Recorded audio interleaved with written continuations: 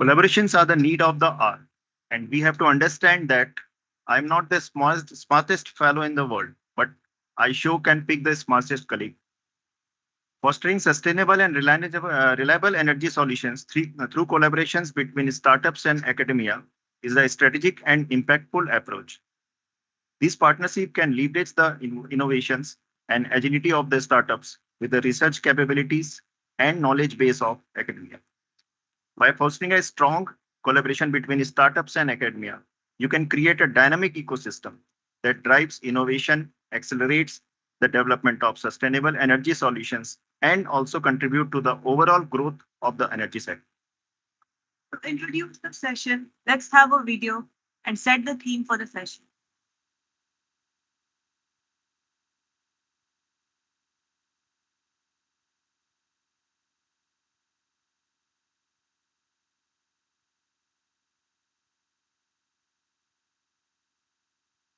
Friends, we are in an energy crisis. Our dependence on fossil fuels is unsustainable and harmful.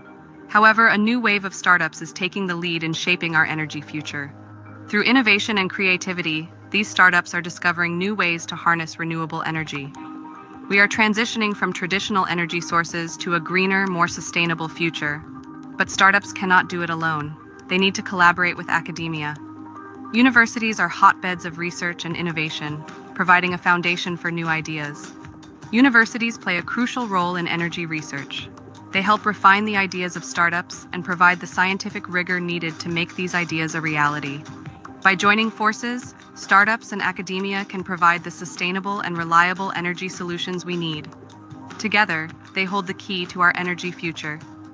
NTPC welcomes all presenters and delegates for participating in this session, dedicated to the spirit of startups and the rigor of academia. Thank you. Now it's time to set the dais with wonderful experienced person and take forward today's session. It's a privilege for me to invite our session chair, Dr. Mahesh Kumar, on the dais for the session. Dr. Mahesh Kumar is Senior Principal Scientist at CSIR Headquarters and Professor at ACSIR.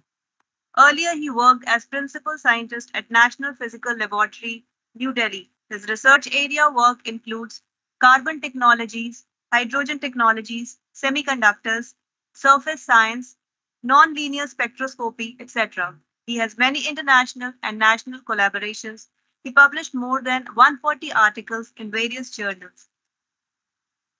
I welcome such a personality with diversified work area and experience as the session chair. A big round of applause for him.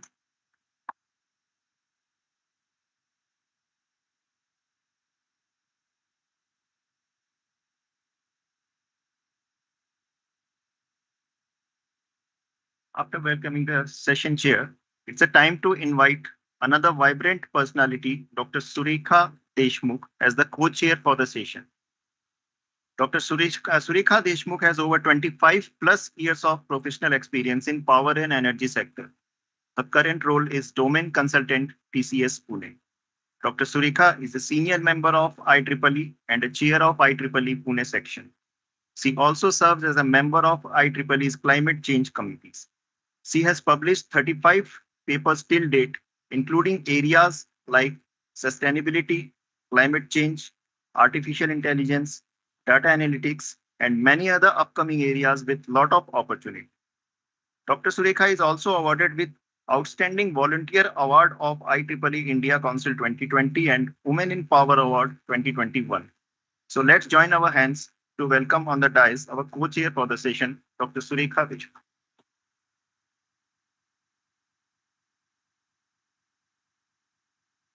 Next, we invite the speakers.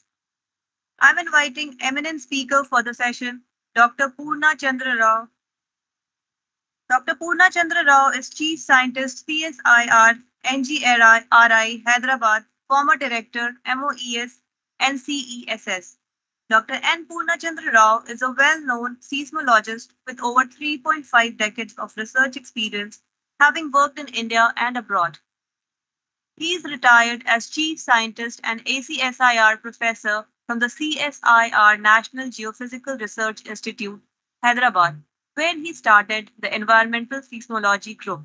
Earlier, he worked for 3 years as the director of the National Center for Earth Science Studies, Trivandrum, under the Ministry of Earth Sciences, Government of India. Dr. Rao was the first recipient of the ONGC AEG Best PhD Award when it was instituted in 1997. Please welcome Dr. Purna Chandra Rao.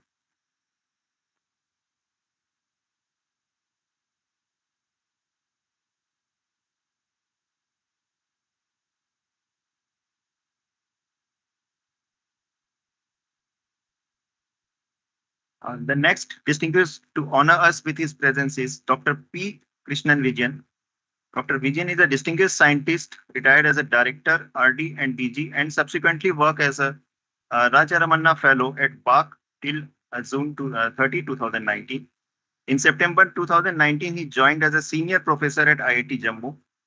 His field of expertise is heat transfer and fluid flow. He has worked in a field of thermohydraulics of nuclear reactors and has more than 4 decades of experience in this field. As a director, RG and DG, he also led the Indian high temperature reactant and molten salt reactor programs. So let's join our hands to welcome the distinguished on the dais. Next, I call upon our next presenter, Shri Nitesh Shah, co-founder and COO, SNAS IoT Laboratories Private Limited. With over 16 years of experience in the IT industry, including 7 years of overseas experience, Shri Nitesh brings a wealth of knowledge and expertise to the table. His expertise in business communication, CRM, and operations is highly valued. As a serial entrepreneur, Shri Nitesh's experience and leadership skills make him a crucial part of the company's success. Please welcome Shri Nitesh Shah.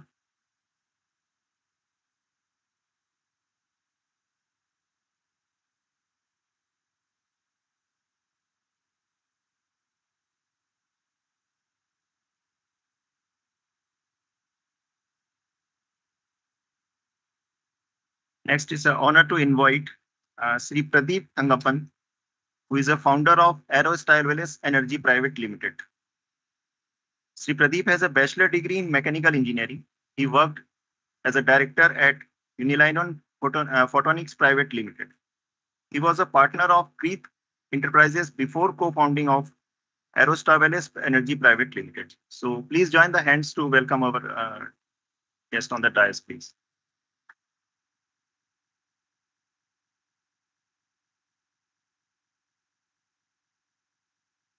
I would now like to invite Sri Kamlesh Nagware, co-founder FSV Capital, co-lead Hyperledger India chapter and co-chair Hyperledger Climate SIG. Sri Kamlesh is a TEDx speaker and co-founder at FSB Capital. He has 14 years of experience in software development, IT consulting, and blockchain solutions. He is among the top 30 influencers of blockchain in India and founding member of India Blockchain Forum. He is also a co-chair of the IEEE Blockchain Initiative at the IEEE global level and a startup mentor at APIARY Blockchain COE, which is a MEITY India initiative, and is also an advisor to Web3, tokenization, and CBDC startups globally. A big round of applause for him.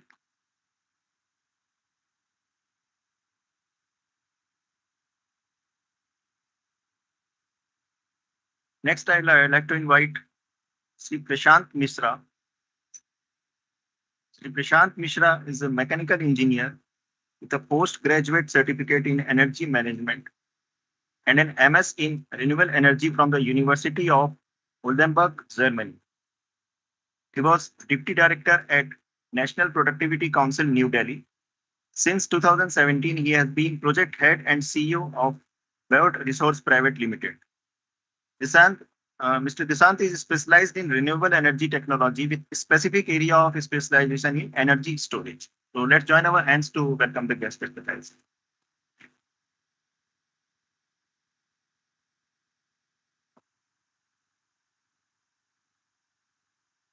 So with the joining of Sri Nishant, we have all our dignitaries on the dais, and it's a time to start a wonderful session. So just I'm giving a brief about the further proceeding for the session.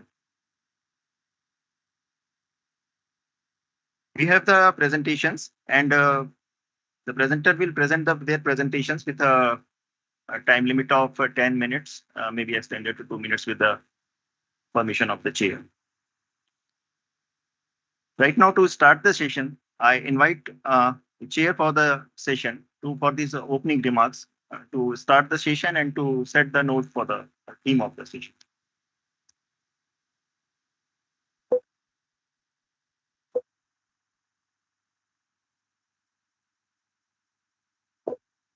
Keep it present. Okay.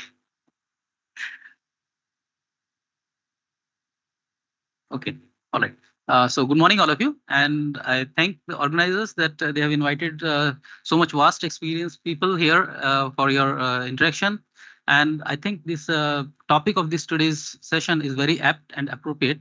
The global requirement of energy, as you all know, are completely increasing day by day as the population is increasing.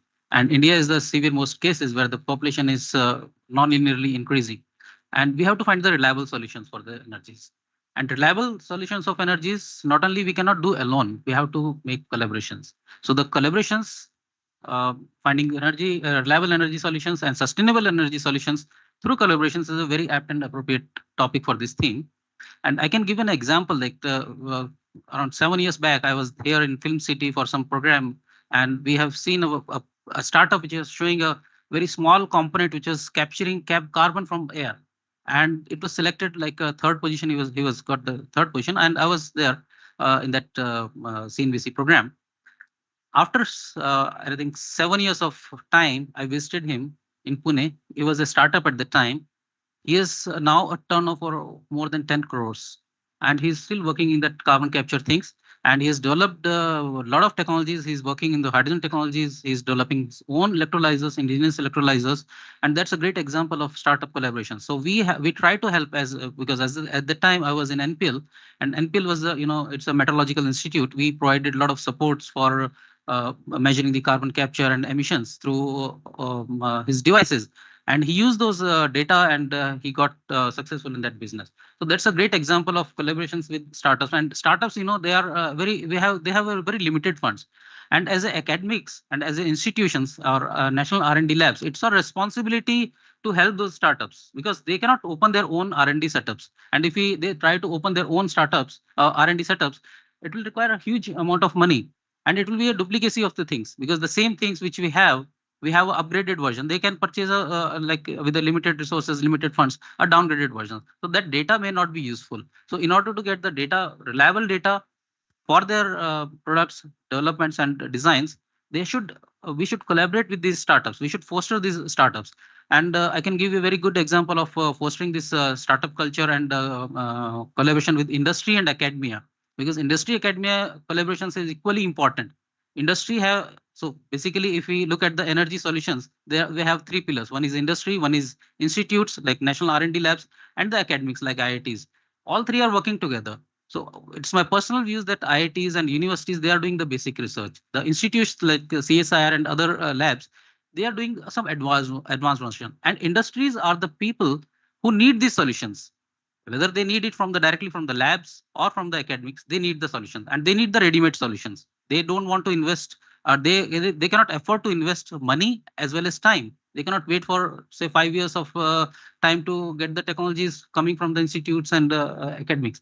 So the close collaboration right from the beginning of the project or the proposal for developing any technologies is a very important thing. For this, we have just in CSIR launched a very good program which is called iPhD program, in which industries are being supported by giving the manpower from CSIR side. So whoever the students will be registered in CSIR will get an opportunity to work in the industries. And in the industries, because PhD demands publications and patents, so we are trying to waive off the criteria of publications and patents. And in turn, they will keep on working in the industries. They will develop the technologies at certain TRL levels. And once they achieve the TRL level, they will have an exit opportunity to get the PhD degree.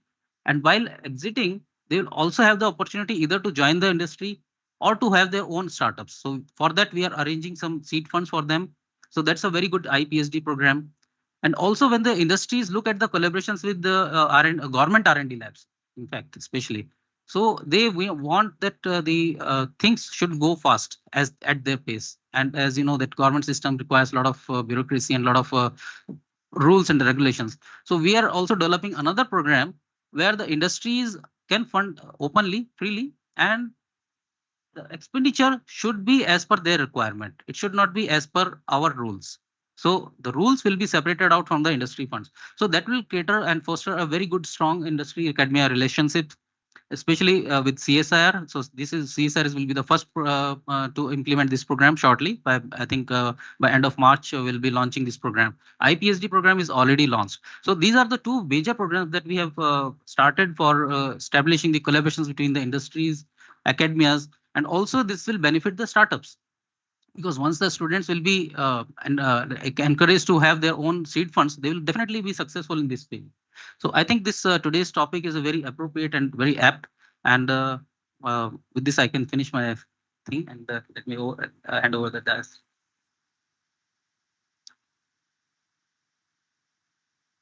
Thank you so much, sir, for introducing the session so nicely.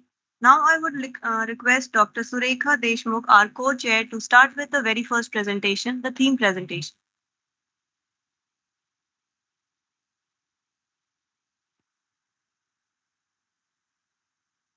Good morning, one and all, and wish you very happy and healthy Diwali. We should not forget that this is very auspicious Diwali, vibrant phase we all of us we are into.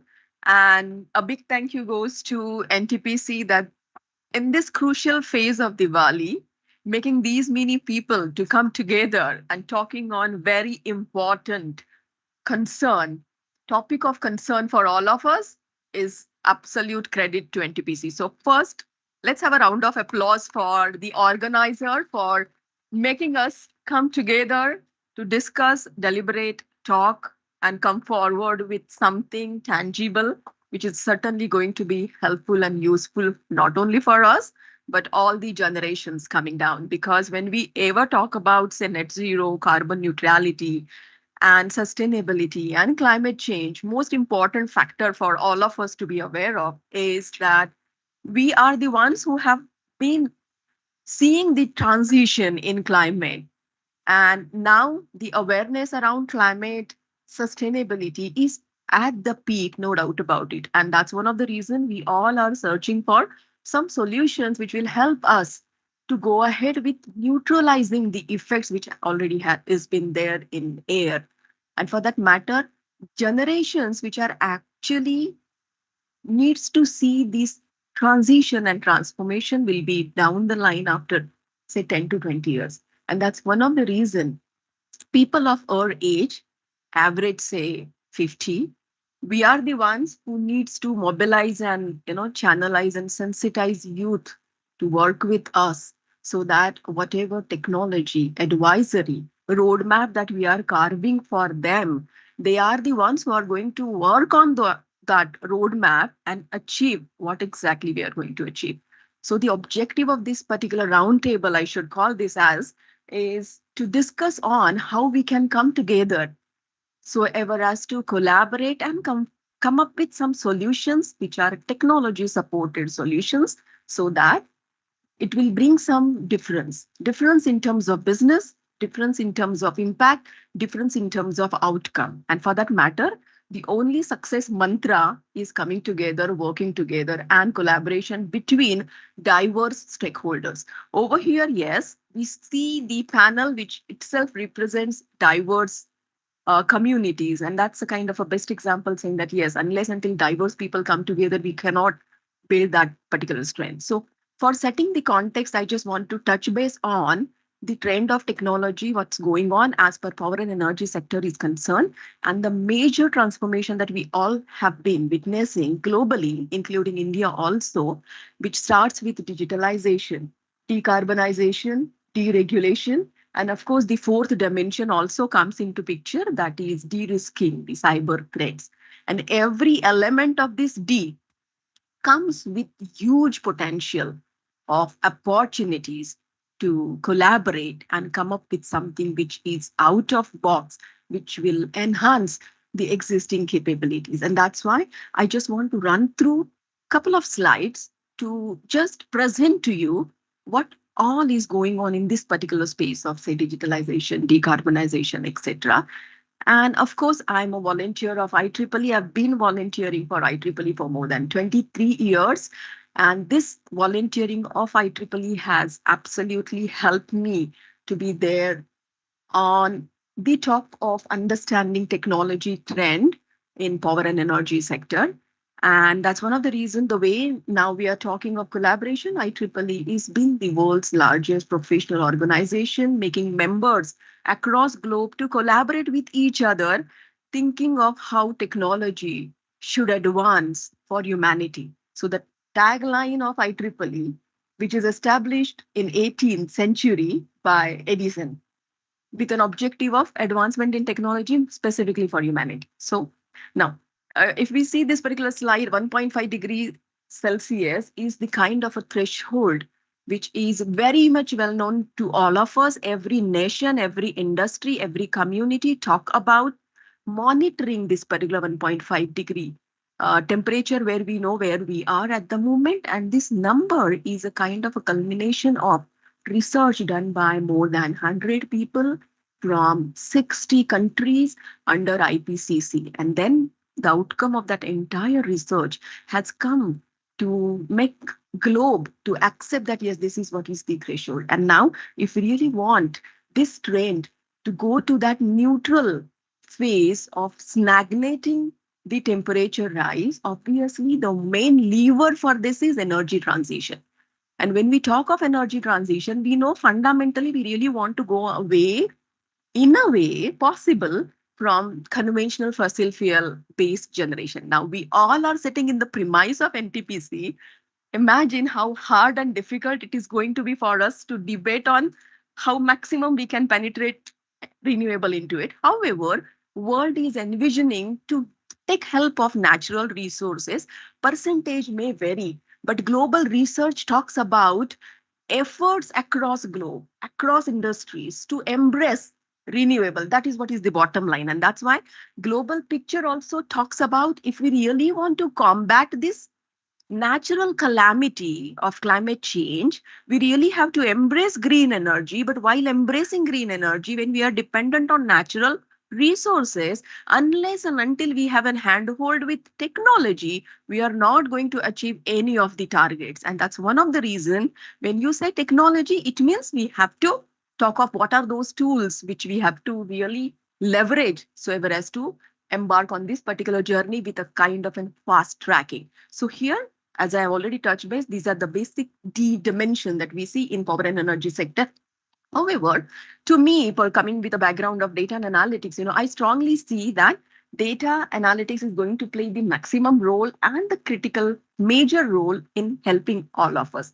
The second, transition that we see here, which helps us, is the kind of transformation that is there in entire value chain of utility, which starts with decentralized and enabling all IoT and say smart metering infrastructure across every stage of the value chain, where you have every potential to collaborate between startups, industry, academia, to so ever as to develop POTs and POCs. This particular slide is just a kind of an example of what is the best that we can do for renewable supply demand decarbonization. And when we talk of supply demand decarbonization, we all are aware of prosumerization. India is absolutely leading in case of prosumerization, having those solar PV installed on the rooftop, and then how we can monetize that, how we can monitor it, and how I can get into peer-to-peer trading, not immediately, but sooner or later. And for that matter, obviously over here, data is important. Analytics is important. Communication between those players, that's important. It means there has to be a data platform. It means there has to be a secondary platform. And these are all are going to be the ideas for technologies to pick up, utilities to pick up, as well as startups to pick up, as well as academia to pick up, to come together and develop something which will be helpful to go to market. That's very important. This is important. Just an example of what is the kind of a digital infrastructure that we are seeing across value chain.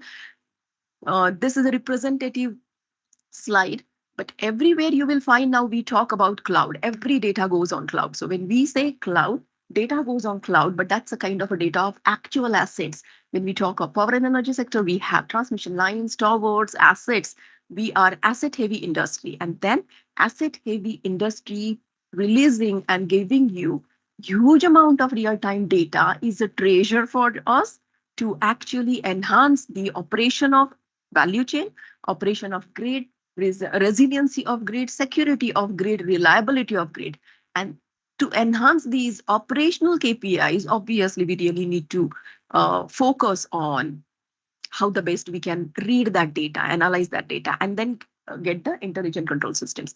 Same is applicable even for asset management or say equipment management, which are laid across kilometers of geography, and then you really need to monitor thousands of transformers, kilometers of transmission line in terms of keeping that light on. For that matter, there should be minimum failure time, there should be maximum uptime, and all these things are possible very much in operation and control scenario power sector, provided I know what is happening in the system, provided I have those sensors and IoTs in place, and I can see, monitor it. We are blessed to have a very big and huge power sector as per India is concerned, and the way we have been operating always been seen by other nations as a kind of a example.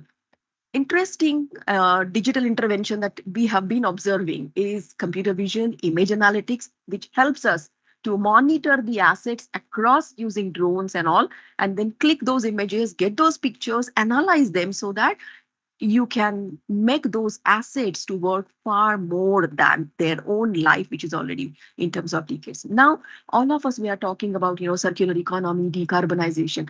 Circular economy is going to be the future in a way which is very recent future in my opinion, because just one example, like say industries who are there in light manufacturing, they are in end-to-end business of design, manufacturing, sale, maintenance, and get that particular light along with fixture back to industry so that they can extract materials, components from that fixture as well, and they can say that I help economy, I help circular utilization of the materials, as well as I help climate, I help and extend my sustainable future.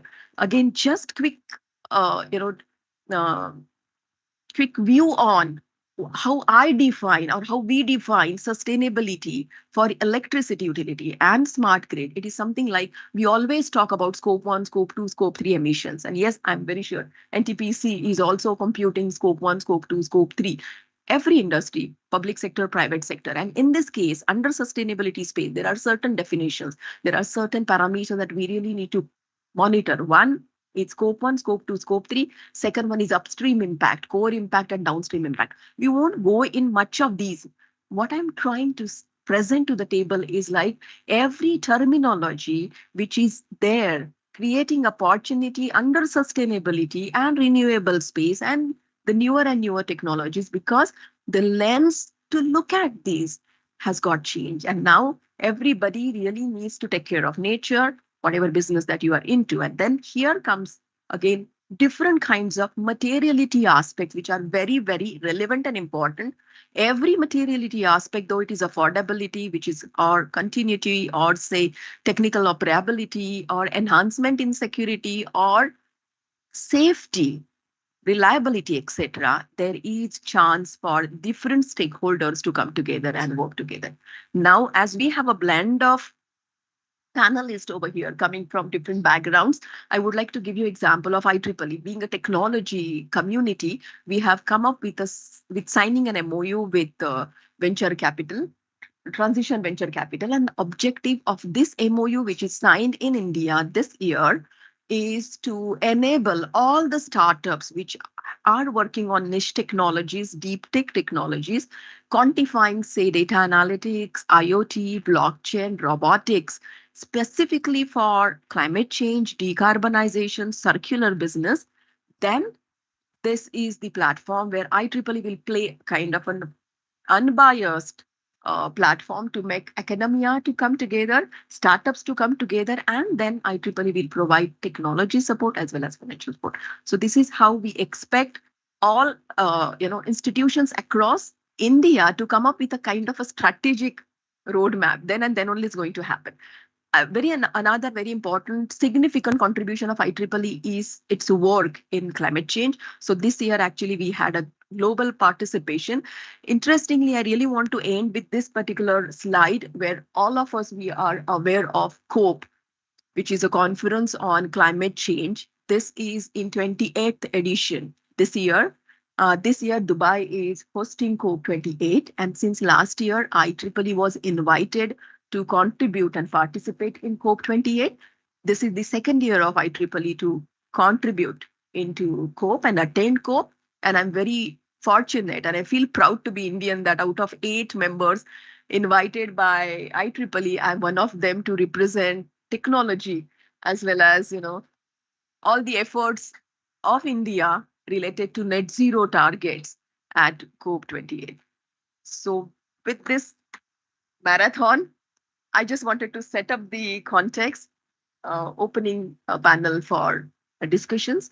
And as a moderator has explained to us, we will be having presentations where I will request all my co-panelists to, the way I run marathon, yes, you can also try to do that. But we need to give justice to time in a way that we will get more chance to talk and discuss and deliberate because everyone is my experienced person over here. So thank you very much for listening to me. And now we will move on to the paper presentations. Thank you very much, ma'am. Thank you very much for your remarks, for the coming together and working together of the persons with a specific stress on diversified fields. So that is more important.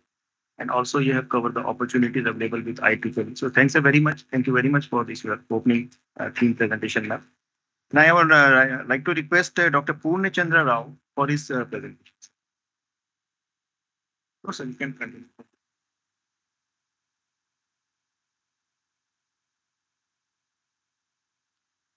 Thank you very much. A great morning to all of you.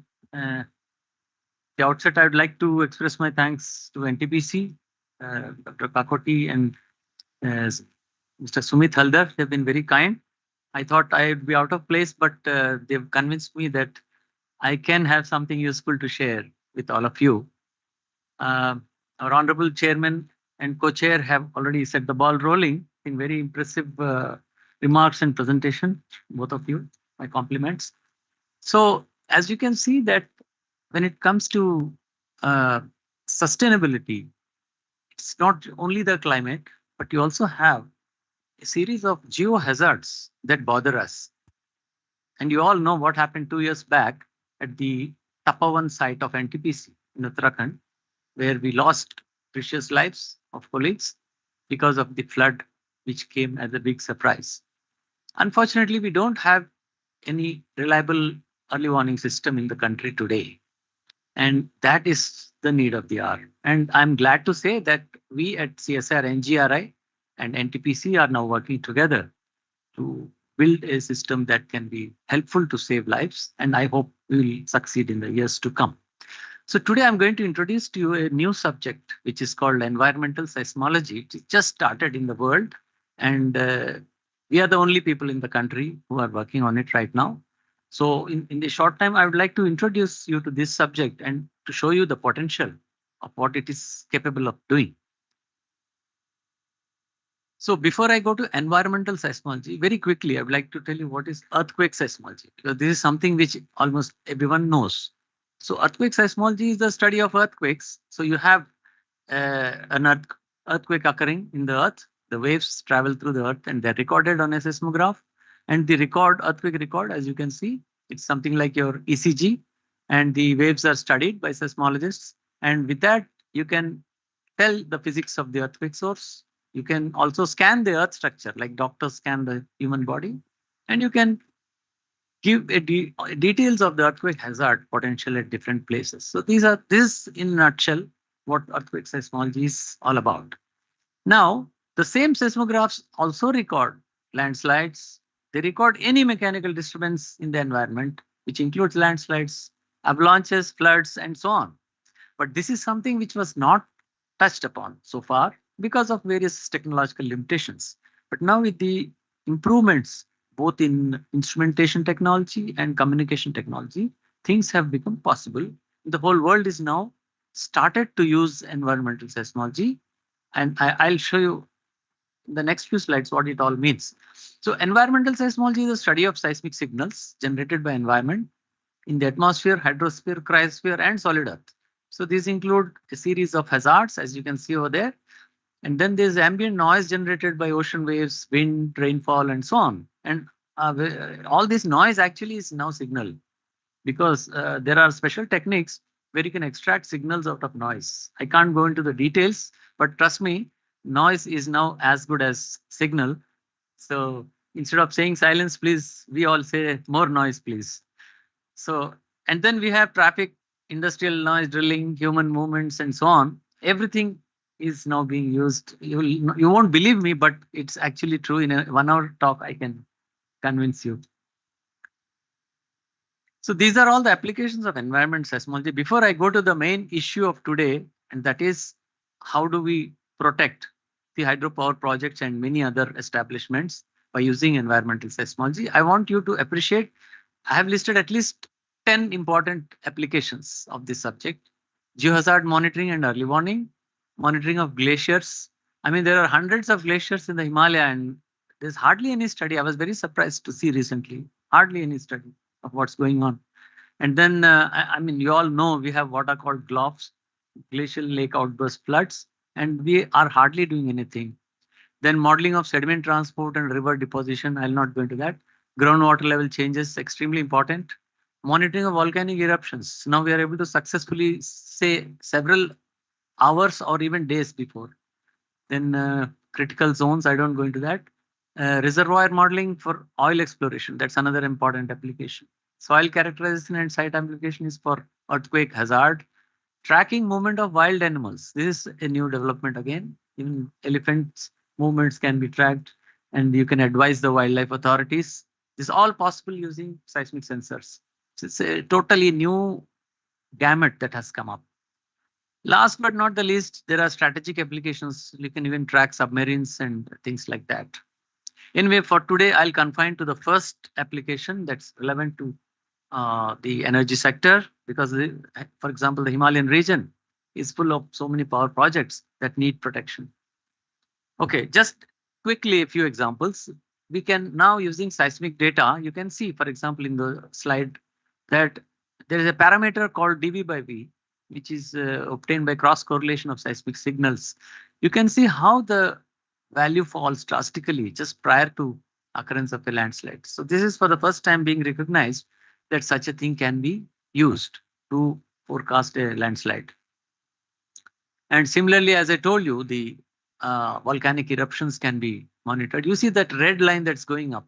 So that shows that in the ground, the volcanic material is started to come up. And even a few days before, you can notice if you have a seismic network around the volcanic area. So this was a successful experiment in the Indian Ocean region. And just now I mentioned the GLOFs have become a serious problem, especially with global warming. The lakes are melting much faster now. So you have more and more floods than ever before. And all this is related to the climate as we believe. But seismic signals generated by the fracturing of these glacial lakes is something that can be recorded and forewarned. The oil industry would be excited to see that using this noise, ambient noise, it's possible to map the oil-bearing structures. So I won't go into this. Yeah, this is something very interesting. There's only one study reported from South Africa saying that the elephant movements make a very special kind of noise that can be recorded on seismic networks. And you can actually track the movements of wild elephants wherever they are going and advise the wildlife authorities. In India, so far, nobody has started this. Yeah, now I come to our main issue of the Himalayan hazards. Yeah, something. Mainly the floods.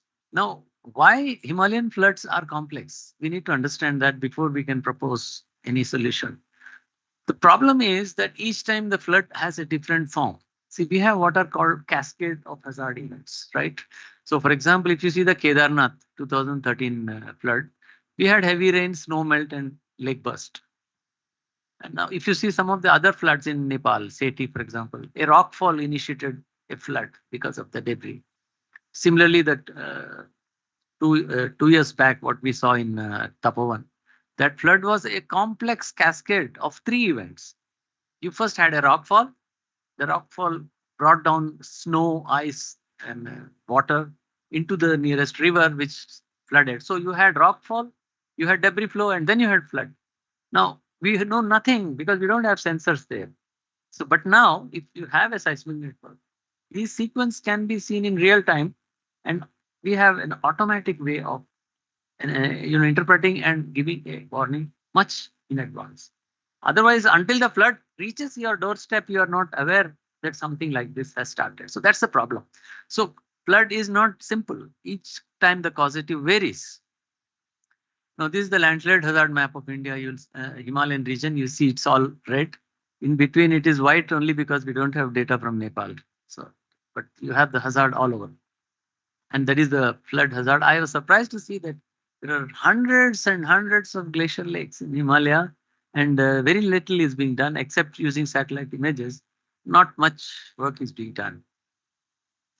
Okay, now coming to the crux. How can environmental seismology help?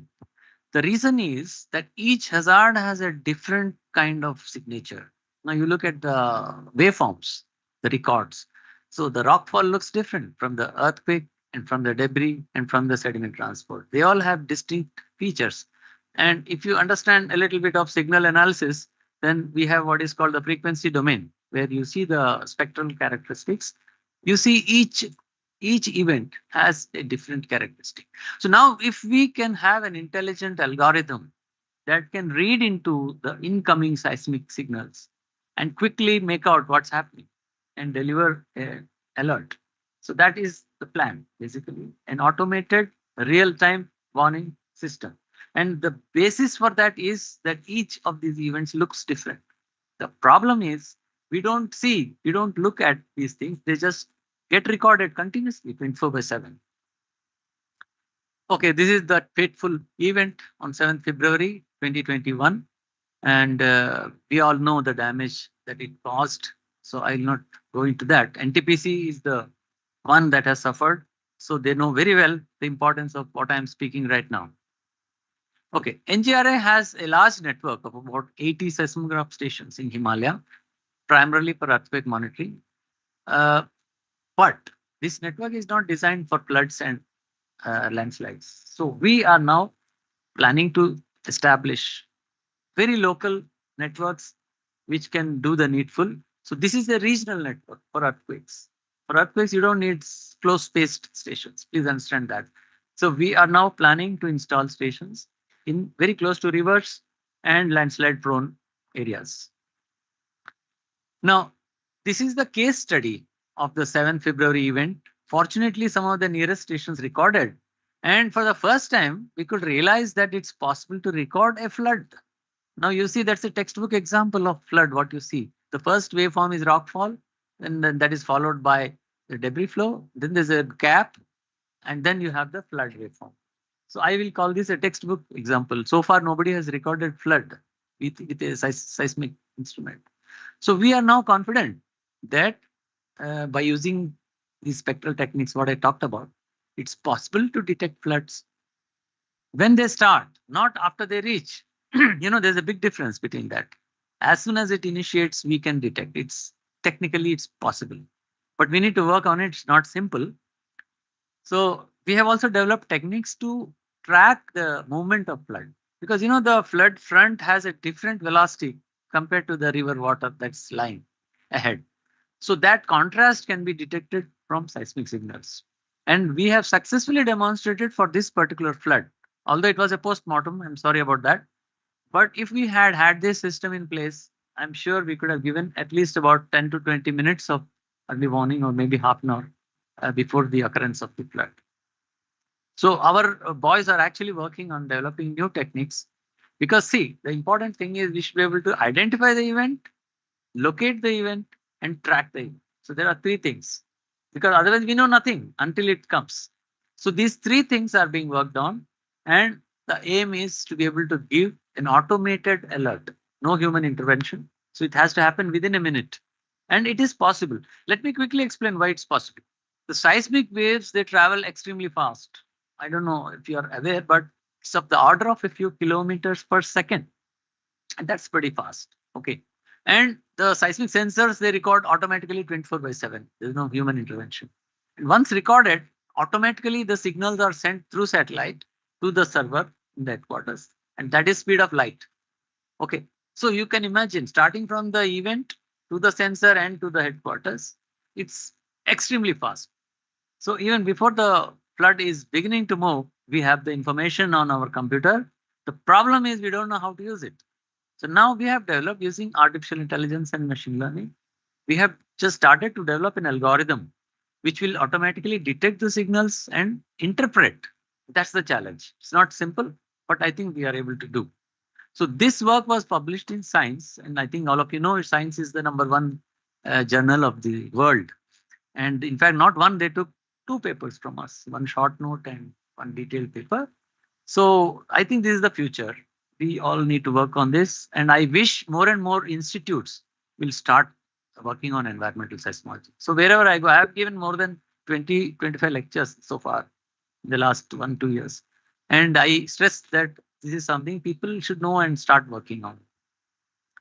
Okay, these are findings which we published in Science, but I'll not go into much details. But what we conclude is that early warning based on regional seismic networks is very much possible.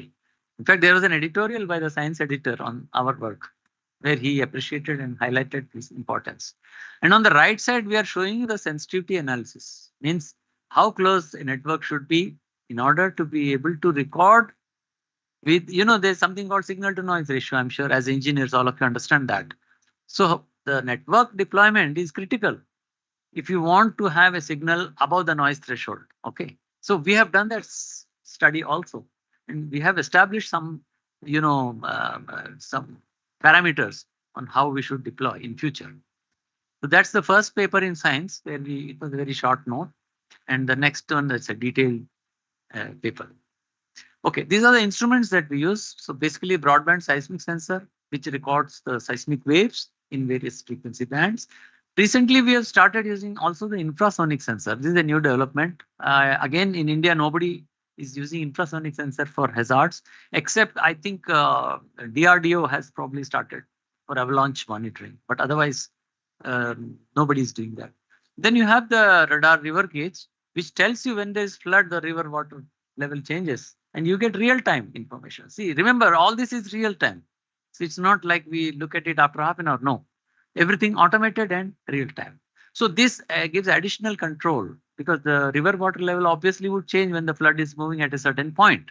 So if we have, say, 10 of these along a river, so obviously we can confirm our seismic interpretation. Yeah, I'll skip this. These are the advantages of seismic monitoring. I think by now you are convinced, so I'll skip this slide. I mean, you have no choice. And this is the flow chart of how we propose to develop a combined geohazard early warning system, which can recognize everything. I mean, whether it's earthquake, landslide, avalanche, or GLOF, or whatever it is. I mean, it's a very ambitious program that we have set up for ourselves, but I'm sure this will work. There are very few groups in the world, let me tell you, maybe 2 or 3 that have just come up to work on this kind of stuff. So this is the AIML block. Again, I'm not going into details, but I'm sure all of you appreciate the importance of AIML as on today. But let me tell you, the most important thing is not developing the AIML code. That's actually easy. The important thing is gathering relevant data that helps for machine learning. When you have less data, so right now we are aiming to establish networks and also to develop that intelligence in the system. Recently I was fortunate to attend a meeting where the Honorable Minister of Power was chairing, and there I had the chance to make a humble submission that the government should support installation of seismic networks all along Himalaya. And the Mantriji was very kind to appreciate what I said, and I hope we'll see in the future there'll be more networks. So I'm almost done. So this is just how the AIML works to classify the different events. This is the real-time monitoring system at NGRI, where we are able to see seismic records, water level change, water pressure change, water temperature change. I mean, all this stuff it adds to our confidence that the flood is arriving or it's traveling at what speed and things like that. This is the NTPC project that we proposed, what NTPC desires. So this is basically in the Dhauli Ganga and Rishi Ganga area. So thank you very much. Hope I didn't take too much time, but yeah, thank you. Thank you, sir. Thank you very much. You have any questions now or in the end maybe? We can take it at sir, the end. yeah, we can take the questions at the end Right, of the yeah. completion of all the presentations. Thank you. So thank you, Dr. Rao, for touching upon the very sensitive area of the flood in Himalayas and the early warning systems as a solution. Maybe in future we can get that. Now I'd like to request our next speaker, Dr. P. Krishnan Vijayan, for his presentation, sir, please.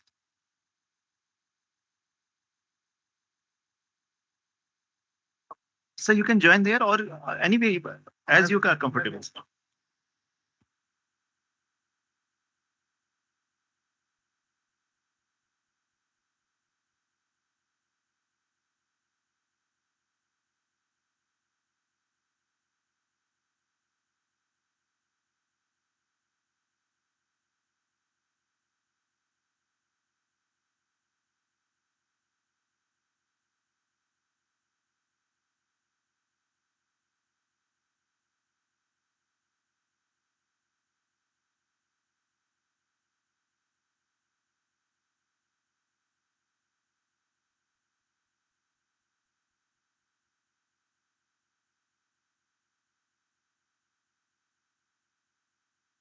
First of all, let me thank NTPC for giving me this opportunity. And I am going to talk about solar nuclear hybrid, a case study and conceptual design.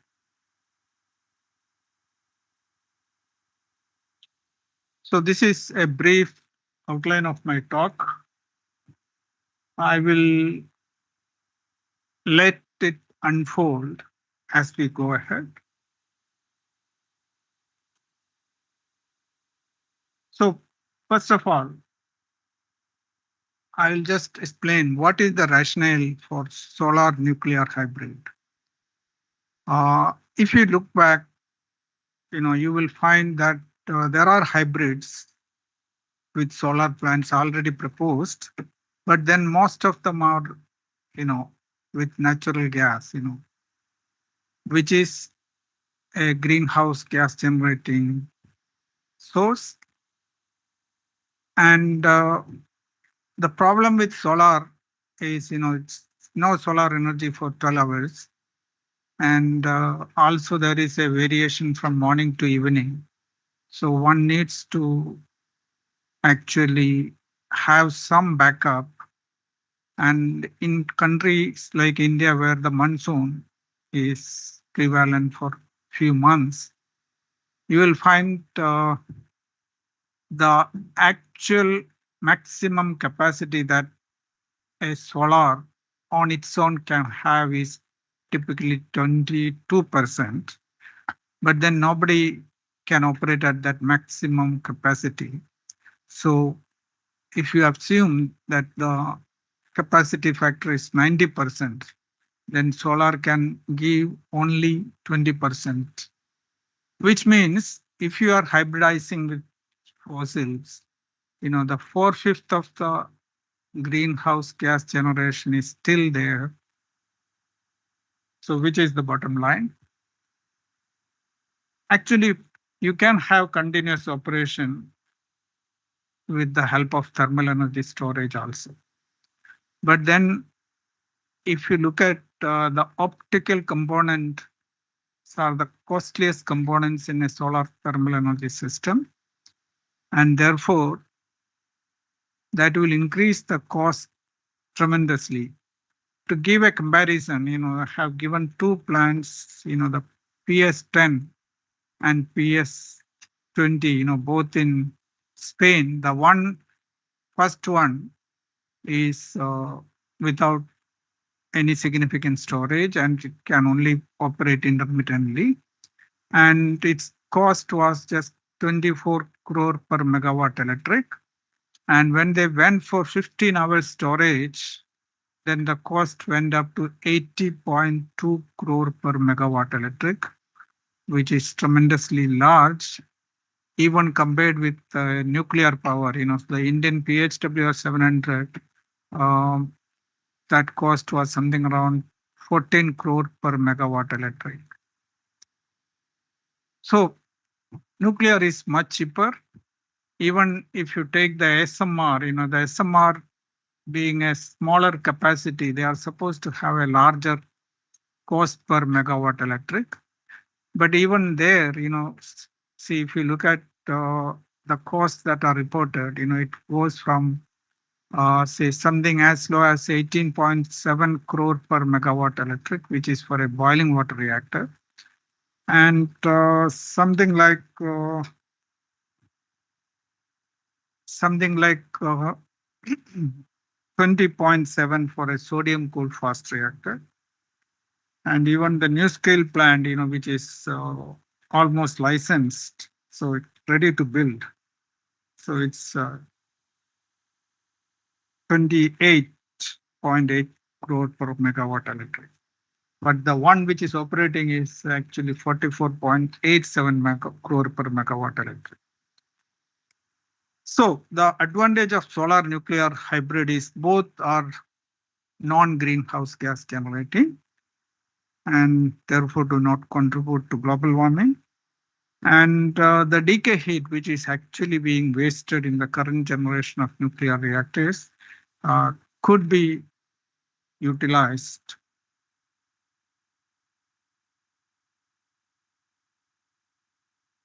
So some of the advantages of solar nuclear hybrid, as I said, both sources are non-greenhouse gas generating, and it is more economic than solar thermal.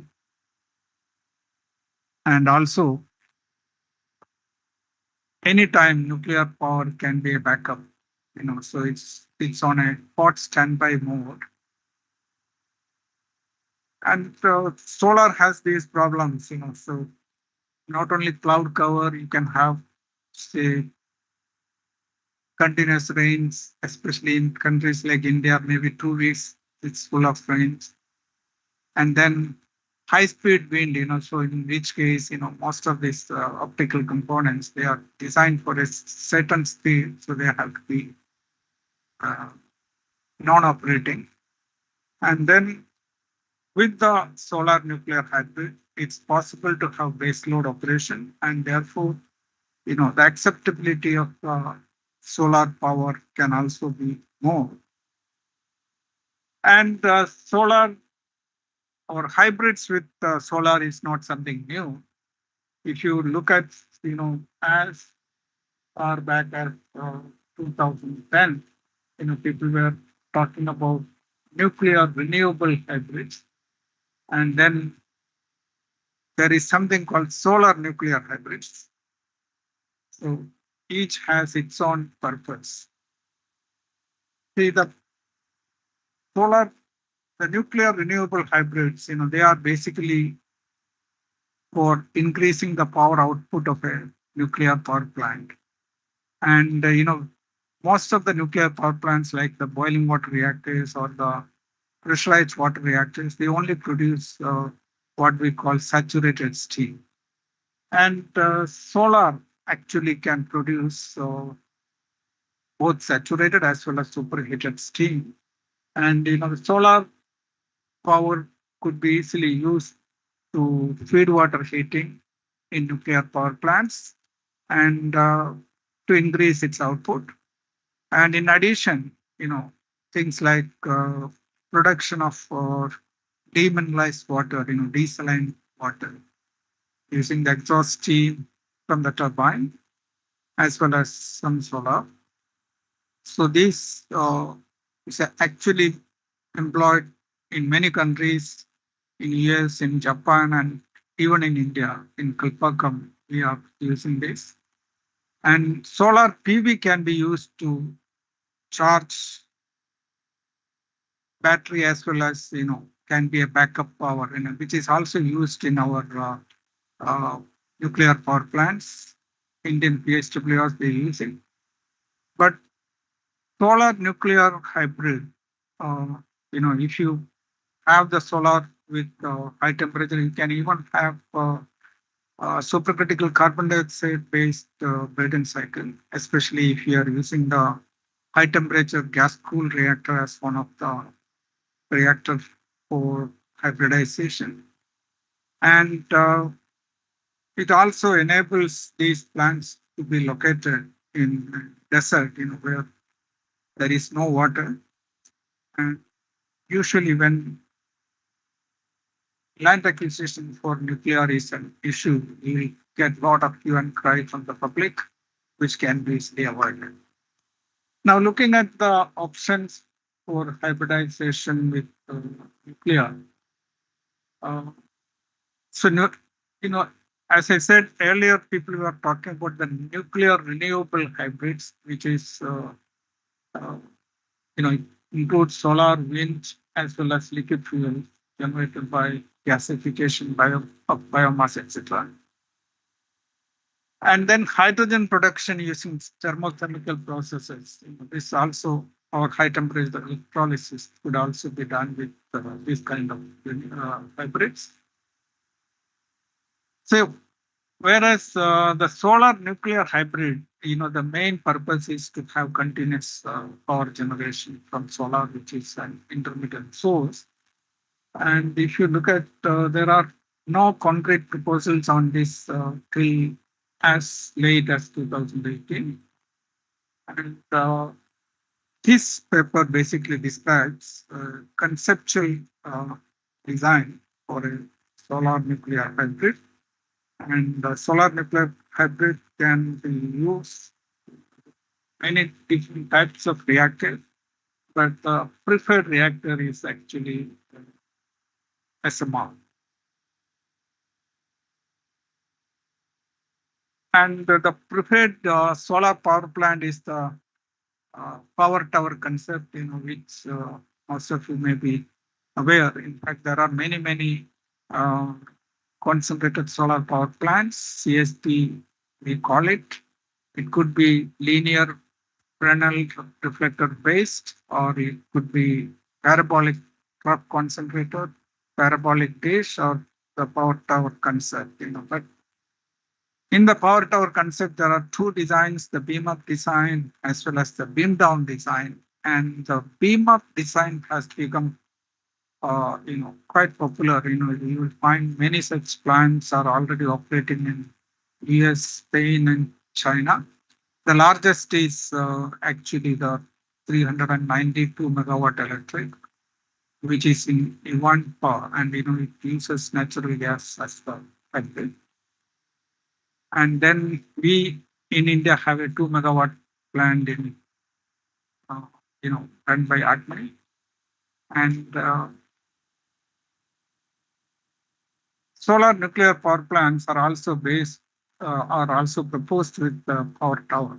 And actually, the beam up design, basically, if you look at, you have a central tower surrounding which there are a lot of heliostats which reflect the solar beam to a receiver atop the central tower, and in which the molten salt is heated, and the hot molten salt is used to generate steam, and then the steam is used to run a conventional steam Rankine cycle, which is the process.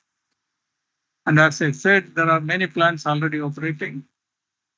However, what we are looking at is the beam down plant for the hybridization. In the beam down plant, the central tower is there and the heliostats are there, but on the central tower you have only a reflector, which actually reflects the beam down to a receiver on the ground. And this kind of plants, quite a number of them are already operating. So the first one was, a 100 kilowatt plant, which was at Abu Dhabi. But now in China, we have a 50 megawatt electric beam down plant already operating since 2020. And then there is this another 110 megawatt electric, also based on the beam down concept, is being constructed. So there are many advantages of beam down, because all main equipments being on the ground, the repair, maintenance, and all these are easy. Natural circulation is much easier. And as I said, beam down concept is what we have considered.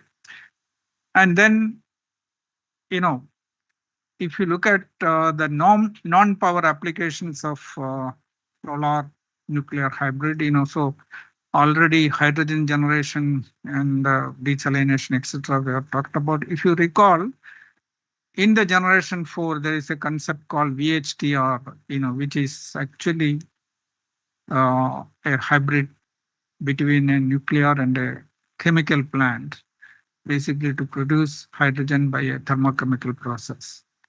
And then there are other non-power applications like desalination.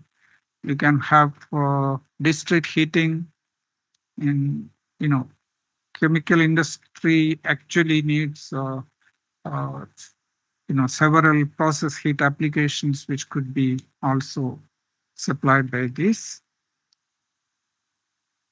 Now, the main advantage of the solar nuclear hybrid is, of course, reduced greenhouse gas emission. And the most important thing is that it enables round-the-clock operation of solar plants, making them more acceptable and more economic. And, the old concepts, the nuclear renewable, where it can be used for superheating or reheat technologies. And there are also hybrid energy systems can also be used to produce biofuel, hydrogen, and many other. Even transport sector can benefit from this. And of course, renewables are very well accepted, unlike nuclear. So maybe solar nuclear could help in public acceptability of nuclear power. But then there are many technological challenges. So if you are putting it in the public domain, many of the times there is site boundaries, the public domain itself, and which means you need an intrinsically safe SMR design. It cannot have any possibility of radioactivity release into the domain, which basically needs a assured containment safety. So this is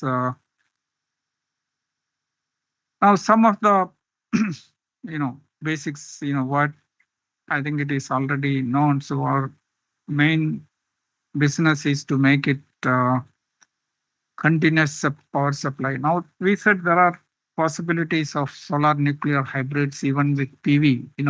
The main issue with PV is although it generates electricity, the storage is not that cheap. It has been estimated that if you go for electricity storage, then the cost of the levelized cost per unit of energy to the public, it can vary from 0.3 to $0.65 per kilowatt hour based on the technology used for storing. And one of the best way to utilize the renewable sources is to go for hybrid. So this is where what we are showing, the in this case, solar being electricity producing and, the SMR also producing electricity, they are coupled at the distribution transformer level. And there are many other nuclear renewable hybrids. And, we basically skip them. We have already told their advantages. And then we look at the various ways, people have already done this hybrid. You have this parabolic trough-based plant. Basically, it's coupled with a nuclear power plant, and that nuclear power plant steam that is coming out is superheated with the solar heat. Basically, the hot molten salt is used to superheat it, and then it is going to the turbine, and from the high pressure turbine, whatever comes out can also be reheated and then sent to the low pressure turbine, which basically enhances the efficiency. In fact, there are several calculations shown which says that the overall efficiency can be as much as say 48% if you go with this kind of scheme. Now coming to this SMR hybrid, SMR is a recent phenomenon, so many people are talking about, and many, if you are already operating. So there are many ways to have solar nuclear hybrid, and you can have them coupled at the turbine inlet, you can have them coupled at the steam generator, you can have them coupled at thermal energy storage, or you can have an integral receiver cum nuclear reactor. So several possibilities, and what we show here is the one which is coupled at the turbine. So in this case, both systems generate steam, but the steam has to be at the same pressure temperature conditions to be coupled to the turbine, common turbine. So all those beyond the turbine is common, but before the turbine, they are two different plants. So there are some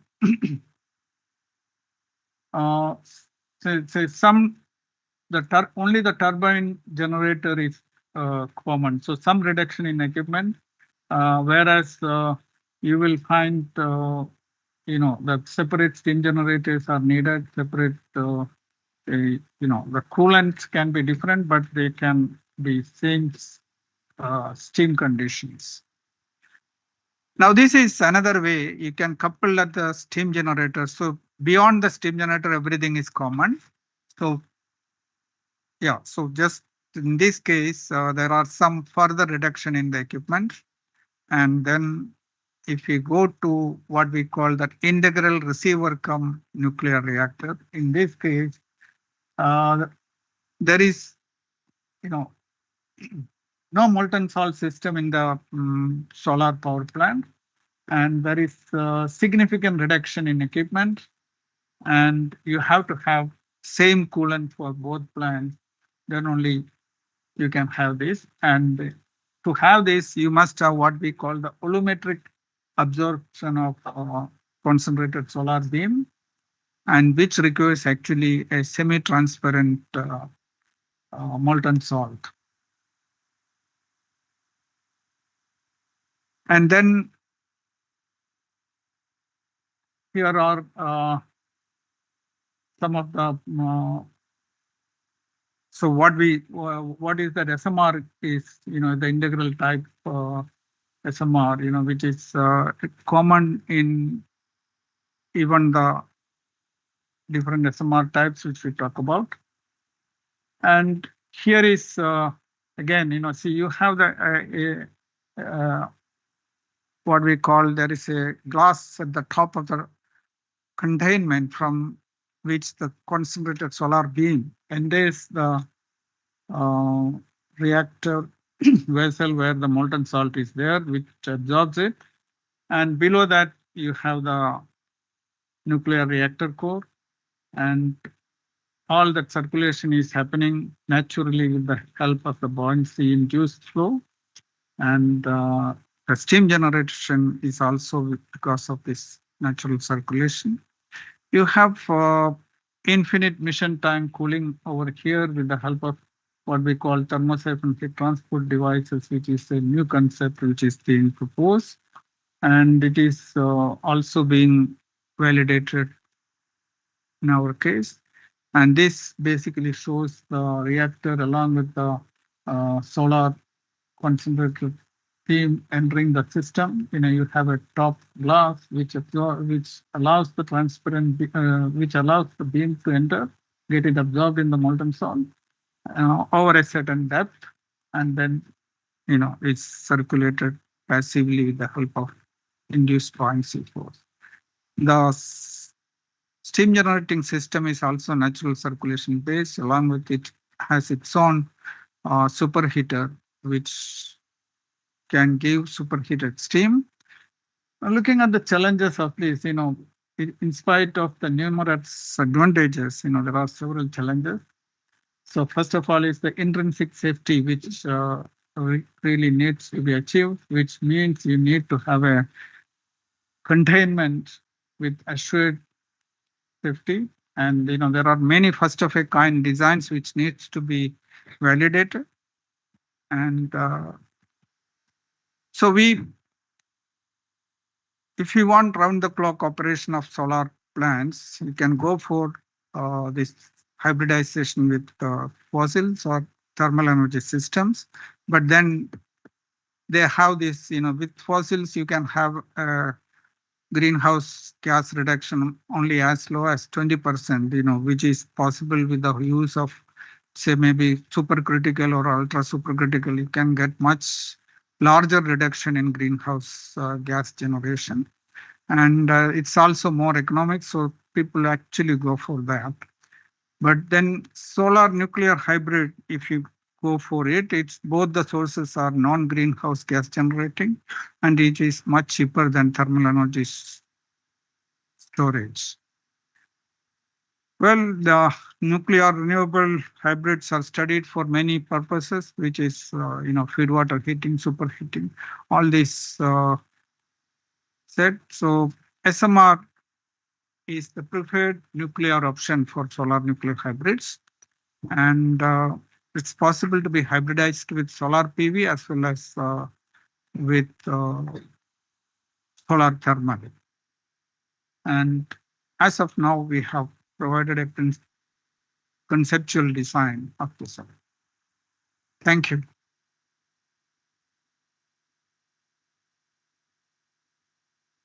Thank you, Dr. Vijayan, sir. Thank you very much.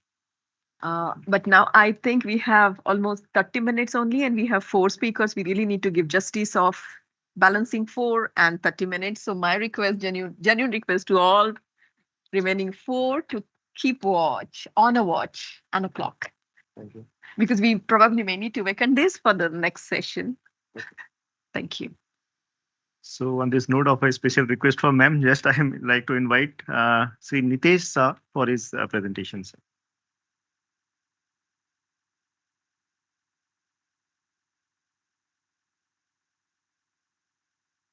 Sure.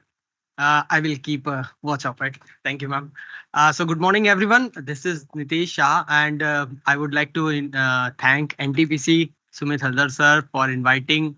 And it is being a privilege to share a dais with a prominent expert industry, prominent expertise over here in this dais.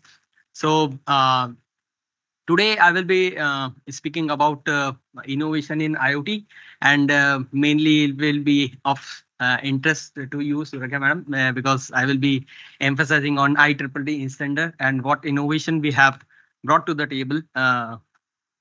So yeah, a quick profile, fine. So today's I will be covering Wi-Fi based private 5G mesh network. And on top of it, we will be talking about the energy efficiency, what are the use cases, how we have reduced with the help of this technologies, what solutions we have for smart metering, HVAC thermostat.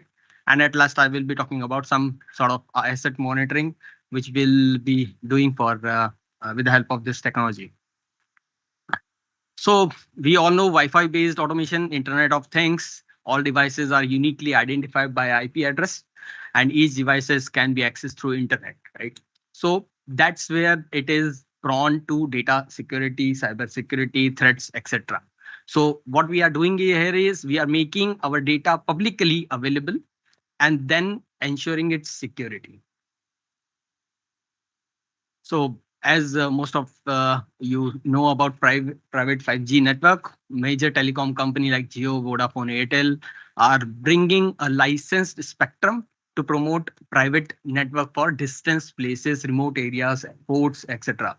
Right. So advantages are there with regards to Wi-Fi. A private network delivers better wireless coverage, better to a remote distance area like underground, inside minings, etc. And private networks are also more secure because it comes with an inbuilt encryption to it. although in Wi-Fi you need to do it on top of TCP/IP layer, right? Private network are easier to administer and monitor compared to Wi-Fi, because in Wi-Fi you are connected all the devices to the network, but in private network you have your own command and control to administer the same. But there are disadvantages to private 5G network. It typically requires huge investment, because you are talking about the spectrum which needs to be procured, and then it is having required a certification also for all the devices to be adopted to the spectrum which is adopted, right? And it also requires a SIM, a separate SIM to be provided for private network to work, right? Along with the switch over to private 5G. So you need a compatibility of switching between the private network to coming to the 5G network, right? So we will be talking about the mesh network as an alternative to this. It is Zigbee, LoRa, we might be knowing about. So how this is different than Wi-Fi is, here every nodes are not talking to cloud. Here every nodes are not talking to internet. We will be creating a mesh network, which is a private network where all the HMI, machine, module, pumps, edge devices, sensors, etc. are talking to the hub, which is the gateway. And from there, it is processing the data, right? And what is unique in this case is you maintain a security, a data security layer, sending all the data instead of sending all the data to the cloud. You can make your data secure within your premises, and then there's thereby processing the data and sending it to the signal. So sending the data to the cloud by processing it rather than just throwing it to the cloud, right? And on top of it, receiving a remote command also, it is having a data security because it processes the data and then further transmit the data to the downstream for any module to operate or for any module machines to control, right? So I will typically take an example of a small use case. So here in this conference, I am talking and you are listening, right? So similarly, this is not going anywhere to the cloud, although we have video streaming running on. But ideally, when we are talking about a private network, we are talking about communicating all the devices within their own network, and then orchestrating the entire experience of managing your data well and keeping the data secure within the network, and then sending the data to a cloud only when it is required or for AI ML to be processed, right? And that also can be done in a separate way, right? So this way we are ensuring a self-healing technique, which is an advantage of this network. Self-healing means that all nodes are self-healed, means even if there is a one node which fails to communicate over the network, the other node takes precedence and it communicates the data from one end to another end. As I told, it is having high data security. Data acknowledgement is also there. It is a full duplex model where you receive and receive the acknowledgement of also to the data being sent over the network, right? And then it is scalable. You can add multiple nodes. You can remove anytime. It is plug and play, retrofit, and providing a sustainable solution to the entire infrastructure of any plant machine manufacturing industry. So to highlight, it is an IEEE standard protocol, and it is a license-free band, wherein in private network, while using the SIM, using the license spectrum, you have to pay for the same, right? So it runs on the same frequency, which give you the privileges of high data rate of 125 kbps, which is sufficient enough for any IoT applications. And it is used for distance places, remote areas. Zero upfront investment compared to Wi-Fi. No certification required to be used.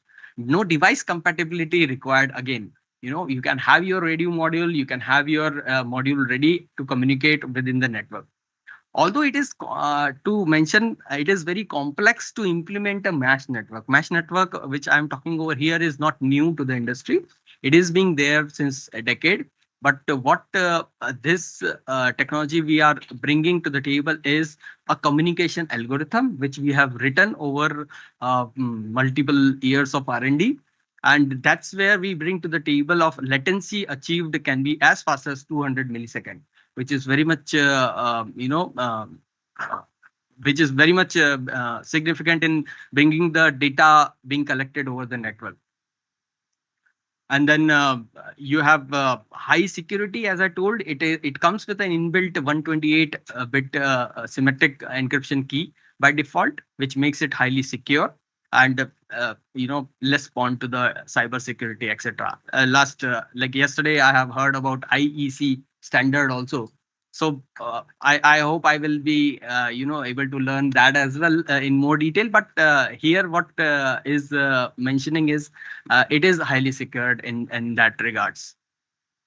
So retrofit transferable can be configured remotely. So what I mean to say, it is scalable. It is flexible, can be configured. So we have seen an example of configuring thousands and thousands of sensors and modules in a go. Within 2-3 minutes you can configure the entire infrastructure of sensor module being connected over this mesh network. There are many use cases. If I talk about, there are utilities where remote areas, farther end transmission distribution. This is where we can play a vital role in bringing the use of this technology. Mining, oil, gas, where there are licensed area where there are no internet or telecom Wi-Fi modules are allowed to be entered in that area. Warehouses, logistic industries, where we want to monitor all the vehicles by providing them the tracking through GSM. And the airports, ports, are a good example of using with the use of this technology, we can have a significant impact. A case study of so everything brings with a small use case. To start with the use of this technology, we have automated the basement, which is the parking light automation. It is very simple, but very, very complex, because here you are not only doing the remote monitoring, but also providing a remote control of all the lights infrastructure which is there in the entire facility.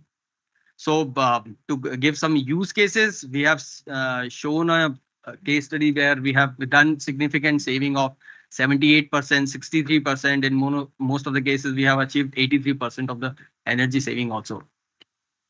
Another example is street light automation. Yeah. So and smart metering. Then we know that we can do, with the help of smart metering, we can understand the power factor losses, load balancing, etc.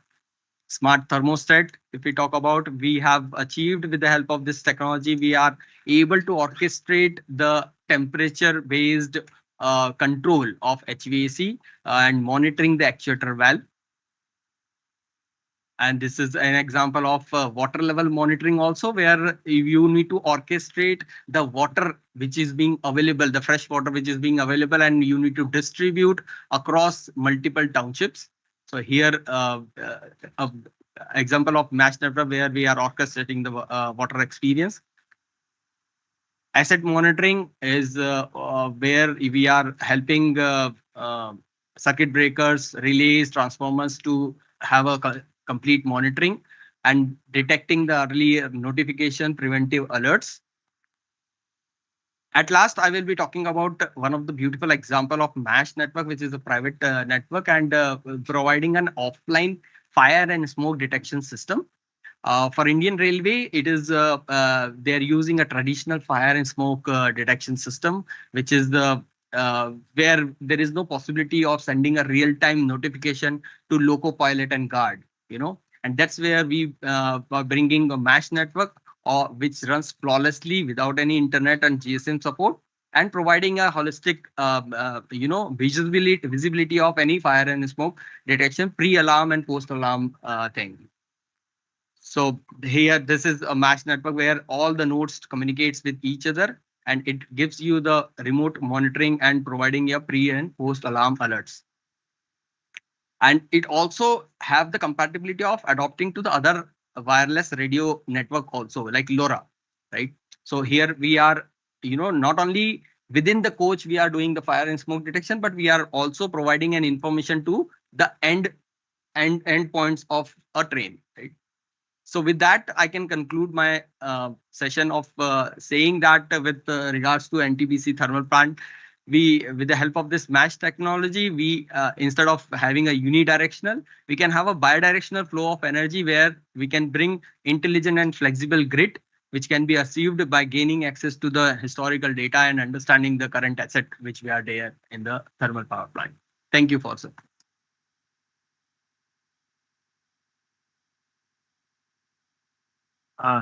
Thank you, Nitesh sir, for your insightful presentations and explain us the ways to make us more smarter with the use of technology. So now, in the next, sir, I would like to invite Sri Pradeep Thangapan sir for his presentation, please.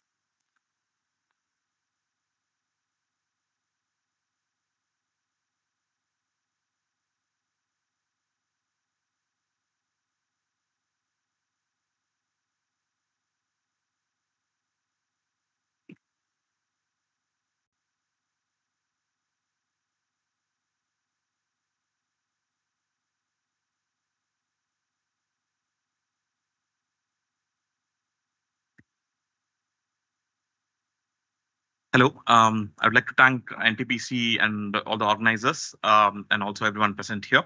So I'm Pradeep, co-founder of Aeros Travelers Energy. So we are a startup based out of IIT Madras, working in a lab called NCCRD, which is the National Center for Combustion Research. And here I'm here to talk about a indigenous micro gas turbine that we are developing. There are a couple of innovations that we've brought into this technology. And I would like to kind of take you through the whole aspect of it and basically do a small case study on how we got a particular technology from lab to market in our product. So this is just a layout of a cut section of the gas turbine engine. So this is a single stage 4-bar pressure ratio gas turbine engine that can deliver about 100 kilowatts of power. And what we have ideally done is that rather than going on the conventional way of how gas turbines are generally built, we went around and looked at than going multi-stage. We looked at a recuperated Brayton cycle where we have a recuperator on the top side of the recuperator. Okay, I'm not sure. Fine. So the recuperator is on the top end of the gas turbine, and you have the blades on the center of it connected directly coupled to a high-speed generator. So the system rotates about 60,000 RPM.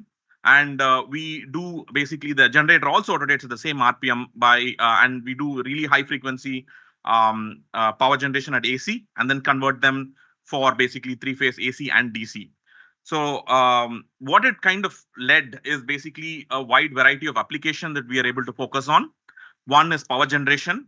So 100 kilowatt power generation. This system is a completely modular. So you can kind of what you do is basically start with 100 and then go around building it to maybe 200, 300, and all the way up to 2 megawatts. So we can stack about 20 of them, and it can synchronously work to deliver about a 2 megawatt or a 3 megawatt power level. So that is one aspect of it. And second is because it is a high-speed system, we managed to able to get it very, very compact. And the advantage is that we now can basically, in some sense, have series hybrid vehicles with our gas turbine engine, wherein the gas turbine sits in the engine area, and that would basically power an electric truck or bus, mitigating range anxiety completely off the chart. So this can work with multiple fuels also. So one of the innovations that I'm going to talk about that we have brought in is multiple or fuel flexibility in the whole system. So coming to the other segment of power generation. So we have been proposing for different areas like basically, microgrids, supporting renewables in small grid areas, and also combined heat and power. So one of the advantage of gas turbine is that the exhaust gas is good, rich in energy, which can be kind of used for either combined heat and power or combined cooling and power generation. So these are some aspects that we have kind of looked at, and there are some applications that we are working on, and there are some small pilots that currently are getting set up in. Coming back to the patent, which I was talking about, that we have worked from the lab to market. is basically an LDI concept of combustion. So traditionally, what we have been trying to solve is basically something called combustion instability in a gas turbine, and also the NOx levels. So people have been trying to solve this independent, and then when you solve for NOx, you kind of spike up the combustion instability in a gas turbine, or acoustic instability in a gas turbine. So this was going on a seesaw issue, and what we kind of envisioned is, can we solve both? Can we solve the high NOx issue because of the high temperature of burning, and also solve combustion instability that are kind of occurs and other things? And this became a grand challenge aspect in NCCRD. And a team of engineers got together, including Professor Satya and Muruganandam, who are basically the 4 authors of the patent. We looked at different aspects of how LDI was constructed. So LDI stands for lean direct injection. And we did take a reference from NASA-Glenn, one of the patents that was available in NASA-Glenn, on seeing how LDI can basically solve both the NOx issue and also solve for the combustion instability. We took at it, and then we figured out that the a few aspects of the LDI which was there with NASA-Glenn had a lot of issues in pressure drop, and then it was not great in performance when we looked at the data of that. So what we kind of set to do for this, if we can have a close patch honeycomb structure. So in the center, you see our first prototype on how we can bring the LDI to a closed pack honey structure, where this basically forms the core of the burner of the gas turbine. And then we came up with the rightmost corner is the company, the Arostovlos. The company developed a more close pack honeycomb structure for the burners.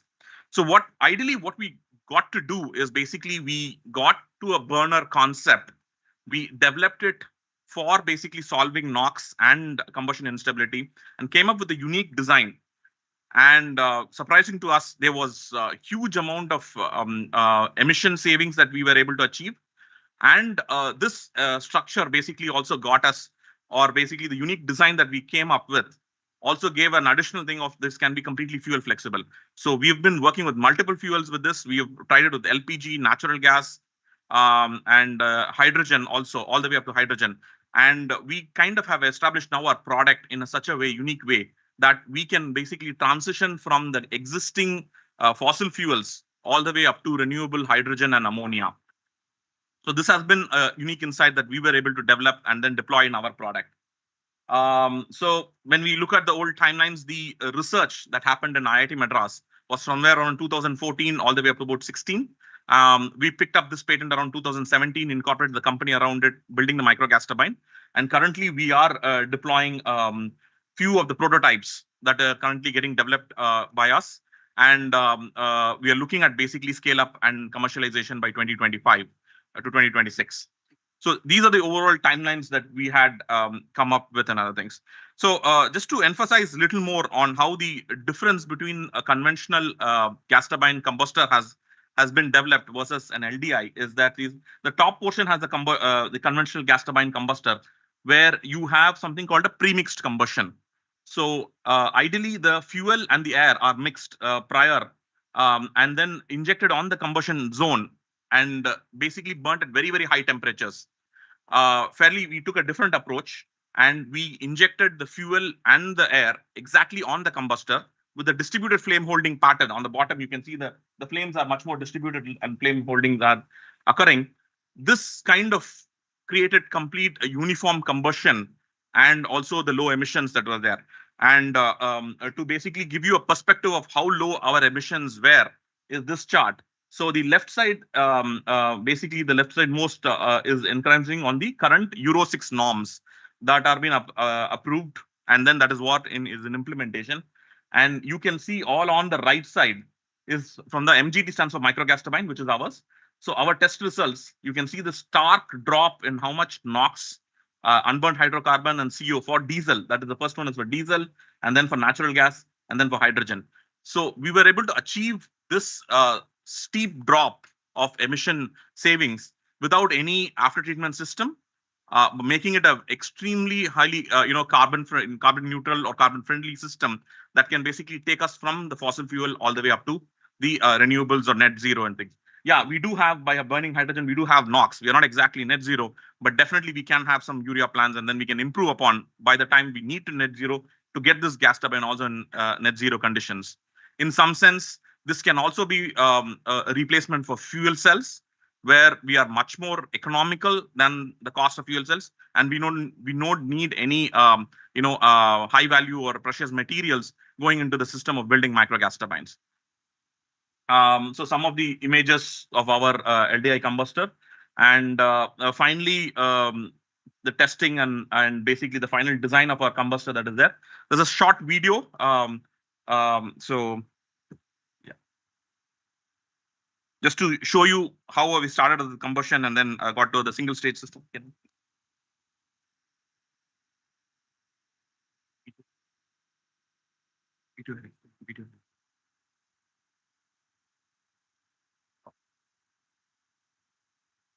So this is a firing of our gas turbine.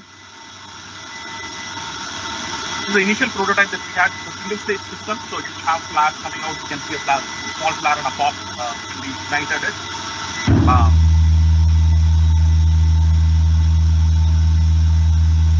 So the main reason I'm kind of presenting this video is to kind of showcase that this was basically this experiment, even though it is not visible, started with LPG. We on the run moved it to basically natural gas, and then to hydrogen without basically dropping the turbine inlet temperature. You can see the turbine inlet temperature reading, and we did the transition without any power drop and moved on. Unfortunately, change of gases cannot be easily shown. So yeah, so that is fairly a technology demonstration, and we're working right now with a couple of corporates and also IIT Madras to basically start setting up these power plants at different capacity, and also with Ashok Leyland to basically set up with a hybrid series hybrid vehicle. Yeah, thank you.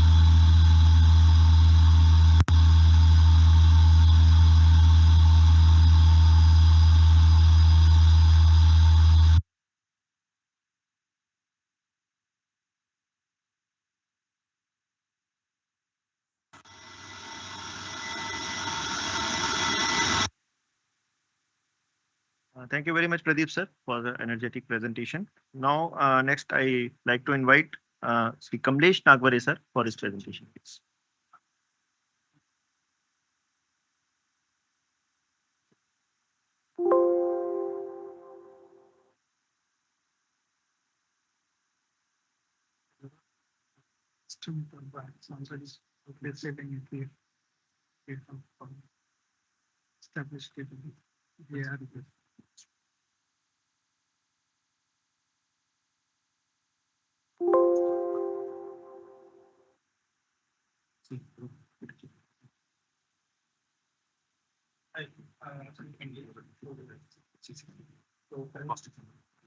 Sorry.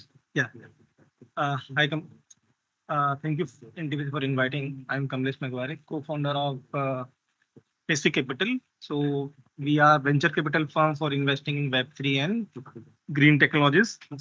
But today I'm going to talk about my different involvement with the different organizations. So I'm part of the Hyperledger Foundation, which is one of the blockchain, enterprise blockchain. And there I'm presenting and working with the Hyperledger Climate Action SIG. So we are working on solutions in the community about using blockchain for solving the climate related issues using like carbon accounting, carbon credit, and sustainable supply chain, waste management. So in today's session, I'm going to talk about firstly what is blockchain. You must be heard about cryptocurrency and the currently our CBDC which India is doing, and then climate action and accounting, how and why it is important to account the carbon emission correctly using the trusted and blockchain technology, and then some tokenization, some kind of that thing. And not just the climate, there are many other use cases around the SDG goals. And then use cases which I have worked and we are working in renewable energy, climate action, circular economy, and ESG reporting. And there are some use cases I have seen in the power sector also. and not just the use cases, but there are real world examples and real solution happening in the world. Skip this one. So what is blockchain? So blockchain is immutable time stamp distributed ledger technology where you can record the data in multiple computer node and use the smart contract technology to automate the processes. And this is started with the cryptocurrency. Maybe you heard about the Bitcoin and Ethereum, but this is just example and the first use case of blockchain. But there are many use cases where you can use blockchain in any of the uh, processes. It could be manufacturing, it could be sustainable, it could be supply chain, it could be energy, or it could be in banking and financial services. So many other use cases. So blockchain provide the security. So because you record the data in using the cryptographic hash, so is immutable. Also because data is stored across the node and it's the same data, so you can trust on the data. There is no chance of hacking. If someone hack the one node, then still we have multiple node available, so you can get the data. And all this bring the trust and transparency in the your systems. It could be any system I mentioned. And why blockchain technology? So first, it bring the trust in the data storage, and second is bring the traceability because you can record the data from your initial point to the your last point and trace the traceability of your data recording. And tamper proof because blockchain is uses the cryptographic technology. So what are the data you storing is immutable and also is a block chain format. So every block has the previous block's data and previous block has the previous block's data. So it's impossible to tamper. And there are many other features like smart contracts. So whatever the business processes you have, you can write in a smart contract which is deployed in blockchain and can execute automatically. And using all this, you can do many things like programmability or maybe tokenization or distributed storage, all this thing.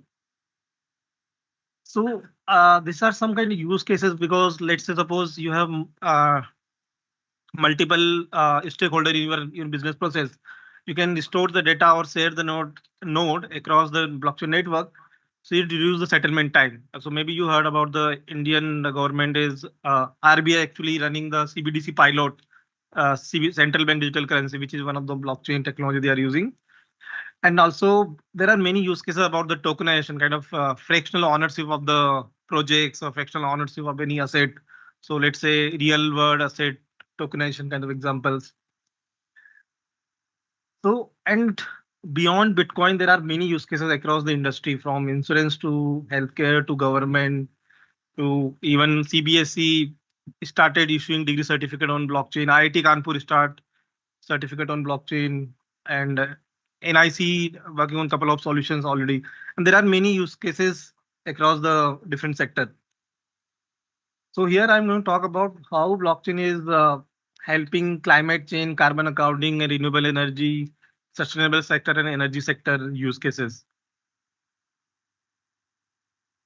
So there are various ways of climate action we can take, like about preventing environment or maybe waste management processes or recording the sustainable supply chain practices, all these things. But if you don't record this data trusted manner, how are you going to prove your net zero target and other targets? So a blockchain can bring the technology layer where you store all this data in a secure manner and trusted manner with across all the stakeholder. And Sureka ma'am already mentioned about the circular economy use cases or supply chain decarbonization. So all you need the data need to be recorded in a trusted manner. And so these are some kind of use cases like carbon credit issuance and verification. So carbon credit is a bigger market and everyone is want to calculate carbon footprint and then take the relative action to tokenize their carbon or maybe kind of carbon credit market. Another use case is like wholesale energy distribution, because in energy distribution we have a number of stakeholders from the energy manufacturer to the power distributor and everything. So you could use the blockchain technology to restore all these processes on a blockchain tokenization of energy, where you can, instead of kind of digital twin of the energy, and there are many use cases already happening where people are tokenizing the solar energy thing. Uh, Renewable energy certificate and carbon credit market, peer-to-peer energy trading. So all in the various countries, people are using blockchain to peer-to-peer trading of the energy, excess energy what they're generating. And these are a couple of use cases like Power Ledger actually doing projects in Australia where they're doing the peer-to-peer energy trading for the solar energy generating. They also established some kind of setup in Uttar Pradesh government. There are a couple of Mitsubishi Electric, Tokyo Technology, already using blockchain for P2P energy trading. This is one project I work with one European customer. They set up their solar microgrid in India, and using the smart meter to capturing all the real time carbon emission footprint and then calculating the carbon credit and even incentivizing the people who are using the renewable energy. In Estonia, this V Power is setting up the energy grid with the blockchain technology. And there are many use cases in the carbon credit tokenization, like carbon NFT in food supply chain, or digital currency backed by real carbon credits, World Bank using blockchain for carbon offsets. And there are many use cases already happening.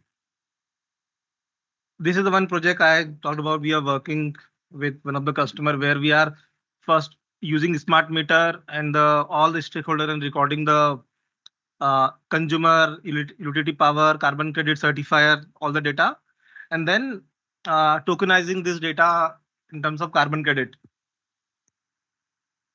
And these are the use cases where we are working in one of the customer in Mumbai, where we are doing the waste management recycling. So recording all the waste management practices on blockchain and then uh, calculating plastic credit. And even for this project, we received the recently grant from IFSC Gift City. So IFSC Gift City promoting the green finances use cases. We are doing the waste management process for the plastic, but this could be any of the waste management. It could be battery, it could be e-waste, it could be any of the.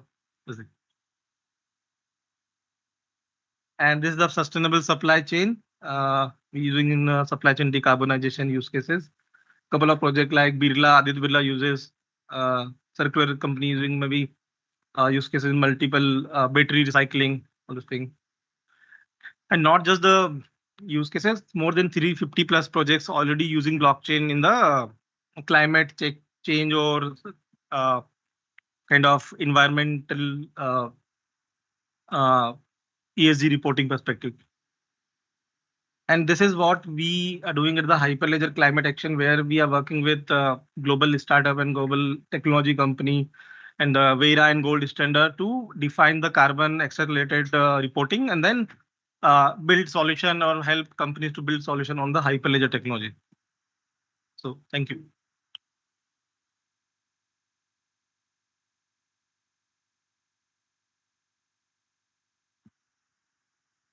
Thank you, Kamlesh sir. Now I'd like to invite Sri Dishant Mishra sir for his presentation, please.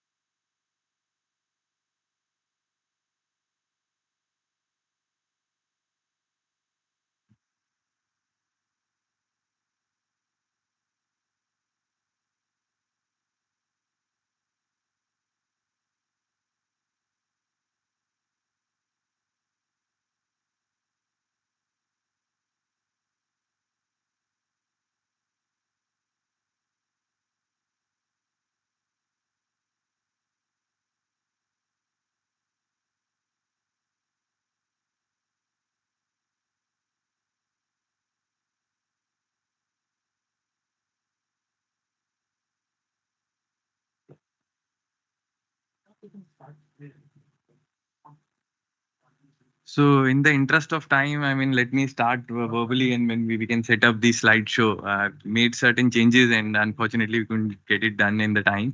So my apologies for that. So good morning. First of all, thank you, Chair and Co-Chair, for helping me. And then thank you, NTPC, for the invitation to present this. I am Dishan Mishra. I lead board resources. It's a startup based out of IIT Kanpur, and we are doing gravity storage technology. So what we are doing is a very fundamental tech. And as as an experience, I mean, इस देश से fundamental tech करने वाली companies पैदा नहीं होती हैं. So that has been one of the core, efforts that we've been doing. So to develop a technology, gravity storage is, as the name suggests, you would understand it is a storage tech, but it is utilizing the potential of gravity to store energy. And storage itself is a very, now it is one of the biggest challenge that we are facing now ahead. Batteries are doing, what they can. Pumped hydro is here. So I'll be talking specifically about the tech that we've done. It's been a journey of more than 4 years now. We've been dedicated to develop this over many TRLs. Now we're at TRL 7. We're just qualifying ourselves through TRL 7 and reaching the advanced phase of development. And it's here, so we can. Yeah. So yeah, I'll be little quick now. So gravity storage is fundamentally an affordable storage technology that offers a solution beyond pumped hydro for around the clock power. And that's not it. We also offer green hydrogen along with it. Now, globally, if you see renewables, I'll be really quick over here. Renewables are globally still very small, somewhere in the range of single digit and reaching double digits across the world. It's not just India. Despite renewable being the most economical option, they are very small in the grid. The reason is it's not firm. It's a very well established problem statement. But let us try decipher it further. Now, batteries, the first solution that comes to our mind is, the lithium-ion batteries cost around 8 to 10 rupees per kilowatt hour. They're not only costly, they involve, they involve large mining. Then a beautiful option is there, of course, pumped hydro. Everybody's trying to, plug in where we can for pumped hydro, but there are still limited capacities. All we can do is tweak the old capacities and try, get through and search new capacities. So that will be a big challenge moving ahead. And there are ample number of new technologies, if you see, but none of them have a claim of less than 5 rupees per kilowatt hour. They're still under development. Now, let me try help you understand what would be an ideal storage for a grid. In case of India, let us try and understand. We strongly believe that an ideal storage should cost less than 3 rupees per kilowatt hour. Why I say so? In the context of market, if you see, the average cost of procurement of 1 unit of electricity in India by all the distribution companies put together averaged out is around 6 rupees. And the vanilla solar without any storage costs around 3 rupees. Now, we only then left with these 3 rupees to pass below the bar. And of course, there'll be inflation, there'll be adjustments, we'll go on. But 3 rupees is, what the number is. Now, batteries today does around 9 rupees per kilowatt if you work out the option. So clearly, that's not a very viable option. Then pumped hydro, as I said, is beautifully fits into the cost equation, but it is not universally scalable. You cannot take it to Rajasthan. You cannot take it to, let's say outside India, the various geographies. So what is it that we are doing? We are offering gravity storage, which is similar to pumped hydro. It is similar, not same. How it works is it works without any water, dam and hill. I'm quite sure this will be exciting for you. We, instead of using water, we use sand and industrial waste like a bottom ash in such a case with thermal, plants, they generate that. So we adopting a very strong, circular economy principle. We come at very low elevation. Typically pumped hydros are designed for 300 odd, kind of elevations. We come in a tenth of that, only 20 to 30 meters. And the price point that we offer is in fact quite lower than 3 rupees per kilowatt hour. That's the Lakshman Rekha we are trying to maintain.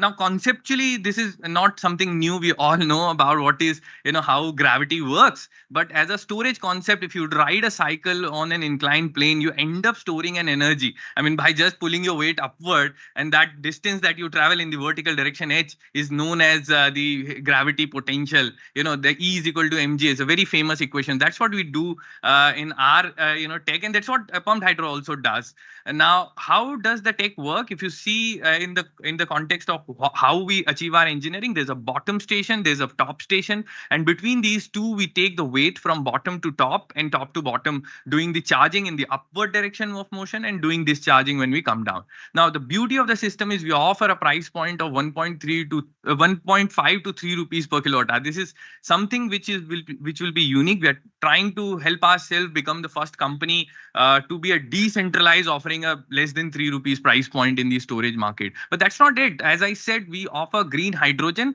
and again, another excitement I would want to highlight is that we are able to offer. I'm gonna be just telling you about the details how it works. We are able to offer a $2 per kg kind of a price point. Currently, it is around 4.5 and something like 4 and 4.5 rupees. Now, we do standalone capacities. We can do co-located. The beauty of the system is we can go near a solar or a wind power plant and we can house themselves, and we can plug into their DC bus. Now, this is where we are opening more advantages of this technology. We can eliminate the inverter in the DC operation. How we are co-located along a solar capacity that is generating DC. The solars are originally, PV cells are originally generating DC output that goes into a bus. से निकल के that goes to an inverter. Now, what we can do is we can use a dual drive in our system, and that we can admit DC in our systems. Instead of converting that through inverter, we eliminate that portion and we consume and we take up almost like 8 to 10, and in fact sometimes even more losses. That's why our efficiency is in ranging best in the business. I mean, we start with a lower efficiency of standalone around 76%. Easily achievable is 85%, but when we co-located, we can be as close to 100% because of this DC advantage. Another advantage is we can augment our capacity in less than half the cost. So if you add 1 unit of batteries and you say ek aur unit lana hai, they will add the entire capital cost. But if you ask the same job to us, if you add one capacity and you want to double it, we'll charge only 30% of the capital cost. So only 0.3% capex, we are able to double the size of our. Now, how the system looks, GSS is gravity energy storage systems. Now, this is the orthogonal view. You can see the top station, the bottom station. Between these two, we are taking weight up and down. And that's the gantry structure. I'm going to be talking about this briefly. This is the front view and the orthogonal view. You can see this is the gantry system. This is how exactly the heart of the system, which we have already achieved at our development site at IIT Kanpur.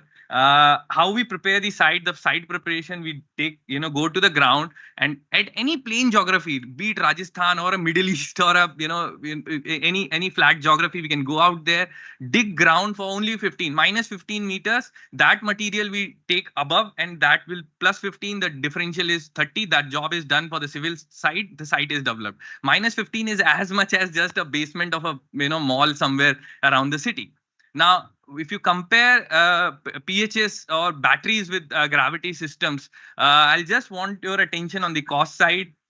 If you work out the numbers, of course, like the advantages are there in terms of life. We go up to 50 years compared to pumped hydro or batteries.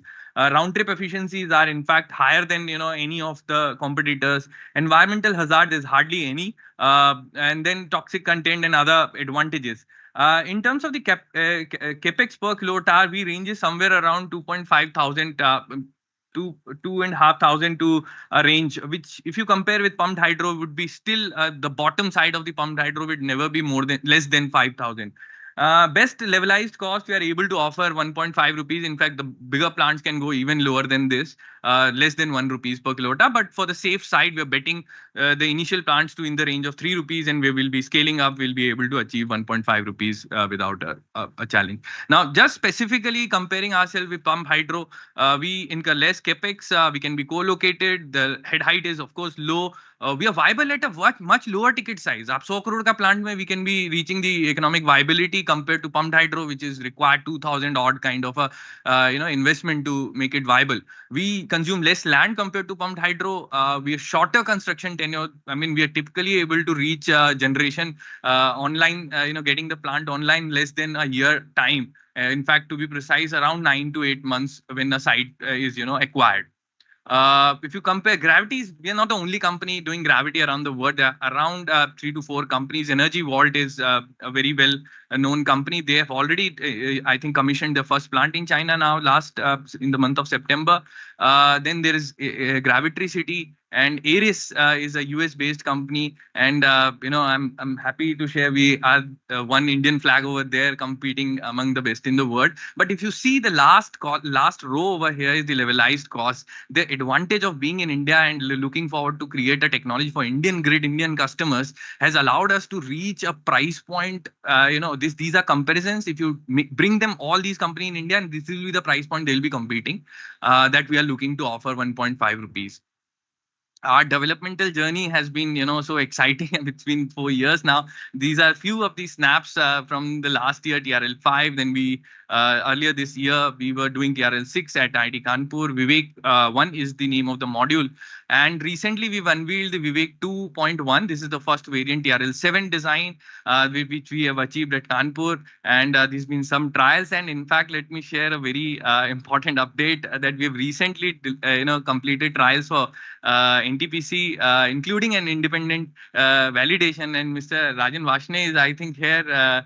Let me give credit to him to guide us, to sort of help us understand the nuances of Indian electricity market. He knows it from years of experience. So he was there at site, and this is him and independent evaluator at the site, which we did. So these trials were done successfully, and these reports have been prepared for taking it further. Now, our road to commercialization, we are quite keen to commercialize this technology. This is a completely hardcore commercial, objective. Vivek 1, we have already delivered. Vivek 2 has 3 phases. We'll be climbing from the one that we've delivered is 2.1, Vivek 2.1. Vivek 2.2 will be a 10 kilowatt at IIT Kanpur. And then we are last phase of our development. We'll looking to complete early next year. We'll be done with all the development cycles at around 100 kilowatt. And from there on, we are quite keen to deliver our first plant that is known as Sanchay Shakti 1. That we've already quite close to closing that up with 100 megawatt hour capacity. 25 megawatt into 4 hours is the one. And given the opportunity, we are able to receive the support. We are quite keen to deliver this 18 months from now. The first gravity storage plant in India, in fact, around the world, with the cost that we have offered is something which is close to none. I mean, which is best in the world, to be precise. Now, as a market, I would always say market ki baat karne ki, let me not say, because it's more of a demand, supply constrained market rather than a demand based market. Demand is huge. Even if every technology fires up to the best, still we will have India require a 330 gigawatt hour of capacity. Batteries will do somewhere around 20 or 25, 30 maybe. But still we are seeing a deficit of more than 160 gigawatt hours.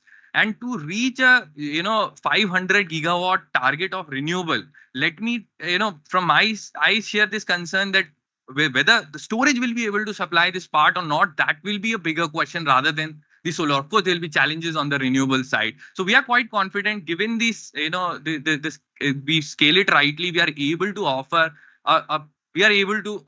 at least a 20 gigawatt hour next 5 years from where we commercialize. That is what our objective is.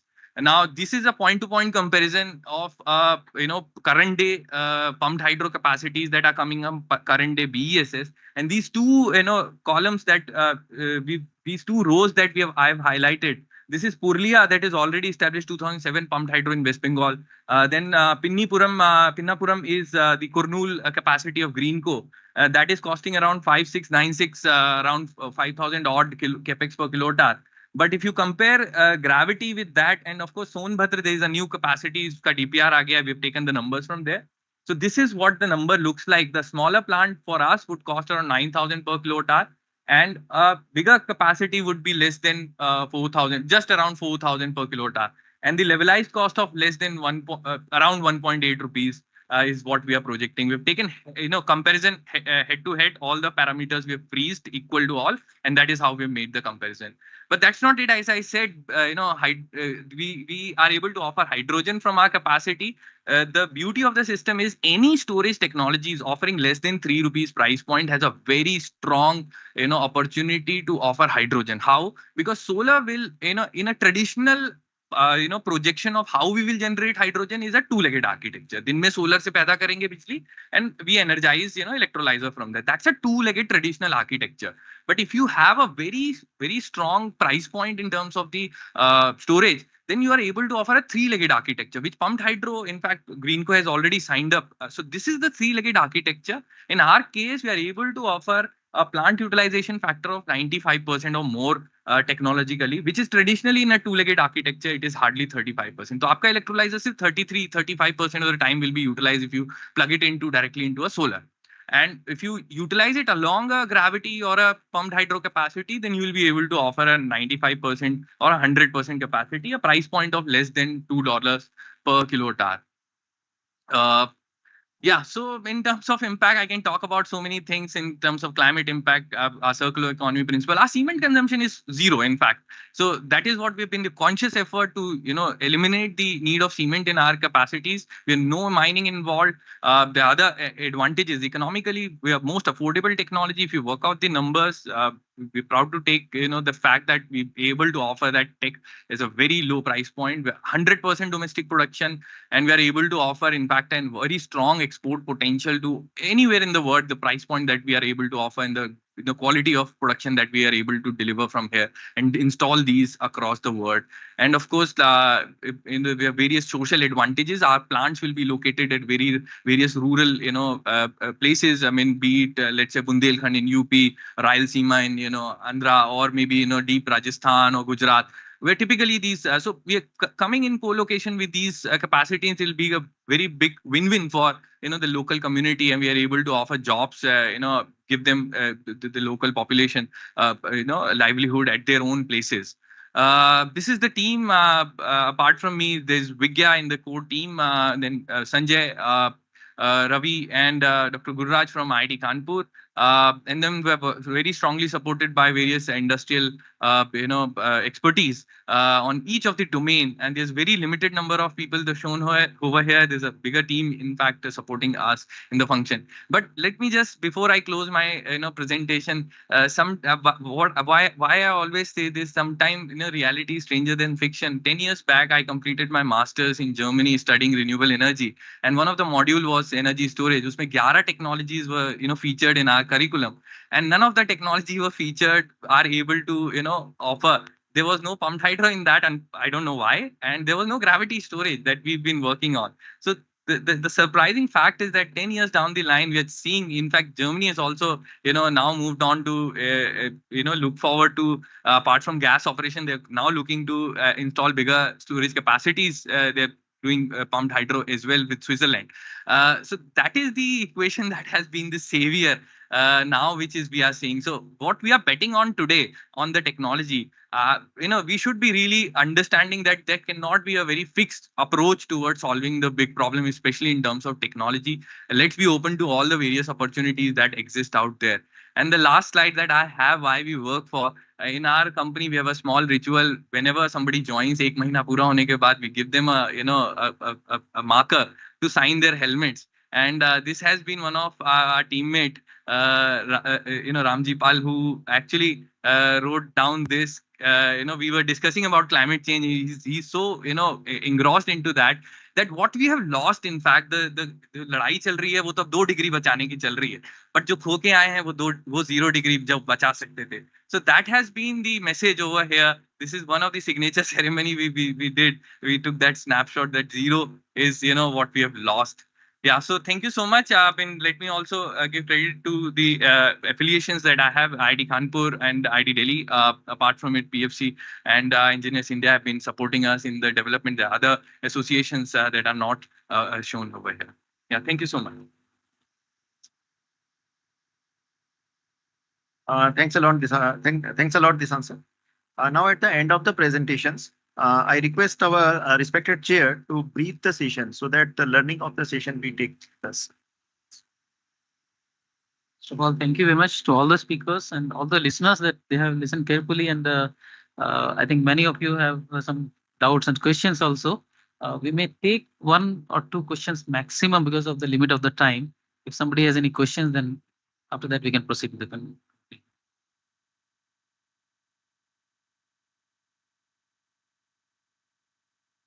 Yeah. Hello. My question is related to seismology. So there is a combination of various markers for hazards. So for elephant movement or for landslide. So how can you distinguish them? Because there is a mix up of all the markers.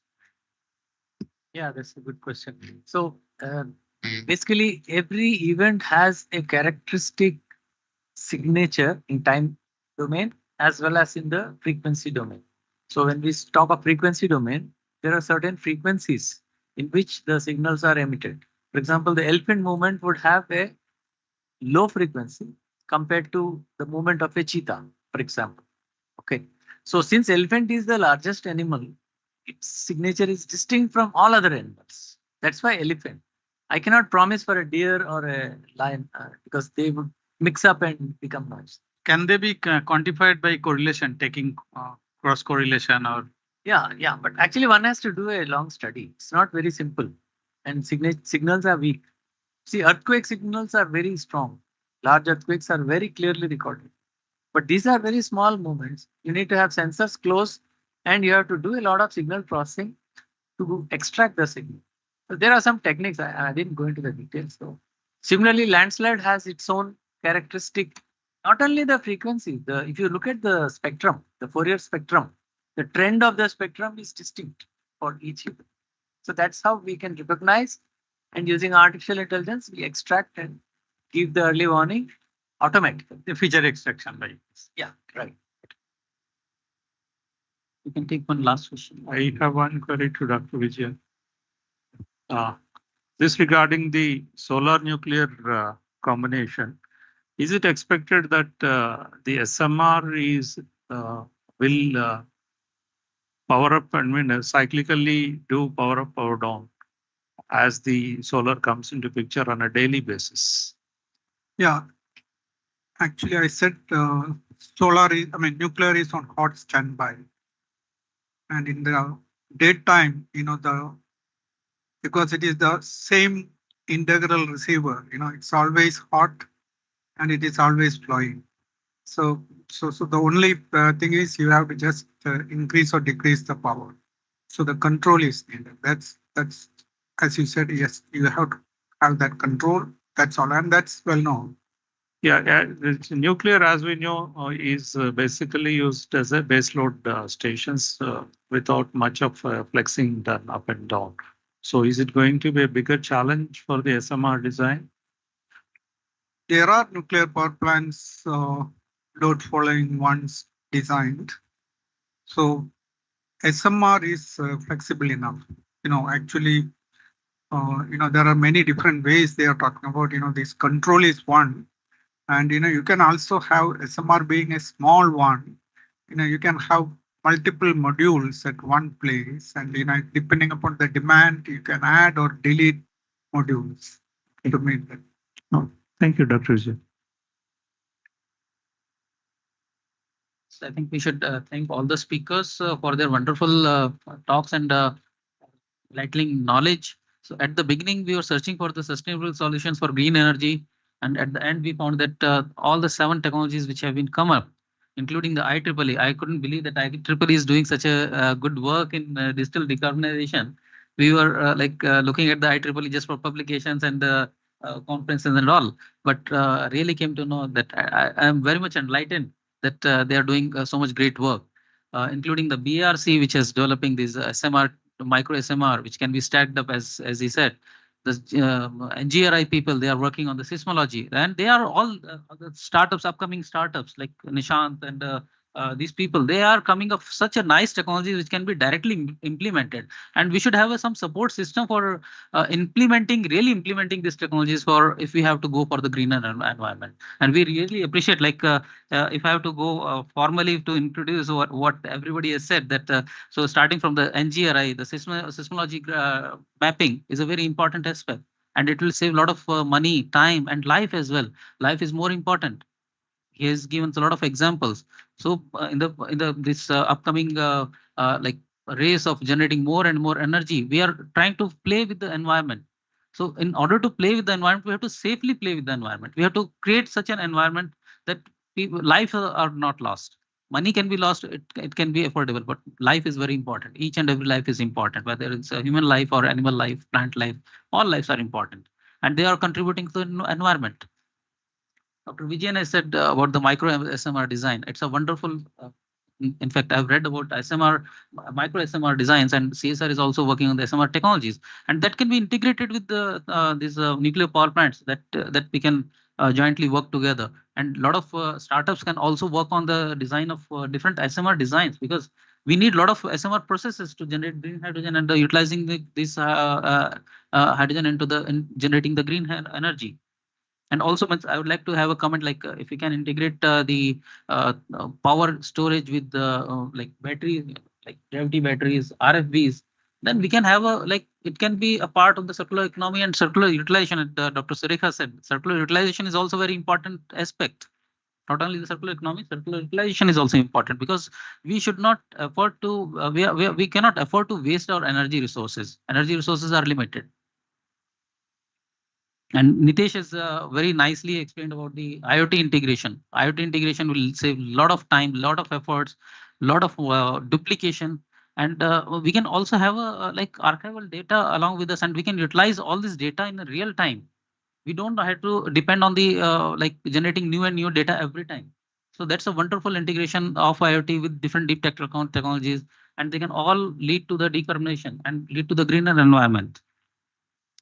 Then mesh technology, which was very wonderful, very nice. We can have a multiple networking of these different sensors and IoT, different sensors, and in fact, utilization of the data. That is more important, real-time utilization. Then Mr. Pradeep has like mentioned about the microgrid, microgas turbine. That's a wonderful design. Definitely, I've taken his card, so CSR would definitely like to work with these kind of startups, because we need these technologies to be developed more and to come up into the market, and hope he'll be successful in his endeavor. Kamlesh has said about the blockchain development. Blockchain development is a very important aspect. So without this blockchain, as he said, mentioned that carbon credit policy, it's now implemented in India. And globally, people are recognizing this carbon credit policy. And slowly, all these businesses will depend on that carbon credits. So down the time of 4 years, 5 years, 10 years. So carbon credit is a very important aspect. And then blockchain can help it very nicely, and can fit it into this decarbonization industries very well. And at last, I like this technology of gravity storage system, and definitely your means the reducing the cost is an amazing thing. Because bringing it to 1.5 rupees, it's a you can say miracle for India if it is implemented. So I don't know how much successful you will be able to implement it on a larger scale. And as you said, that NTPC is already supporting your thing, and we should believe that more industry should come up with this support. Yeah, with this, I'd like to thank all of you and all the listeners, all the speakers, NTPC for giving this opportunity to all the speakers, even to CSR people who are contributing some part to NTPC and to the Indian economy. Thank you. Thank you very much, sir, for summarizing the session. And definitely the takeaway for this session will provide the opportunities to further takeaway in the future, sir. Now it is a pleasure for us to facilitate our dignitaries with a token of love and respect for their time and for the sharing of their knowledge. So I request our respected chair Mahesh Kumar sir to present a memento to Dr. Rao, sir, please.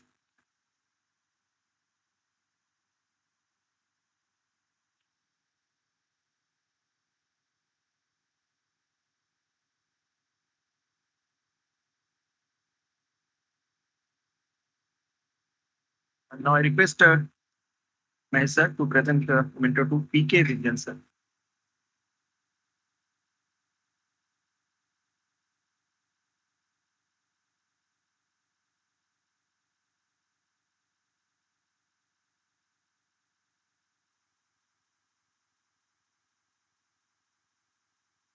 Now I request Mahesh sir to present the mentor to Hitesh Shah sir, please.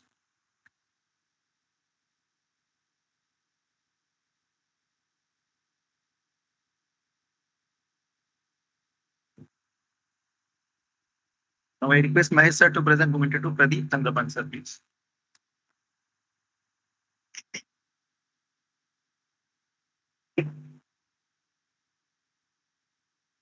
Now I request Mahesh sir to present mentor to Kamlesh Nagware sir, please.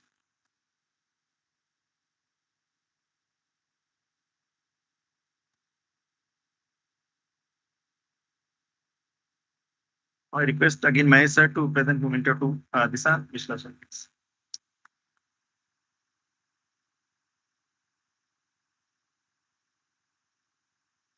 Now I'd like to invite our ex-ED Nitra, Madhukar Anand sir. He is on the room to do the honors to our chair and co-chair, sir. Please. So first, I request Madhukar sir to present the memento to our co-chair, Dr. Surekha Deshmukh.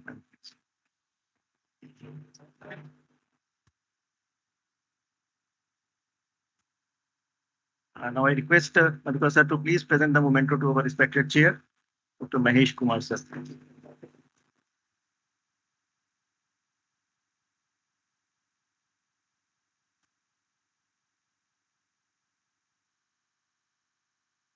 Now let's recognize the work of the session developers because of whom we are here and enjoyed this wonderful session. So I request the co-chair ma'am to please present the memento to session developers, please.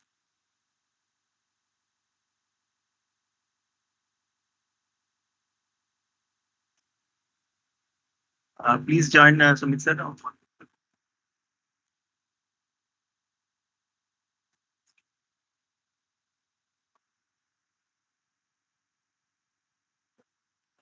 It's a fantastic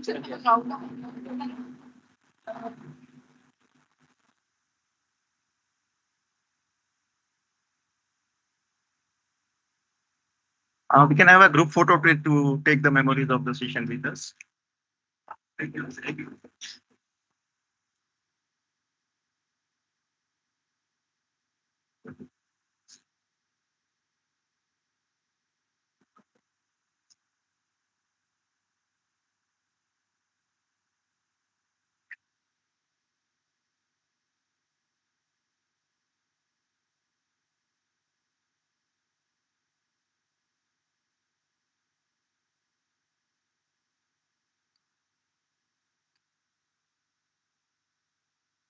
I take this moment to thanks the chair, the co-chair for their time, and to all the presenters for the sharing their knowledge. I also like to thank our ex-director, sir. Kapoor sir is present in the gathering. So I'd like to thank sir for joining in this session. I'd like to thank Madhukaran sir for joining the sessions and all the senior dignitaries of NTPC who are present in the session and also joined online through Teams mode. With the permission of the chair, sir, we will like to close the session now. Thank you, sir. Thanks for joining all the sir.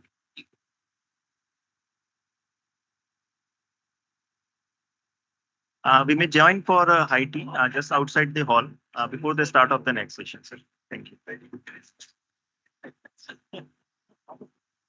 The presentation is all presentations were diverse, but inclusive. That's what we felt. That's what important. We got all shares of technology. And yours is something which is necessary. What we have is something we really need to value. It's a wonderful time for us. 4 saal baad, we are just starting to populate things. This is the right time, actually. This is the right time. All of the always used to say, a word is gold. No, it's exactly the case now.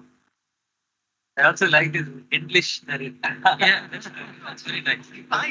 Provided there is less participation from. Good. India is growing. We're coming from Calcutta. I know. Always. That's nature, natural.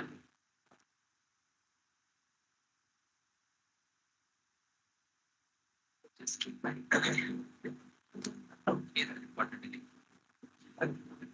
Yeah, it's every state. I was in there. You are from three, I'm from three. Yeah, I'm from here. There are three people from. Oh, okay. Yeah. Nice. I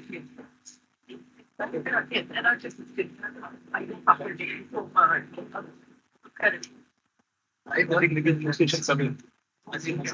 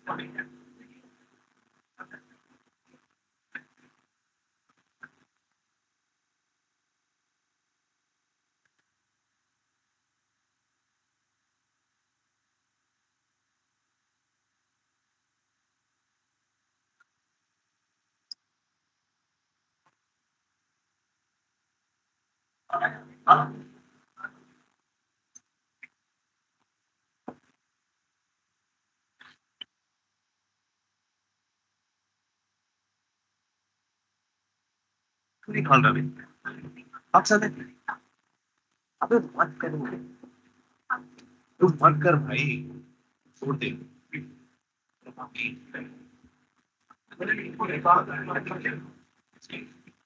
निकाल दे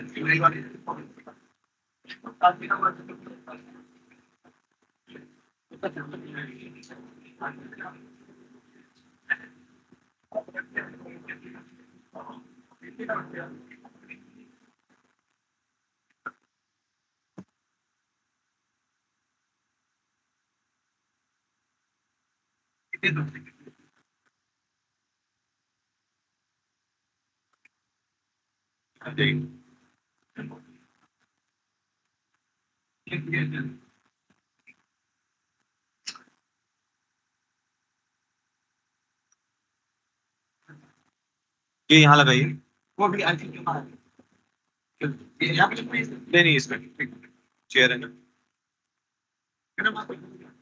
इधर से जाना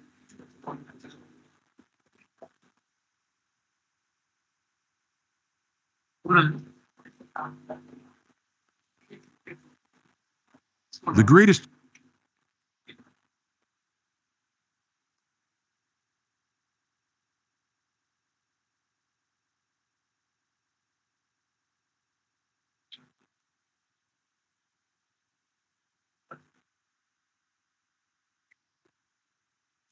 इधर ये बोला था इसको इधर लगाइए इसको साजिया हाँ एक बता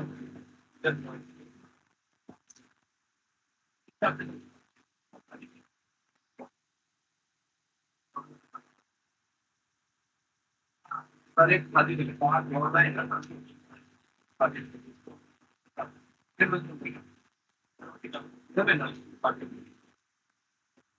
ये खाली सात हो गए सात में एक ऑनलाइन है और एक एक खाली है नेट प्लेट आप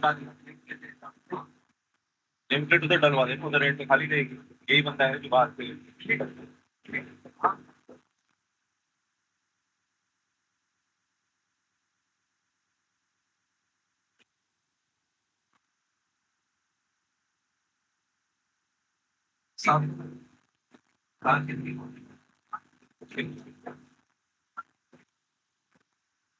हो गया ठीक है भाई ये तो पकड़ अपना ये ले ले काम कर ये नहीं ना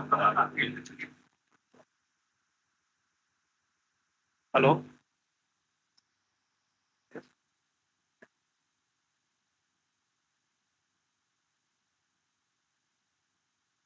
Uh-huh.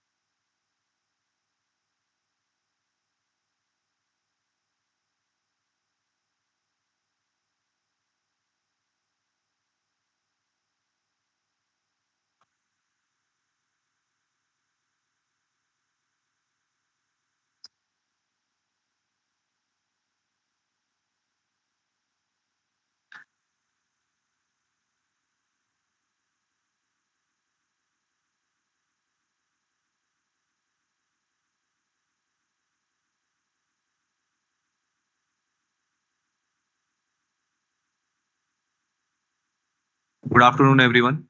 I request everyone to be seated, and so that we can very soon we are going to start our next session on green hydrogen.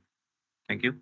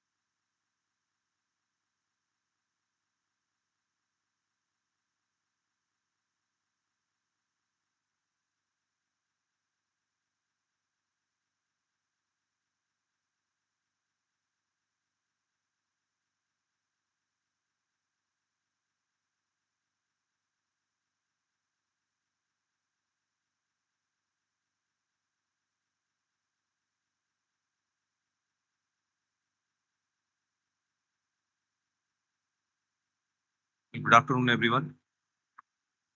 Here we bring on our next session on green hydrogen, green energy and its derivatives utilization in thermal power plants. Just giving about a brief introduction. Before that we start, we have our SL Kapoor sir, our ex-director NTPC with us. Please give a big round of applause for him for joining us.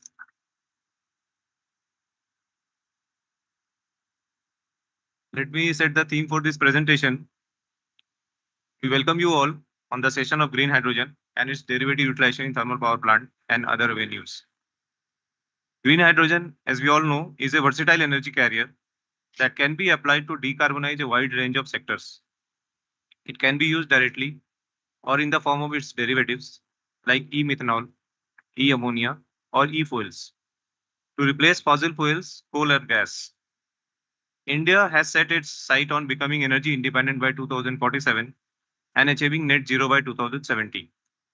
To achieve this target, increasing renewable energy use across all economic spheres is central to India's energy transition.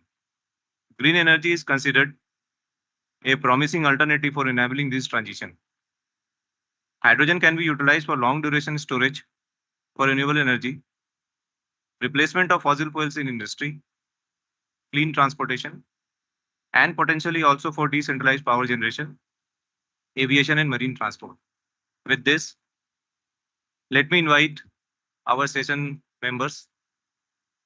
The first, I'll invite Sri Upendra Kumar Verma, sir, on the dais to join this presentation as chairperson. Sir, please.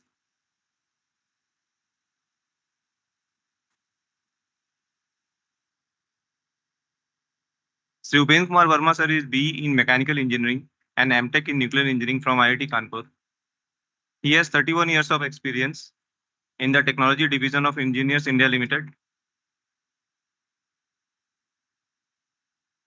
covering Heat and Mass Transfer Department, Process Division, and Specialist Materials and Maintenance Services Division.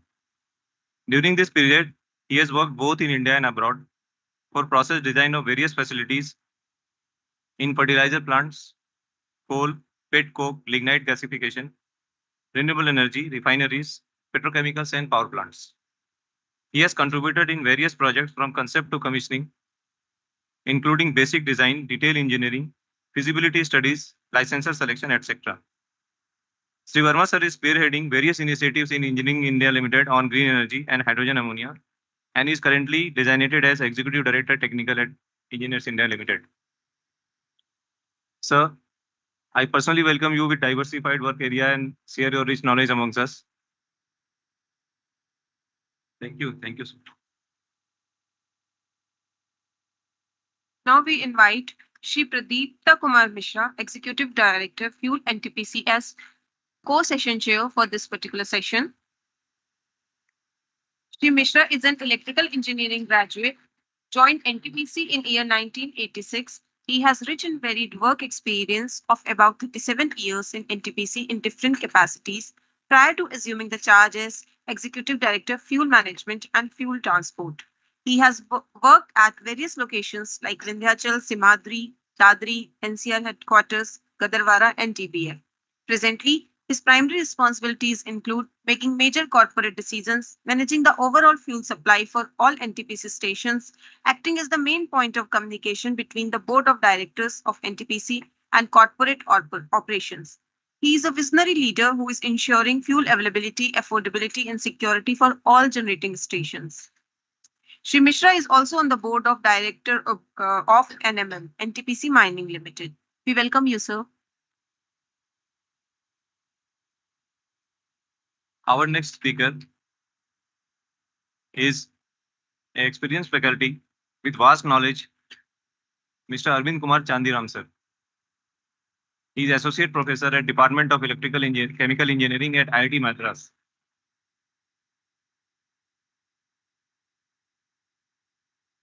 Sri Arvind Kumar Chandiram, sir, has completed his PhD from Swiss Federal Institute of Technology and a postgraduate from University of California, Berkeley. Currently, he is Associate Professor at the Department of Chemical Engineering at IIT Madras and leading a center on photo and electrochemical energy. His group is working on various aspects of solar energy storage and conversion, including green hydrogen, metal air batteries, and lithium-ion batteries operational safety. He, along with multiple stakeholders in hydrogen sector, is working on creating a hydrogen valley innovation cluster in Tamil Nadu. Their work on energy domain was both nationally and internationally acclaimed and fetched multiple awards honors.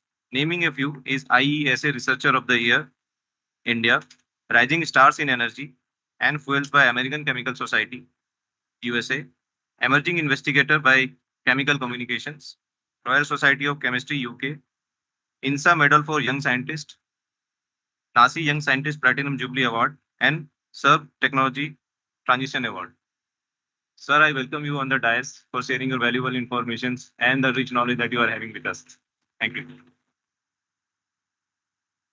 Now we invite Mr. Prakash Dalsania, Engineering Leader, GE Vernova Asia. Mr. Dalsania has over 18 years of experience in power generation industries with focus on developing technical solutions and products that power the world efficiently, cleaner, and reliably. Solid business acumen with expertise in gas turbine and steam turbine product development, he drove many innovations to advance the technology in power generation products. Currently, he leads GE's combustion system development focused towards net zero emission. We welcome you, sir. The next distinguished to honor the dais is Mr. Prakash, Mr. Madhusudan. Sorry. Mr. Madhusudan is an additional general manager at BHEL. He heads the gas turbine engineering and technology group at BHEL Hyderabad and is responsible for engineering activities from concept to commissioning of gas turbine based power plants. He is a mechanical engineer who migrated to gas turbine controls and is capable of tuning the DLN combustion systems. He has more than 25 years of experience in gas turbine technology and has handled the entire spectrum of gas turbine business via product engineering, development, installation and commissioning, and fleet support of gas turbine based plants. So we welcome you.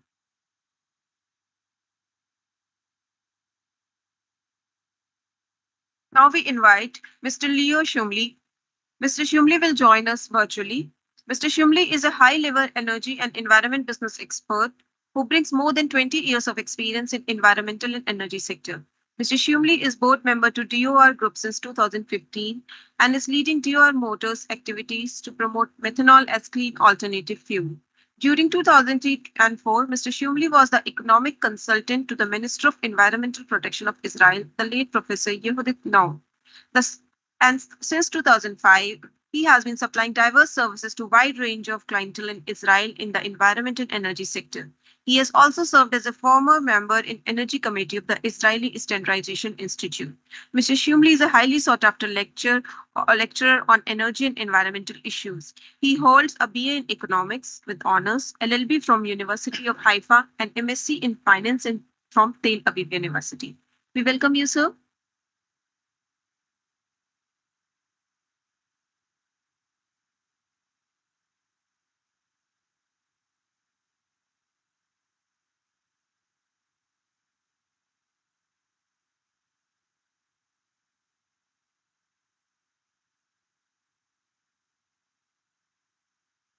Our next speaker to join on the dais is Dr. Karthikeyan Subramaniam, sir.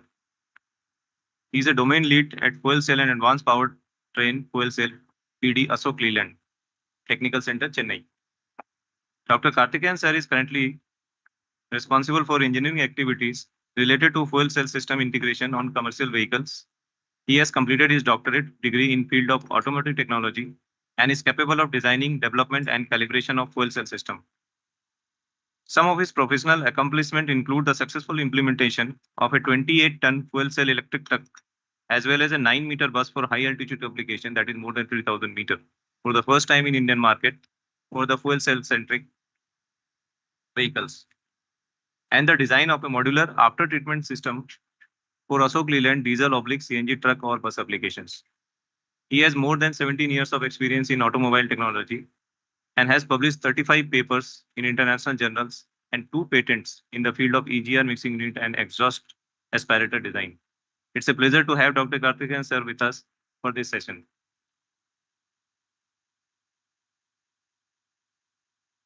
With this, we have all our dignitaries on the dais, and it's time to start a wonderful session with the theme of green energy and its derivative utilization in thermal power plant and other avenues. To begin with the detailed session, please allow me to share a video depicting the green hydrogen and its derivative to set the tone of the upcoming session.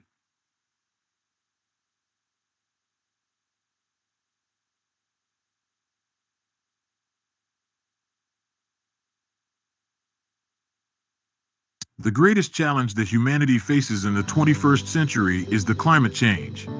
The pathway to 1.5 degrees Celsius goal needs immediate action for emission reductions. Therefore, there is an urgent need for transition to clean and green energy sources.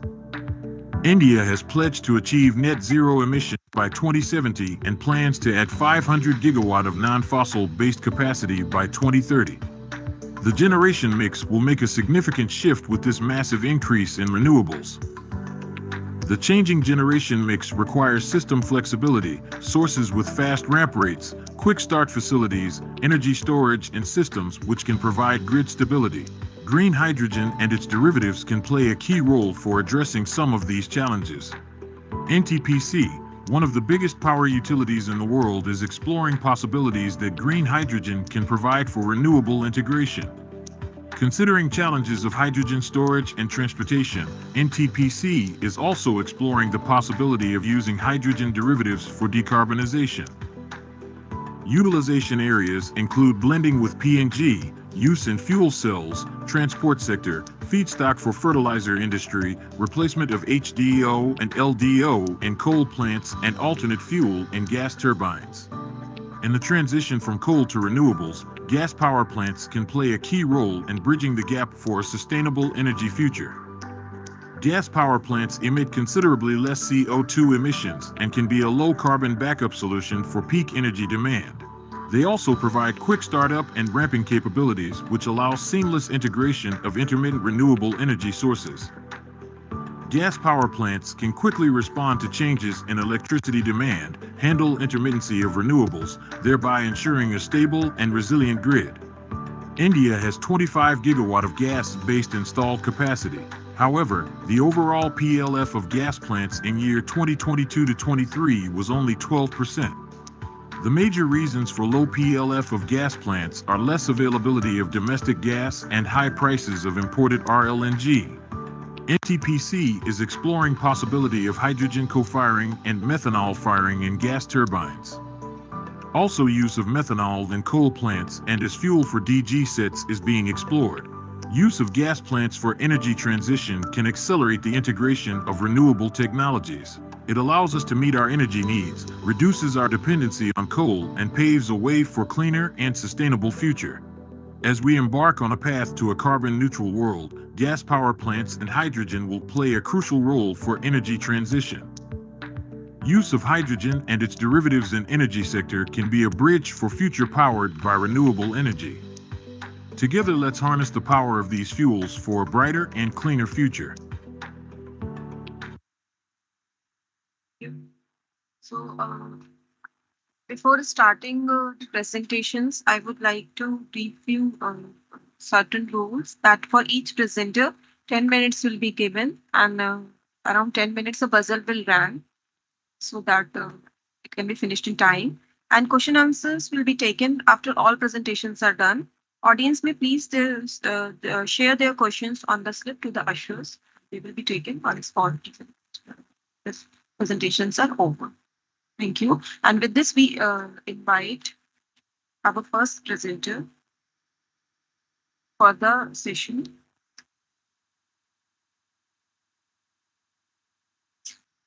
So before beginning the presentations, we request our chairperson for the session for the opening remark. Thank you so much.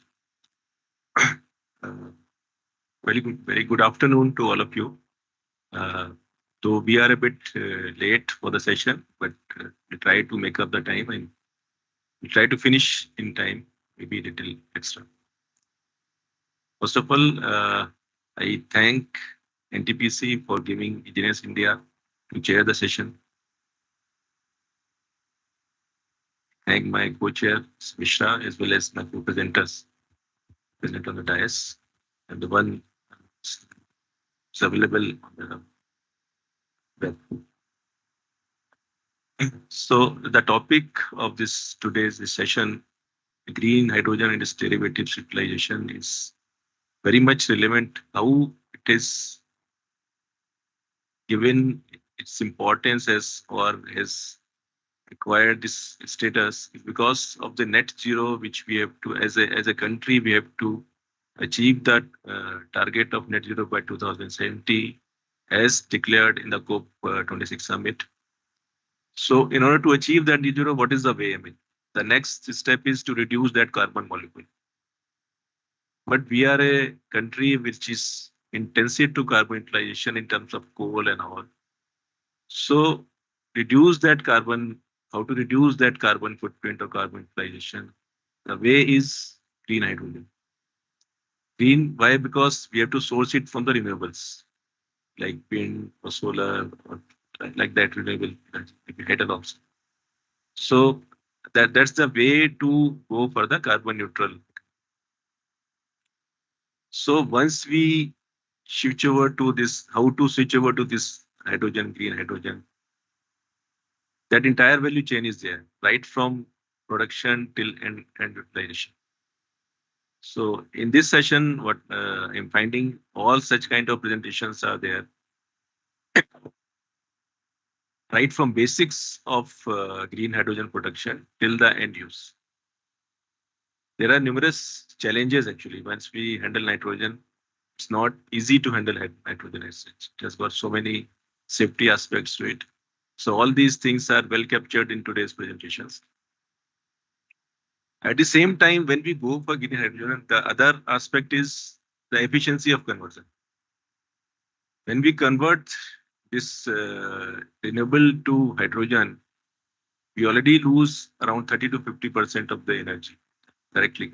And if we go to the fuel cell, then we further reduce that efficiency. So that is another challenge in this sector when we are diversifying or rather transitioning from non-renewable to renewable.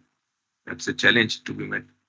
And I hope in today's presentations, we have all these aspects to be captured. Another point which I want to say may not be relevant or addressed in today's presentation is the energy through biomass or the renewable bioenergy. That is another area wherein we can focus. We already started work in that, as announced by the Honorable Prime Minister, the formation of global biofuel alliance. So we as country are moving in that direction also, wherein it's a purely renewable source of energy. So with this, I'd like to directly switch over to the presenters. Maybe co-chair if you want to say. So I think we can invite our first presenter, right? So we invite Dr. Arvind K. Chandiran, Associate Professor, IIT Madras.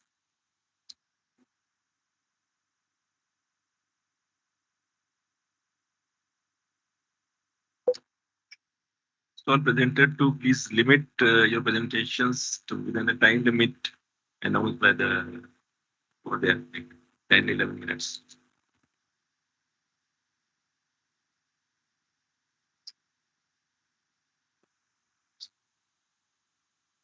Yeah, thanks so much for the opportunity. And it's always great to think about NTPC. I've been always looking at the pioneering activities on any energy segment by NTPC. And today it's a great honor to be here, and I'm humbled to give a talk and being a part of this good panel. And as has been introduced, I'm Arvind. I'm a faculty in chemical engineering at IIT Madras. And today's focus is why I'm here is I'm leading the state's innovation cluster program to establish Hydrogen Valley in Tamil Nadu through various funding sources with almost 40 different industries. So I've kind of learned a lot of things about hydrogen from industry stakeholders. In fact, industries are the biggest source of information to us who help us decide on what we have to do as an academic. And thanks to all the industry partners whom I've discussed with and whom I'm going to discuss with today as well. So briefly, what we do at IITM is, as a fundamental thing, we work on photo and electrochemical energy systems. That's our basics. And we kind of apply it to various applications. You could see three here. One is water splitting, essentially to generate hydrogen. The second is carbon dioxide reduction. We have a very small presence there. I think I don't want to claim anything commercial at this point of time. We do work quite a lot on batteries. I'm going to discuss briefly about that. And the most important thing for an academic is typically IITs and ISERs And we typically work at very low technology readiness levels. Whereas nowadays, specifically the like IIT Madras, there's a coverage all the way from very low TRLs to extremely high TRLs. And this motivation, especially at high TRLs, come from talking to industry partners. Again, let me emphasize, industries are the biggest sources of the problem statements that they give to us, which we work on. And at the very low TRL levels, we work on what is called polarization photoelectrochemistry.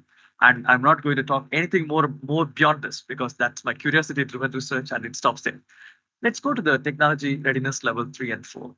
We work on storing the energy in the form of metals. We talk about gases now, like hydrogen, in the form of reduced carbon dioxide to some sort of gases. But now we work on storing in the form of metals, specifically zinc. And we have a prototype of like, let's say 2.6 kilowatt hour, and we have a full-length production line to make zinc and batteries at IIT Madras. We have a handful of patents, and we are expected to have a spin-off sometime soon. And the next thing is we work on lithium-ion battery safety. And let me say, we have the best forensics and explosion lab in the country. We work with almost all OEMs. Most of the cars that you see on road made by Indian OEMs, some of the other, they went into explosion test or forensic test in my laboratory. And I'll say that we've exploded more batteries in my lab than the total number of batteries exploded on Indian roads. So even now, while talking, I can assure that there is something exploding in my lab. And we don't just randomly explode. We have an extremely controlled chamber with a lot of data acquisition systems, understanding what battery or what causes the battery fire. And now we are expanding that to the hydrogen systems as well. Next. We also work on grid independent buildings. So, and I'm going to emphasize a bit more about hydrogen because of this building. We have a chemical engineering building at IIT Madras. All the common walkways and community spaces are grid disconnected. And every corridor is powered by different battery chemistry. Our intention is not just to make it green. Our intention is also to understand what kind of energy storage technologies might meet the stationary storage applications. And every corridor is powered by different lithium-ion battery chemistry. One of the corridors is powered by our own batteries. And we have hydrogen and we have lead-acid battery. And we continue to expand new technologies. Whenever we find a new technology, we just replace one of the existing corridors with the existing technology to we do that. As I'm talking, it's running for 1.5 years now. And we've learned quite a lot. What's happening with grid independent buildings? What are the fundamental problems? We simply talk about we can go green just like that, but we kind of felt, and I'm sure it is also resonating with many industry decision makers or strategy planners, because making 100% green is not an easy task. And even at the small level that we have, that you built, we understood it's not going to come easy. It's going to have a huge economic consequences. It has a huge technological consequences first before going into the economical consequences. And in 2 months' time, we will have a building completely powered by green hydrogen. The building is in making now, which is going to come at IIT Madras. And those buildings are collecting tons of data. And we also have a software. I can control the building in my mobile phone. If I want to shut down, I can shut down the building. So that's the kind of activity that we do. Now, as I said, any research has to be amply funded, and I'm very fortunate with government agencies as well as industry partners. You can see we've worked with almost a lot of OEMs, and the list is so big. We've the last 3 to 4 months, I've have almost like 5 companies on board in my lab, and I've not added them. We work with them, and thanks to all of them who provided a lot of insights, especially this battery explosion thing. It came from Mahindra Electric. The problem statement started there, and then we used our expertise and tried to do a matchmaking, and then started the lab. And now we have a full-fledged laboratory on that. Let me seriously emphasize, academics have to talk to industries, and I'm one of the biggest beneficiaries of talking to industries. And today, I really look forward to talking to you, to really gain your thoughts on what I'm doing, because your inputs are so much valuable to academic side. And the low TRLs, we don't care, because that's a fundamental research anyway. I think that's our curiosity driven. We do work on it. Whereas at high TRLs, we need industry. That's my team. I should thank them for everything. This is a slide I'm sure most of us have seen like a million times. And one thing that I just want to emphasize is that if you go to the extremely like 2050, our hydrogen production would be expected to be around 30 million tons, right? And there are new technologies coming. You should see the light blue color, which is heavy duty vehicles. And I think we have a delegate from Ashok Leyland who will be talking about it. And there is another thing that is also about power. There is a small segment on power. And people always debate if hydrogen will go into the energy sector at all. But my experience is that it will definitely go into the energy sector as well. So How to do this intervention? Let me just slightly step back and then we just talk about decarbonization, 1.5 degrees Celsius limit, right? And what is it possible? Some countries say 2040 that we have to become net zero. Some countries say 2050. India says 2070. And whenever we talk to international partners, our feel is that why you want to do it so late? But then I personally felt India made a right decision because that's a strategic, for whatever reason they did it. But I find this is the more reasonable thing where we can execute and make it really net zero. You can see that as of now, we are emitting somewhere around 3.3 billion tons. You could see the red dot onto the far left. And today we talk about if you want to decarbonize everything, let's say by 2047, which is a significant number for us, 100 years from independence, we have to start decarbonizing from today with existing infrastructure, right? And that's not going to happen. We are not going to stop our thermal power plants. We are not going to stop using diesel and petrol in vehicles. The reality is we cannot do it, impossible. And then there is a flat line. You can see that year 2047 in the middle. Can we move from the red dot on the left to the red dot in the middle, which says that year 2047 with the linear extrapolation? Meaning we don't produce new CO2 emitting infrastructure. Is that even possible? The answer is no. Because we have to stop producing all diesel vehicles, stop producing power from power plants using coal, right? And that's not going to happen either. Now, if you take a business as usual scenario with roughly 4.7% growth of energy demand, however, our demand goes all the way up to 10%. Predictions really say a variety of numbers. But then, assuming the lowest number, our emissions will triple by 2047, which will be 10.2 billion tons. You could see the top red dot in the middle if you don't do anything. However, we cannot let that happen also. I said the top case 1 is out, case 4 and case 5 are out as well. Whereas when you take the case 2, what I've said is which country India is doing now is we do partial intervention with technologies which are fairly mature, like the way 500 gigawatt renewables by 2030. It's already an ambitious thing, but it's more reasonable one, right? And if you look at the middle in the whole case 2 that's going straight, meaning we have to continue to use high TRL products in the market. Simultaneously, what we believe from our Hydrogen Valley and from my partners is that we have to all convert the low TRLs, TRL 3 to 4, to TRL 5 and 6 in the next 10 years. NTPC is already doing it. In the last session, we have seen gravity storage. We have seen gas turbines. Those are the technologies which has to be moved from TRL 3 to 5 to TRL 7 and 8 in the next 10 to 12 years. Meaning in 2030, like 2035, you've seen there is a yellow color thing detouring back to 2047. If at all we have to do it, we can deslope it further by the technologies which are proven in the lab, which are at a low TRLs. If we push that in next 10 years to the pilots, they will act as a significant decarbonizing sources beyond 2030.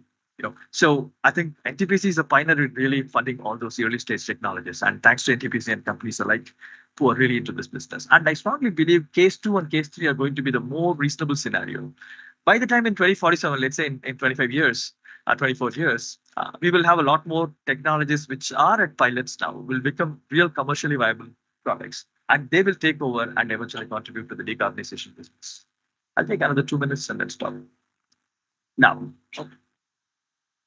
what is the decarbonization potential of hydrogen? We talk about roughly kg of hydrogen, like emits somewhere between 10 and 27 kg of carbon dioxide, depending on how we process it.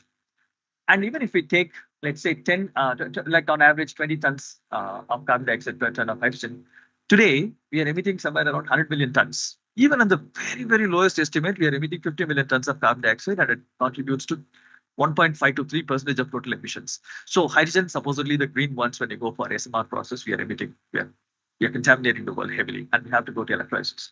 And in 2047, our target is 30 million metric tons.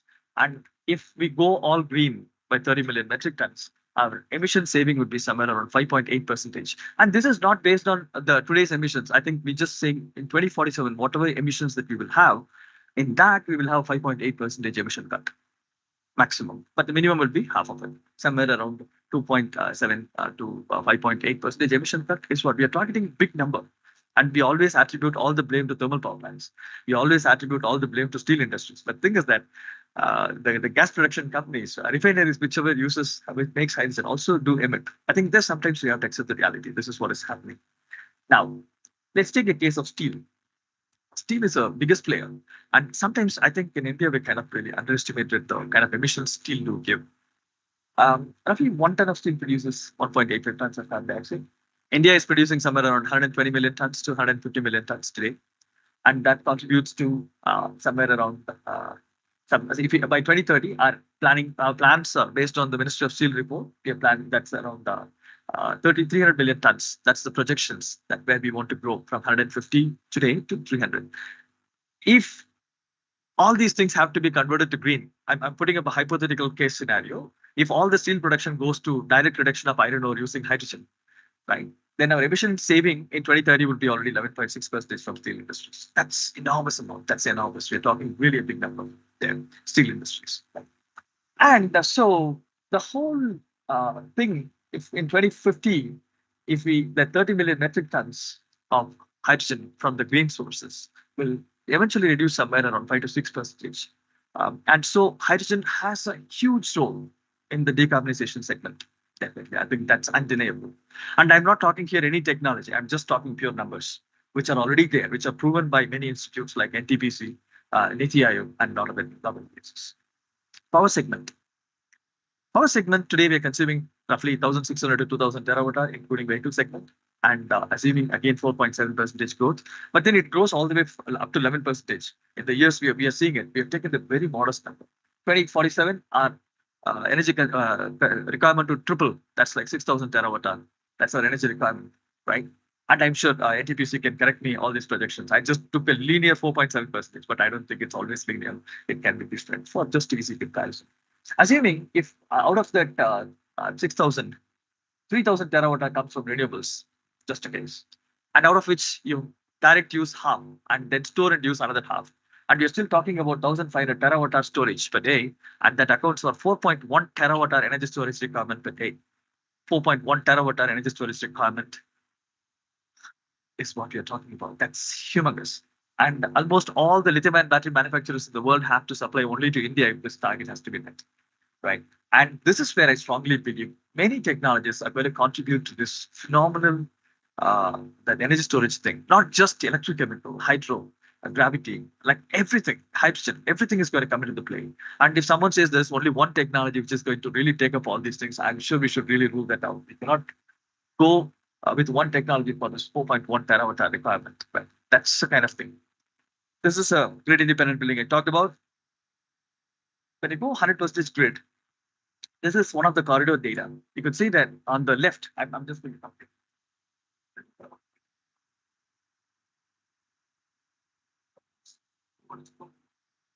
The requirement is somewhere around 14 kilowatt-hour, 15 kilowatt-hour per day.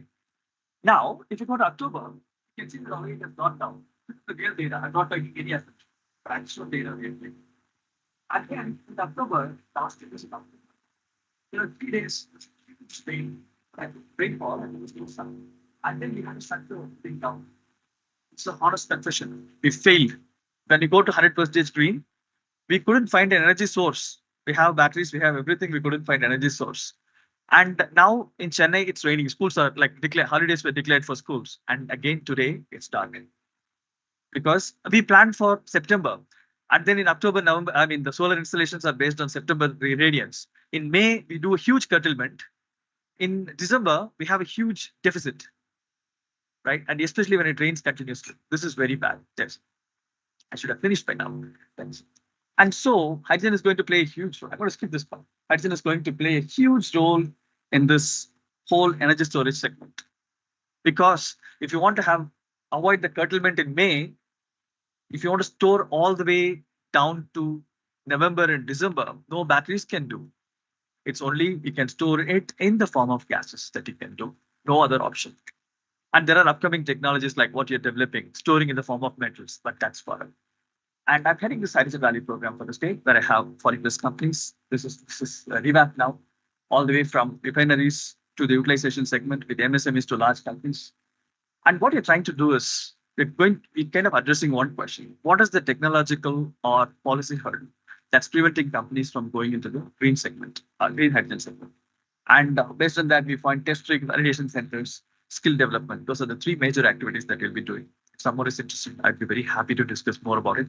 And this has gained a lot of traction in the state and look forward to really contributing to this country's ambition on the green hydrogen. With that, I'd like to thank you so much for listening to me, and thanks again for the opportunity. Thank you, Dr.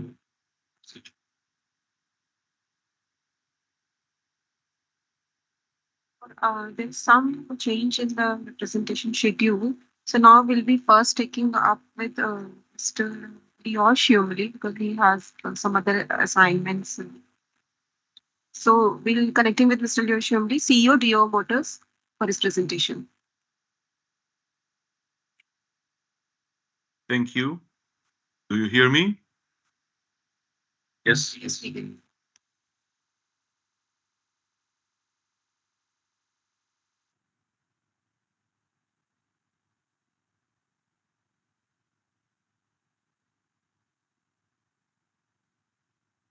First, I would like to thank, I hope that you hear me. Please, I will start my presentation. Yes, very clear. Thank you very much. First, I would like to thank NTPC for inviting me. My name is Lior Shmueli. I'm from Israel. I'm a board member in Dor Chemical Group, and I'm running Dor Motors. I'm the methanol guy. I know that I just heard the previous lecturer saying about hydrogen. I will focus on methanol. Dor is an energy company. Dor Group is a solid industrial company that was established during the 50s last year. Its main product is methanol. We use methanol both as raw material to produce other derivatives. Among that are energy products such as MTBE, hydrogen, and other chemicals such formalin, resins, etc. We are operating in 3 sites in Israel. So we hold a strategic infrastructure. We have both manufacturing services in the Bay of Haifa, where we hold a fuel and chemical storage facility terminal. So we are the entering gate of methanol and other derivatives. During the last Dor has a lot of experience in innovative operation, although we are, as I said, a very industrial company. And during the last 10 years, or even more, 12 years, we invested a lot in R&D of promoting methanol as clean alternative fuel. During 2020, we aggregate all the know-how and experience of how to use methanol as clean and alternative fuel into Dor Motors. It's a division in Dor Chemicals which I run, and our aim is to increase methanol demand by offering both applications and solutions that use methanol instead of other fuel. I also mentioned that we are producing and supplier. We have the whole chain in hydrogen. We used to we are supplying hydrogen all over Israel, and we have the whole supply chain from production to purification, to compressing and lab capabilities all the way to the customer. So we have the whole supply. I thought that my lecture will be after people will lecture about hydrogen, but hydrogen is not just the production, it's also how to handle it, how to purify it, and Dor has a lot of experience in all the supply chain of it. I would like to show a to explain a bit about the connection between hydrogen and methanol. Like hydrogen, that can be a green hydrogen or a gray hydrogen. This is also the case for methanol. It's all depends on what's the feedstock. Because if you take a green hydrogen that was produced from electrolysis process and combined it with a CO2 that was captured, then you can produce a green methanol. There is another option of use of producing green methanol by using biomass or municipal solid waste through a gasification process, and that you can achieve two goals. First is to improve the waste treatment method, not just to landfill it or to incinerate it, but also to use it as a resource. And of course, to have a green methanol from which you can use it as a renewable raw materials. So that's the connection between hydrogen and methanol. Door handling with both, by the way. What are the advantages of methanol and why I'm so enthusiastic about methanol as the next alternative fuel? The main reason is that it's liquid. As you can see in the picture, the fact that it's a liquid fuel or liquid material, it saves a lot of cost in all relates to transportation, logistics, storage, etc. And that's make methanol much more affordable and economical solution to replace other fuel. You can even use it in some of the current terminals and infrastructure. You don't need to invest in new infrastructure. So if you think like a macro economy, it's much more easier to distribute methanol rather than all other gases fuels. It has a high octane number and a clean burning. I mean, it's a pure molecule, so you can control its burning. It has a competitive price, not only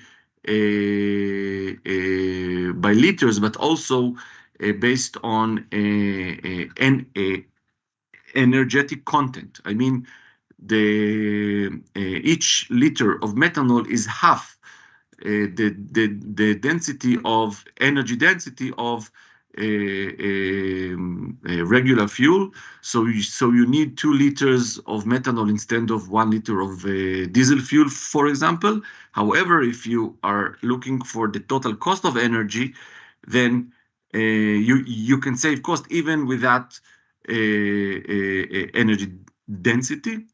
As I mentioned, it is a renewable fuel. It can be produced from biomass, from waste, from green hydrogen, CO2 capturing, and the most important thing, it's a proven technology in a range of application. We now see the marine industry choosing methanol to be its leading alternative fuel to reduce emissions. There is a lot of experience in using methanol both for transportation, either as blending or as a pure material, and also for local power. Our experience with methanol was starting in 2012 when we, together with the Israeli Electricity Company, we conducted a project to modify a 25 megawatt Pratt & Whitney gas turbine to operate from diesel to methanol. This was done because of environmental restrictions. The new standards force the Israeli Electricity Company to either close the power plant or to install a very expensive emission reduction after treatment emission reduction equipment, or to change the fuel. So they approach us, and together, that was the first project. We converted and modified this turbine to operate on methanol. And based on and after the conversion, there was a tremendous reduction of emission. As you can see, 100% of SOx, 90% of particles, and also in NOx. The power plant is operating until these days for the last 12 years. A group from NTPC visited this power plant a year ago. And I would like to show a bit. That is the turbine, okay? And you can see, first of all, I think what's the most interesting is to see the air filters, okay, before the modification and after the modification, and you see the tremendous reduction of air pollution. The project include switching both the skids. We installed a new methanol skid, and of course, we change the diesel tank to methanol tank. There are different, due to safety reasons and fire safety reasons, we change the fuel tank that it can hold methanol. That was the first project. And after that, we got a very good appetite, and we are now offering, and we developed a method to convert and modify each local power genset. It can be diesel-based, it can be petrol-based, and it can be CNG-based engines. We developed a method to modify any existing internal combustion engine to operate on methanol, and we offer that in gensets. We are marketing methanol gensets, a fleet in Israel, mainly for remote or off-grid uses such as security, telecommunication, etc. And this is, there are there are small units. They are up to 100 kilowatts. They're ultra silent because the operation of methanol in internal combustion engines is more silent than diesel. It has an easy maintenance, and it's and we offer a lower total cost of ownership. A new product that we offer to produce local power from methanol is a dual fuel add-on kit. In a difference than the M100 genset, the 100% methanol genset that we offer, when we have to supply the genset and supply maintenance to him, this solution allows us to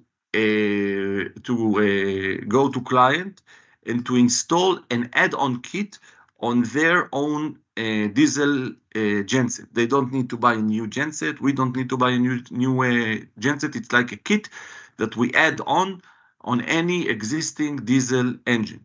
And after the installation of this kit, the genset can work on two modes. First, to work as the original mode on a diesel operation, so we don't touch the engine. The genset can operate as it used to work until the installation. And the second mode is the Mr. Shumili, sorry to interrupt. Please finish your presentation in the next that's 1 minute. And that's the dual fuel operation, is that it works on a mix of 20% diesel and 80% methanol. And it works from two different tanks.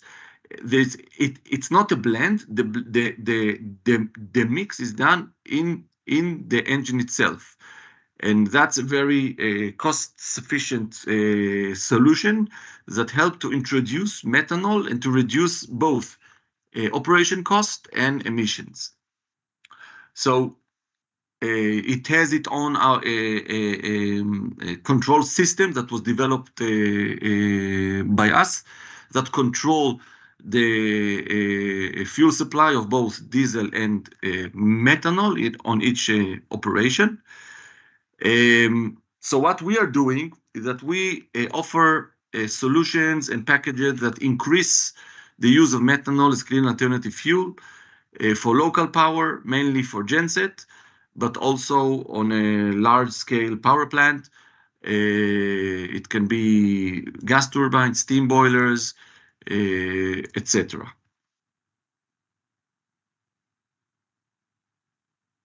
Thank you very much. Thank you. Thank you. Thank you, sir, for sharing your knowledge with us. Our next speaker will be Prakash Dalsania, sir. He'll be giving insight on hydrogen combustion technology development for gas turbine. Prakash, sir.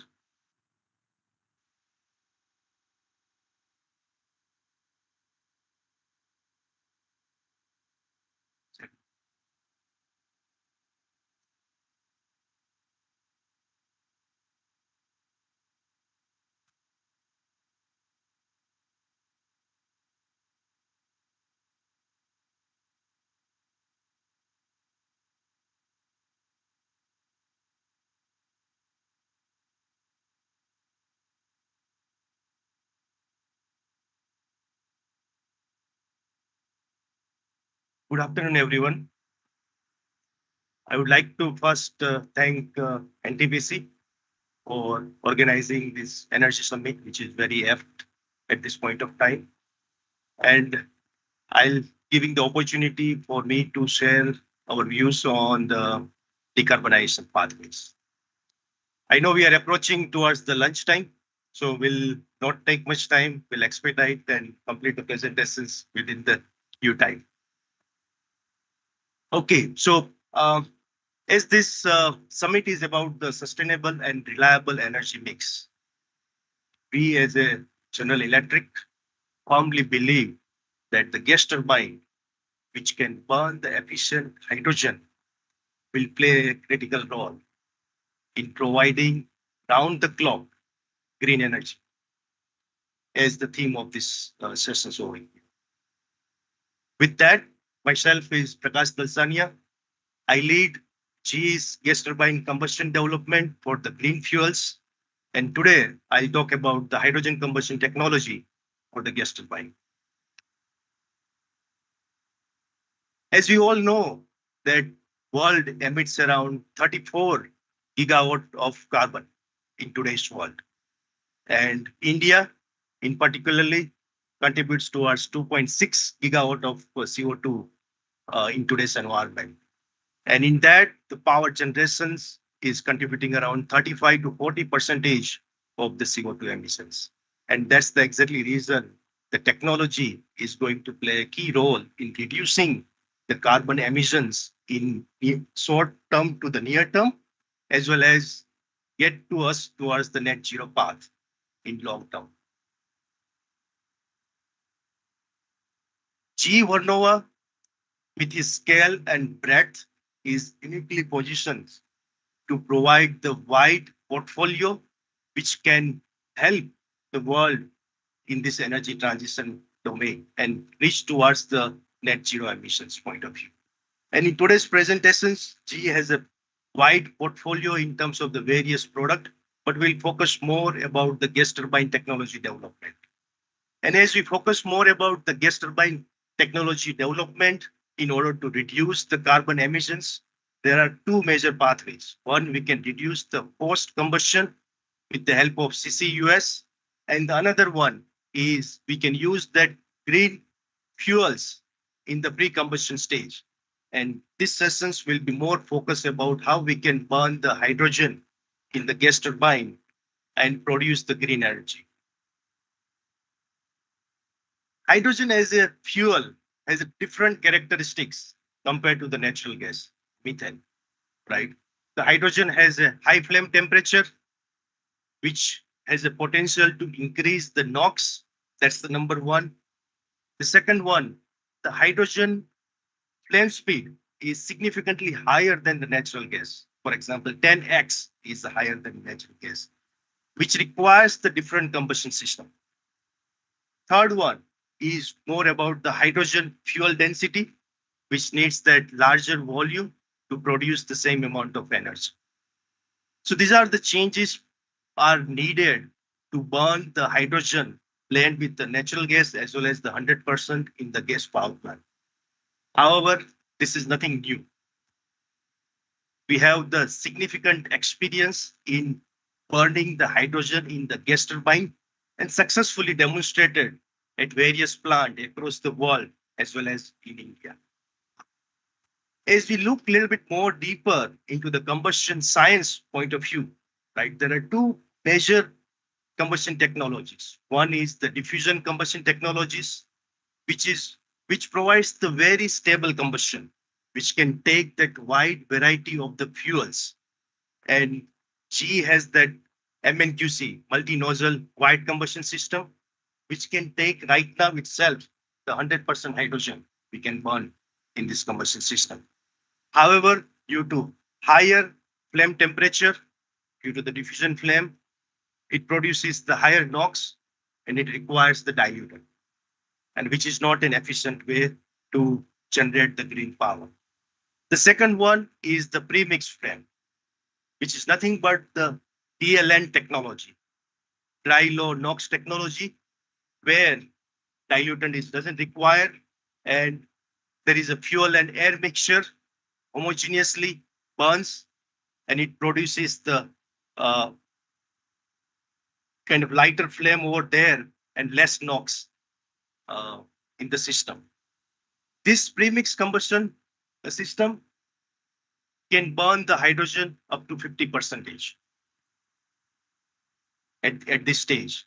And as we march towards our quest to burn the 100% hydrogen in the gas turbine system, there are a lot of technology advancement is currently being taken place. And G has been working on the multiple technologies which can enable the 100% hydrogen burning in the combustion system, the gas turbine. One of them is the advanced premixer, along with axial fuel staging. The advanced premixer is nothing but there are small, tiny tubes in the combustion system which mixes the air and fuel homogeneously.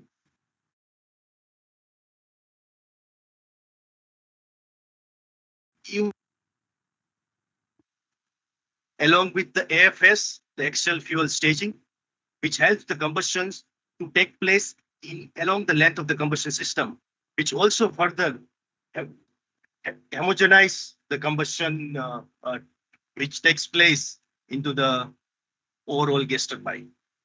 There are a lot of challenges around that when we burn the hydrogen, which is the flex pack flame holding over there, which currently our engineers are tackling in daily basis. As we kind of look at it, current status of the G's gas turbine product, starting from the aeroderivative, which is from the 30 megawatt till the HA class, which caters around 550 megawatt to 600 megawatt. We have capability to burn the 100% hydrogen with the diffusion system. And then with the premix system, we can burn around 30 to 50% hydrogen. And currently the technology is being developed, which can burn the 100% hydrogen in premix mode, advanced premix mode by end of this decade. As I said earlier, we have around more than 100%, more than 100 gas turbines, which are running in the field right now with hydrogen.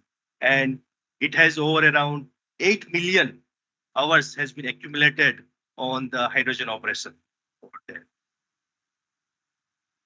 This is the fleet which is running across the worldwide. I'll not go into the details over there. And these are some of the examples where currently the gas turbine is running with the blend of the hydrogen at various different sites. In India, particularly, we have the 9E and 6P units in refinery at Jamnagar has been running with a blend of hydrogen over there. As we talk about the hydrogen, there requires the plant level changes over there in terms of the accessories, which G has experienced, and we can have that successfully plant running on the hydrogen aspect over there. I'll not go into the detail. We have the calculator that how much hydrogen is needed to run the gas turbine, particular gas turbine, which you can go and look at it over there. These are some of the examples in Asia currently, which we are kind of working through with the various organizations to produce the green hydrogen as well as the blend of the hydrogen.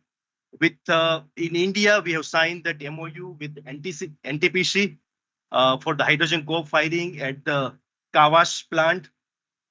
Apart from the hydrogen, we are kind of working with the IHI in Japan to burn the ammonia in GE's F-class system. So we recently kind of partnered with IHI and working to build the technology roadmap to burn the 100% ammonia in GE's F-class system. As I said earlier, there is no one kind of formula will fit for the net zero emissions, and that's why there are different technology would be required. And GE has a suite of different technologies from the wind turbine to the hydro, to the solar, to the grid solutions, which will help us across the world as well as in India to achieve the net zero carbon emissions over there. I think one of this is the older presentation, and one slide is not there over here.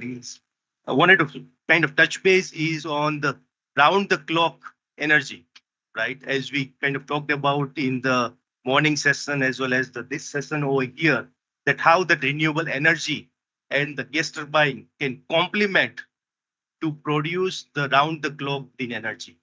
As we install the large capacity of the renewables energy, wind and solar, there are times in a day where the renewables energy production would be significantly higher than what the grid demands over there. And that energy can be used for the hydrogen production through the electrolyzer, and that hydrogen can be stored. And when there is a less energy production from the renewables, that hydrogen can be used in gas turbine to produce the green power generations. And that's where the gas turbine will enable for round the clock green power generations. We have done the study for 200 megawatt as a kind of a case study over there, which can help us to get around 90% of the availability around the clock. So if anyone wants a little bit more details, we can talk about at a later stage. But the gas turbine is going to play a crucial role in providing the round the clock green energy. As I kind of conclude my sessions over here, just few thoughts on decarbonization in India. As I said that for the phenomenal growth which we are having for the renewable energy, the wind and solar, the gas turbine is going to play a critical role in terms of in this energy mix or there, providing the stability to the grid and providing the round the clock green energy. As the policy support is available and enabling the ecosystem is developed, the support deployment of the decarbonization solutions through the technology pilots can be enabled. So with that, I will conclude my sessions over here. Thanks for your time and happy to take any questions at later stage. Thank you. Thank you, sir. We have our next speaker, Sri Madhusudan sir, AGM Gas Turbine BHL. He will be delivering his lecture on methanol as fuel, future fuel in gas power generation in India.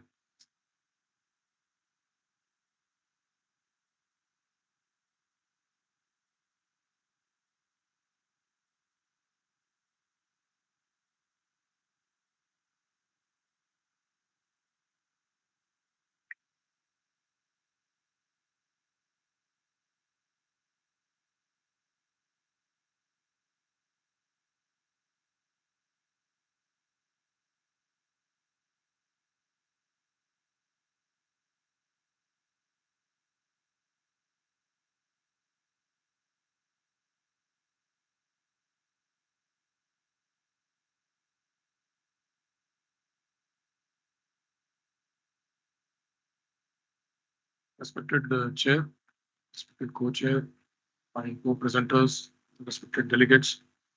Very good afternoon to all of you. I am Madhusudan. I represent the gas turbine business of BH here.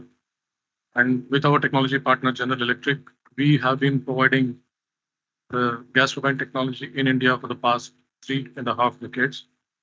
We primarily focus on providing indigenous solutions to a technology that we take from GE. The presentation today is more relevant to the Indian context, where, like our previous presenters have mentioned, the mix of energy. The entire transition that is going on for net zero requires a lot of balancing to be done. And if you look at the gas turbine technology, it has not been new. The moment we look at the entire mix as on today, gas is a very small part of it. Thermal is heavy in India, fundamentally because what we have is coal. And why gas is not picking up is because gas is not available. So fundamentally, that is the core issue that we want to address here. And just to go back, our first gas turbine plant in India was way back in 1965 at Nambu. It was still running for a very long time. It recently got shut down when we upgraded to a F-class technology. A 6FA unit was installed by BHEL there. There have been a significant number of machines which have been added in the fleet, more than 275, about 24,000 megawatt of power in the past 2 years. But predominantly, natural gas in gas power is not very viable because of the economic considerations. There are very few power plants in the power sector which are also configured to operate on naphtha. For example, in NTPC, we have the plants at Kavas and we have a plant at Kayankulam which are configured to run on naphtha as a fuel, in addition to the natural gas that we have. But when you get into the captive power plant segment, which mostly the refineries and other utilities are using, there are a lot of units which are running on distillates, HSG, naphtha. There is also refinery gas, which is having a high percentage of hydrogen, which also has been used in the gas turbines, and BHEL has configured the systems. The fundamental issue with gas turbines is the scarcity of fuel. So about 115 of these gas turbines, close to about 14,000 megawatt, is idling in India. But the most important aspect is they will become a necessary part when we go through this green transition that is right now the buzzword. So it is essential that we find alternatives which are more Indian in nature. We have solutions in India, and it becomes viable for these gas turbines to be operated. Like our other presenters were saying, the quick response capability of gas turbine makes them essential to compensate the seasonality or cyclicity of non-conventional energy in the grid. So it is very essential that gas turbines become a part of the power generation grid so that we're able to manage its stability. Now, what we are trying to present is that coal, how do we use it in gas power? So because basically coal is the only fuel which is abundantly available in India. We, as per some estimates, almost 140 years of reserves are still there in India. But then, unfortunately, being a solid fuel, it cannot be directly used in a gas turbine. So there are methods. There are basically two methods where we can use them. Fundamentally, one is to gasify coal. So integrated gasification combined cycle, IGCC, has been demonstrated in the world, but it has not been able to catch up in India fundamentally because of a very complex gas cleanup system that is necessary. And then once the cleaner system doesn't work properly, then there are issues with the availability of the gas. So this is one fundamental issue with the IGCC plants, but the technologies are available. There are, though it is not an IGCC plant, but the syngas application has already been demonstrated by GE in Reliance. The units have been in continuous operation for almost a decade now. The second solution that is possible is using methanol, which is derived from coal. This can definitely provide the kind of energy security that India is looking for and that too at the lowest environmental impact that we can have as on deck. Fundamentally, just a few basic things about methanol. It's a single carbon compound, and it's a very rich source of carbon like natural gas, biomass, and food. And then there are the method of getting the methanol is by steam reforming. We get the synthesis gas, and from there we do the catalytic, along with the catalytic reactor, we get the methanol. And the typical properties in the table that we see is quite comparable, like gentleman from DOR had already explained, is quite comparable with diesel. Only thing is the energy density is about half, which is something which has to be addressed when we go for combustion in gas turbines. So the 4 important aspects which we have to talk about is low flame temperatures, the low heating value, the low lubricity of methanol as a fuel, the low flash point. These are the 4 important aspects when we try to combust methanol into the gas turbine. Now, there has been a lot of research which has happened with respect to methanol firing as in gas turbine. Even GE has done this in their lab scale, and there is quite a bit of experience with respect to doing it on a lab scale. And there is also experience of having done it on an aeroderivative gas turbine by Dow Chemicals, which was presented by them.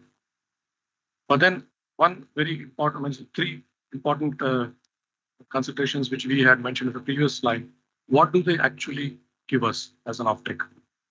So the low flame temperatures, they give us very low NOx, for 20 to 30% of the emissions that we have from natural gas. Then in the low heating value, because of the low heating value, it is necessary for higher mass flow to flow through the turbine. And then gas turbines are quite mass flow dependent with respect to their efficiency. So there is an improvement because of the higher mass flow, you get higher powers in them. And then the most important aspect from the environmental point of view is there is an absence of sulfur in methanol, so there is no SOx emissions, a very important aspect. And then because it's a very clean fuel, there is a very limited or very few particulate emissions that are coming up. So it's a very clean, resulting in a very clean hot end components in the gas turbine. There are a few minor modifications which will be necessary on the gas turbine systems, which will enable the methanol firing. And then the most important part, like our friend from G also mentioned, the technology for running on hydrogen is available. It is getting scaled up to 100%. Technology for running on methanol is available, but everything comes down to the cost economics. Is it possible for us to get fuel at a competitive price so that we are able to run these gas turbines and make them available for grid stability issues? We will try to cover those aspects. So it is a very typical kind of a fuel handling system. It is common for almost all the liquid fuels that are run on gas turbines. We have a fuel delivery stage, and we have a fuel storage stage. We have a treatment stage. And after the treatment, the clean fuel is typically stored in a clean tank, from where we do further filtration. There may be a need for some inhibitors to be added. There may be a need for certain additives to be added in the fuel, and then it gets into the gas turbine. So this is a typical kind of a system, and the same thing can be used for methanol. Then when you come onto the on base, you have the basic pumping of the fuel that happens from the LP pumping station. And this is further enhanced by the HP pumping station, and then you have the final filtration stage, and then the methanol is put into the distributor, which gets into each of the combustion chambers. Just a brief on how it will be looking like. So you just briefly look at what kind of modifications may be required in the gas turbine and its support systems, so that we are able to handle the 3 or 4 salient issues that we mentioned in the earlier slides. With respect to low heating value, it is necessary for you to have higher flows. So you have to redesign your combustor. And there will be also a need for a larger fuel handling system, which is capable of these higher flows. Typically, like Mr. Lior had talked about in his presentation, it's about double. Flow requirements about double. Then once we have a low flash point issue, then there is necessity for precautions to eliminate any source of ignition. So typically, in such a case, we will not use it as a startup fuel. We will have to definitely have a different startup fuel. And it could be either HSD or natural gas. And then we change over to methanol once we reach stable operating conditions like full speed or minimum load condition. One more important aspect is the hygroscopic nature of methanol. So in the tanks, there may be a need for you to have a nitrogen blanketing. There is also a need for you to have some coalescent filtration systems so that you take out the water from methanol so that it doesn't affect your overall heat rate and efficiency. And with respect to the human aspect, there is a toxicity element with methanol. Here, we definitely need O&M practices which take care of these hazards during operation. When we come to the economic viability, there has been a study that has been done by NITI Aayog in India.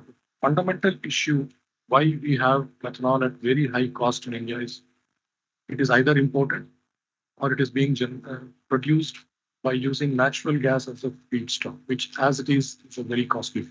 We are importing even natural gas. So there is a push from NITI Aayog and there is a lot of work being done by various companies, including BHEL. How do we produce methanol using coal as feedstock? This is the fundamental work that is being done, and there is a lot of progress in this. And if you look at the economic considerations, it is possible the methanol, which is currently about 23 rupees per liter, it is $22 per MMBTU in energy terms. It is possible for you to bring it down to almost $18-19, which is more or less comparable with other fuels that we have today. It will further come down once the technology is mature. So the production of domestic methanol using coal at feedstock is the only viable alternative that we have for us to be able to have a fuel which will be economically viable for us.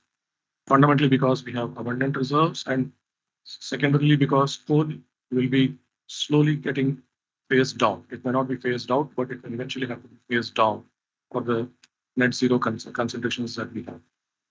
So from about 20 rupees per liter is what is the expectation. The cost of methanol from coal will be about 20 liters, so that's about $14 per MMBTU.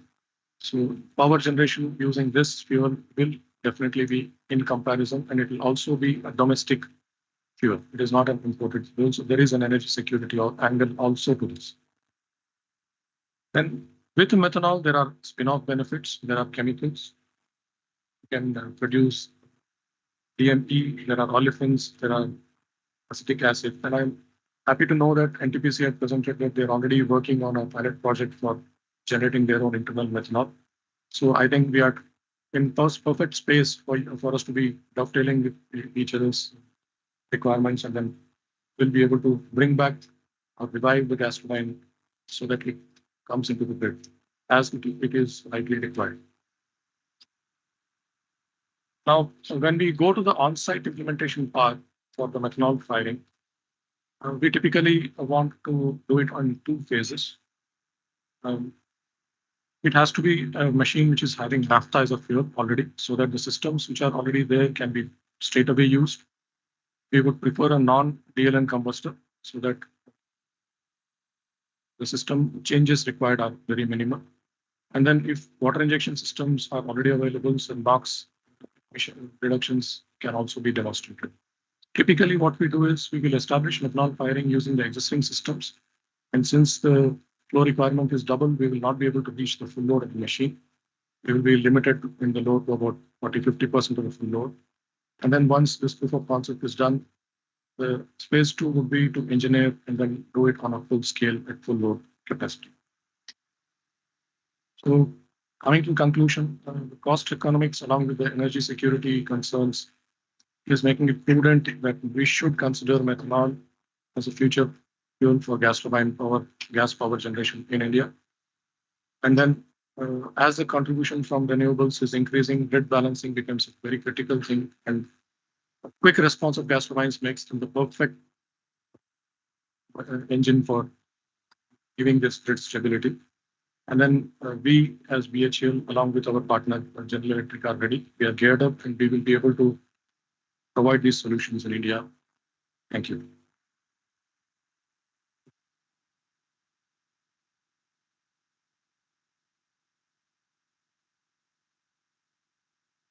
Thank you, sir. Now we invite Dr. Karthikeyan Subramaniam for his presentation. He will be presenting on review on challenges in fuel cell commercial vehicle using renewable fuel for CO2 emission reduction.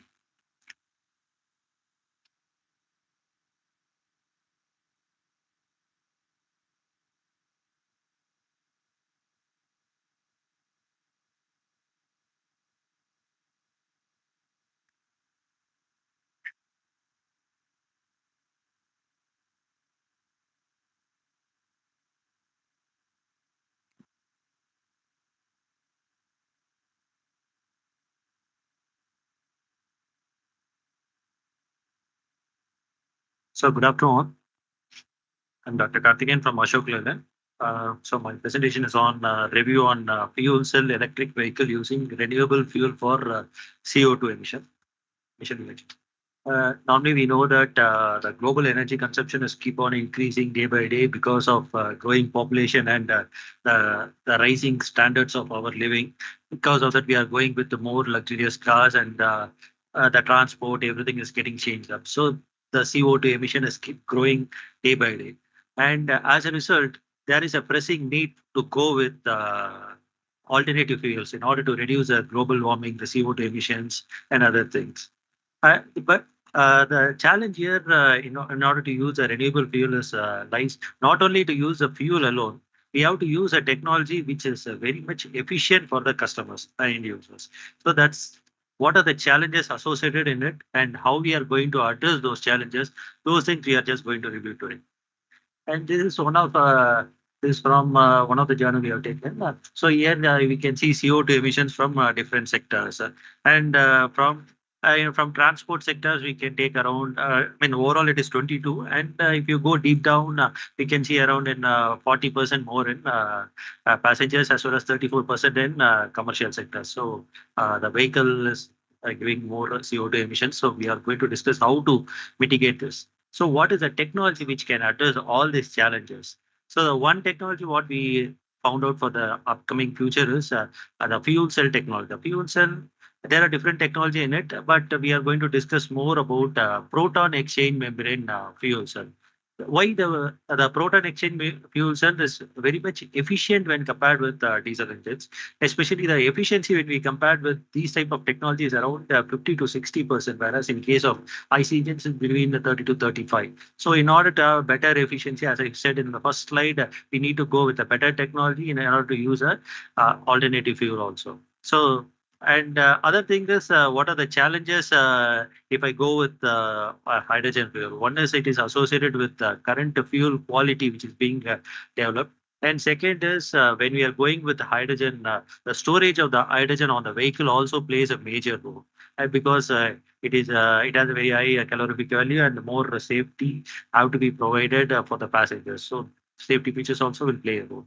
And apart from that, so based on considering all these challenges, the OEM have to concentrate, or the academics also have to more focus on how to improve the products for betterment, for cost reduction, as well as on the improving the quality. For a better performance, what type of catalyst to be used for further enhance the efficiency, and what are the structured way of using the hydrogen storage tanks on the vehicle. So all the things we will be seeing. So some challenges what you are going to see is one on the fuel quality and hydrogen tank. These are some critical things what I'm going to discuss in the given time. So here there are the different hydrogen production methods being used. One side you can see it is from the fossil fuel, and other side the hydrogen can be produced from renewable fuel sources also. So in renewable sources, biomass is also coming into the picture, and the electrolysis is also playing a major role. But mainly we are now trying to get electrolysis process on board to reduce the cost and other things. But currently we are working with fossil related fuel, hydrogen reforming or SMR technologies are coming into the picture to start producing the vehicle and to understand how the technology behaves on road. So based on different type of technology, the CO2 emissions have been categorized. You can see the green technology, right? It have a very minimal greenhouse gas effect. When we go with the other side, the black and hydrogen technology, which have more CO2 emissions there. So we have to focus more on green side, how to bring this CO2 emissions. So in further things is not only the CO2 emission, the challenges, as I said, when we are using the fossil fuels, some of the impacts also will be there, like the quality related impacts that will affect the performance of the technology. So the two things what I'm focusing, one is how to maintain the efficiency, as well as I have to use a renewable fuel in order to reduce the CO2 emissions for the upcoming future. So this is the fuel cell. You can see that one side it is the fuel anode side, the hydrogen will be going on, other side oxygen also will be going on. So the fuel contaminations will mainly prevent to the hydrogen if it is mixed. The anode, there will be a catalyst which will be prevailing. Normally a platinum catalyst will be there, and that will try to make some poisoning effect. And other side, oxygen also have to come into the picture, so that the oxygen catalyst also will be there. If any adulteration in the air, then again that will also make some challenges in order to bring this technology. And these are some of the impurities what have been showing here. Further, if you go more into the components of the fuel cell system, because of the impact of all these impurities, the each and every system will have more what I'm showing from, sorry. So right from the bipolar plate left hand side to the gas diffusion layer, each and every system will have a very huge impact because of these impurities. So the system have to be designed more precisely in order to maintain a very good efficiency. So if the impacts, for example, if impurities are going to permeate in the catalyst layer, then the catalyst system will get poisoned out. So your efficiency, there is a drop in efficiency is expected. And not only the drop, if any metal ion particles also going to go mix and go into the system, then that will also degrade the membrane efficiency. The overall drop can be expected. So the voltage drop, because of this impact, some of the literature what it's showing. On the left hand side, you can see with the 50 ppm of carbon CO emissions, there is a 3% drop in the overall voltage within 6 hours. So the impact is very much critical. So we need to address that with the proper fuel technology, how to bring down this. And other thing, yeah, the temperature. The temperature also will play a very good role. Normally, we'll be operating around 80-degree temperature. Even if you are able to maintain with the temperature and good fuel quality, we can have a very good voltage. If the impurity add on, even with a 100-degree temperature, there will be a drop. So the temperature also will prevail. Temperature, pressure. These are some of the graphs to show you how the drop in voltage takes up when you are using a new technology into the market. And other thing, we can see here the H2S is also one of the pollutant that will also create a very huge impact within 25 hours of lifespan. So the impact reduction is very, very important in order to bring a very good technology whenever you are going to use some alternative fuels into the market. Other emission is ammonia. Ammonia from the gases, if it is mixed also, it is going to reduce the overall impact. So this on the till now whatever we saw is on the fuel side. And when we are going with the other side, the cathode side, if more oxygen is going to come into the picture, then NO2 or H2S, NO2, SO2, all this combined together, then there will be a big surge in the voltage drop within a very less time span. So both the oxygen, both the fuel side as well as on the oxygen side, we need to have a very good protection impact. Protection should be given in order to have a better efficiency on the system. So how we are going to use it? From the air side, we are just developed multi-layers of filters. Normally, in case of a diesel engine, it is just a filter with cellulose fiber. It is going to use only the impurity particles. Whereas in case here in fuel cell technology, when you are going with that, there will be the layers to protect the NO2, SO, sulfur. Even the sulfur is also getting protected in case of filter technology. So when we are going to go with the fuel cell technology, not only one system is associated with it, there is multiple systems have to be designed precisely in order to bring a very good efficiency for the customers. And apart from that, the CO tolerance, the electrocatalyst is also playing into a major role in order to reduce the poisoning effect on the catalyst. And from the fuel side, there are different types of technologies available, right from the steam forming to electrolysis. But if you take the efficiency and the cost, the electrolysis will be on the lower side. But more research have to be should be provided by the academicians so that the efficiency can be increased and as well as the cost can be reduced. So these are some of the open areas still available in order to improve this efficiency on the fuel production process. And in case of fuel cell system, the earlier I was showing a lot of impurity going from anode side to cathode side. If you see the entire schematic, there are a lot of systems. Like one side you can see the carbon nanoparticles are also in the platinum catalyst is also there. So the system passing from left hand side to right hand side, it will consist of lot of impurity prevention should be given up. So selecting each and every technology with a reduced cost also will play a major role for India applications in order to reduce the CO2. So once we develop a system, we need to do a very good validations also for the vehicle to come into the market. So what are the critical failures that needs to be addressed or listed out here? Top from the membrane, the mechanical degradation, thermal degradation, chemical degradation are the top on the first level. So all these systems will go under a very deep validation technique in order to reduce in order to improve the efficiency. Even a small mistakes happen in these type of validations. Also, you can see the membrane will just get a pinhole type of failure, and the voltage drop and the efficiency drop, and more sort of failures will happen. So these are very key failure modes that have been addressed for an Indian application whenever you are going to bring this fuel cell technology. And here I'm just showing the membrane materials. So the proton exchange membranes are of different types and available in different globally, but which is suited for India application, that needs to be structured properly through a proper process, and everything have to be implemented on the vehicle. This is on the fuel side and the air side for the fuel cell application. The next stage is the hydrogen storage, because when you are getting a fuel cell electric vehicle as a whole, the technology is going to play a role, fuel is going to play a role, then the storage of hydrogen is also going to play a role.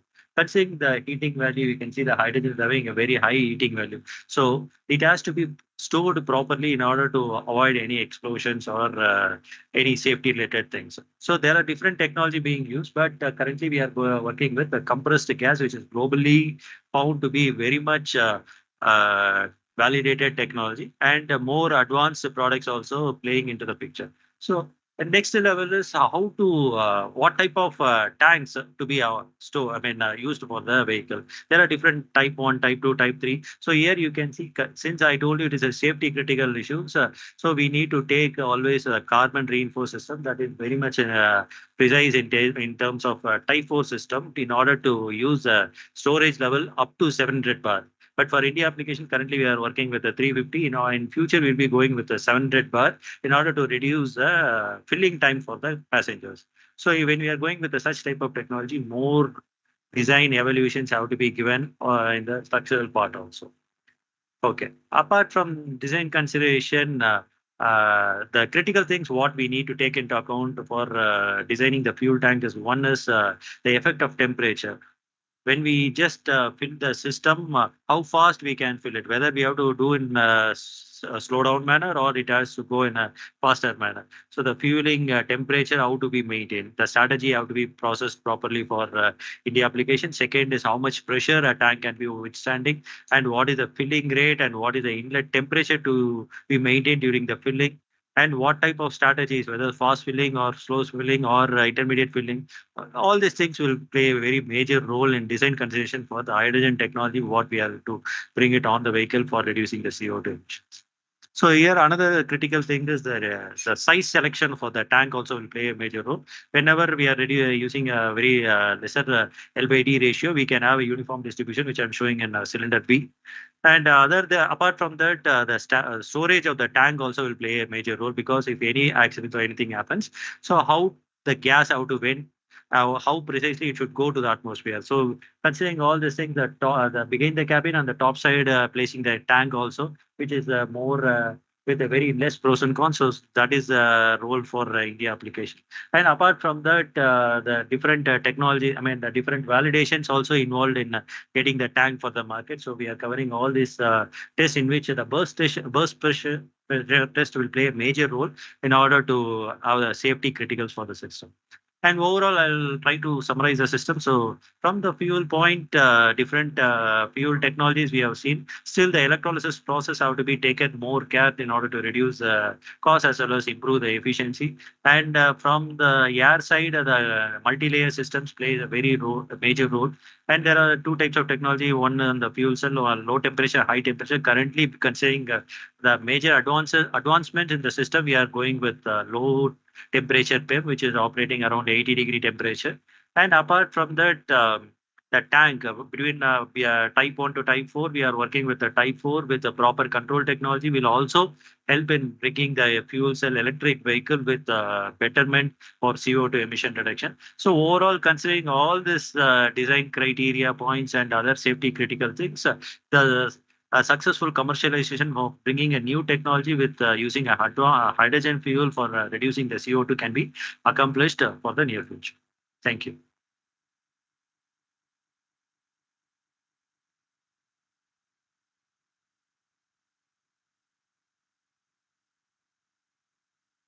Thank you all the speakers for finishing your presentations well within the allotted time.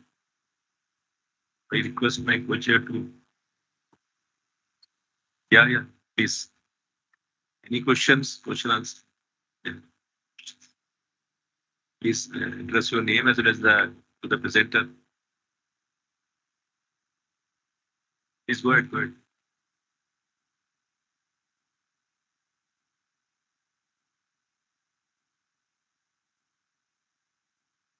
Anybody would like to answer or?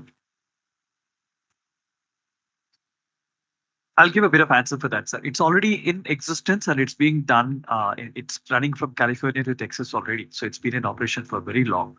And even in the NEOM, in the Middle East, Inox Air Products is building up several tens of kilometers of pipelines. So it's already in existence.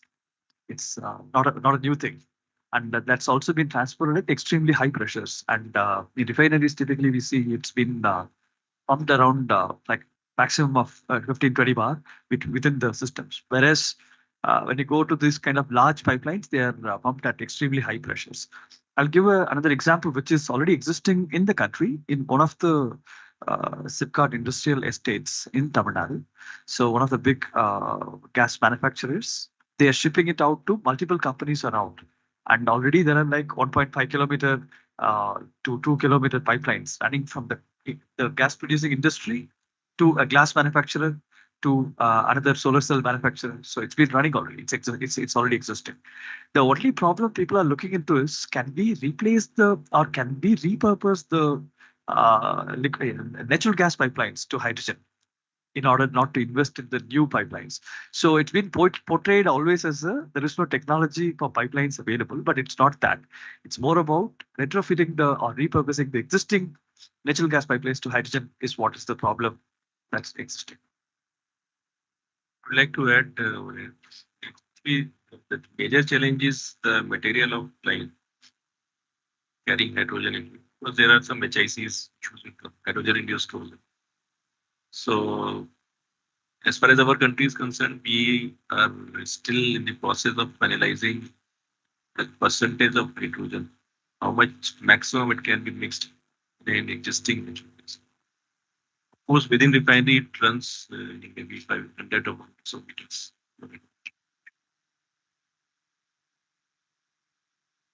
Yes. Can you kindly update on the retrofitting of the other gas in India with hydrogen? Yeah. So I think in India, as I kind of mentioned, that the standard DLN combustion system, class, can burn the hydrogen up to 100%. And we have that few plants like in Reliance, which is operating on the CGS. CGS is the high percentage of the hydrogen contained in Jamnagar refinery. We have 7 9 gas turbines running. There are 5-6 gas turbines currently operating on the higher percentage of the hydrogen blend with the natural gas. So yes, we have the modification as actually. And there are certain plant level modifications is needed to have that to a higher percentage of the hydrogen blending over there. Standard combustion system can operate on the hydrogen. There is no modification is needed. Now, standard combustion system would need the diluent to control the flame temperature and in order to control the NOx emissions, right? And that's where the premix technology, which is the DLN technology, is kind of currently is restricted the hydrogen burning to around 30 to 50%. And that's the reason that new advanced premix technology, which is currently GE is developing to burn the 100% hydrogen. Same is true as for other gas turbine. It's in general is the combustion level, which most of the OEM kind of operates in the similar way. And my reference was specifically to which methanol. Yes, so Mr. Madhusudan has talked about the methanol, how we can burn in the gas turbines. Standard combustion system can take of the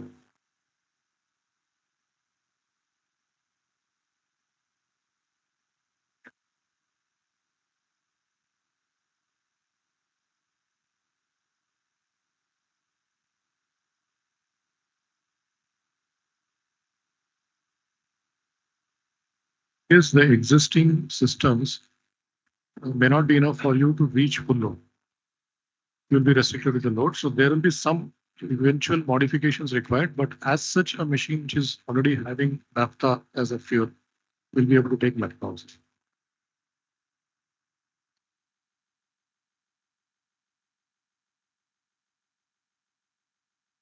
So in NTPC, Kavas and Kainkulam both are naphtha capable. So those machines can be Oria also, yes, yes.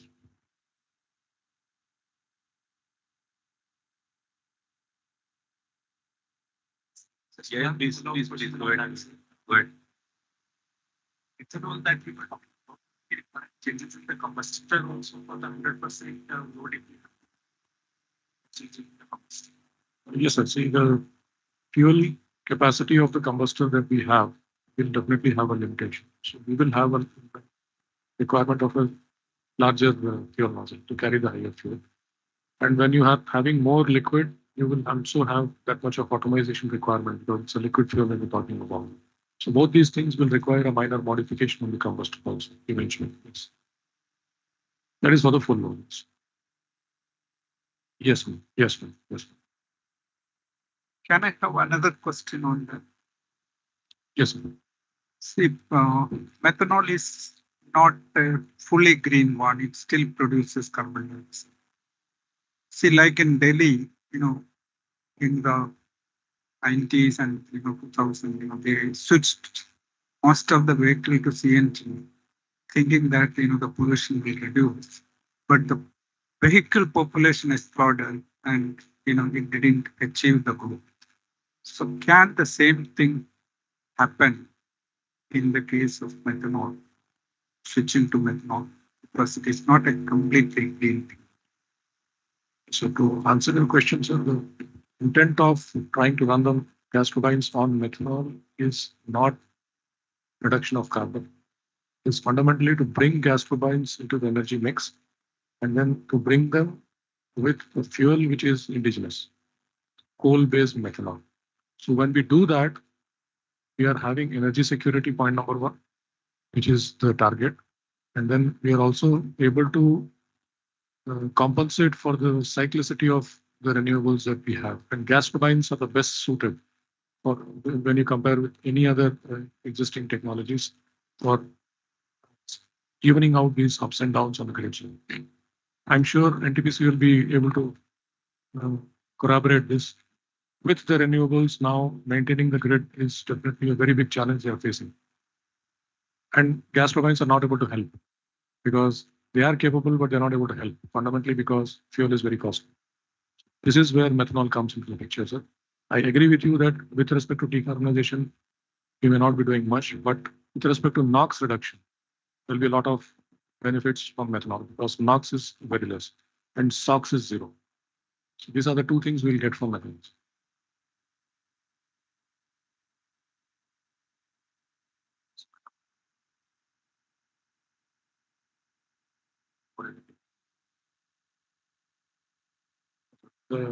We said that for startup, when you have to run on methanol, you will need HSD or natural gas as a startup fuel. You will not be able to use methanol as a startup fuel. That's the only requirement. And typically, we will be changing over the moment we synchronize. So about spinning reserve of about 10%. Mainly due to the calorific value. Like similarly, the ammonia. In ammonia, if you want to burn in gas turbine, you cannot start on the ammonia. You need that different. That is another alternate instead of carbon, what you telling. Ammonia is also alternate, but of course it has its own challenges. Very different fuel than as compared to methanol. But the currently technology is being developed. Yeah, that is what I. Yeah.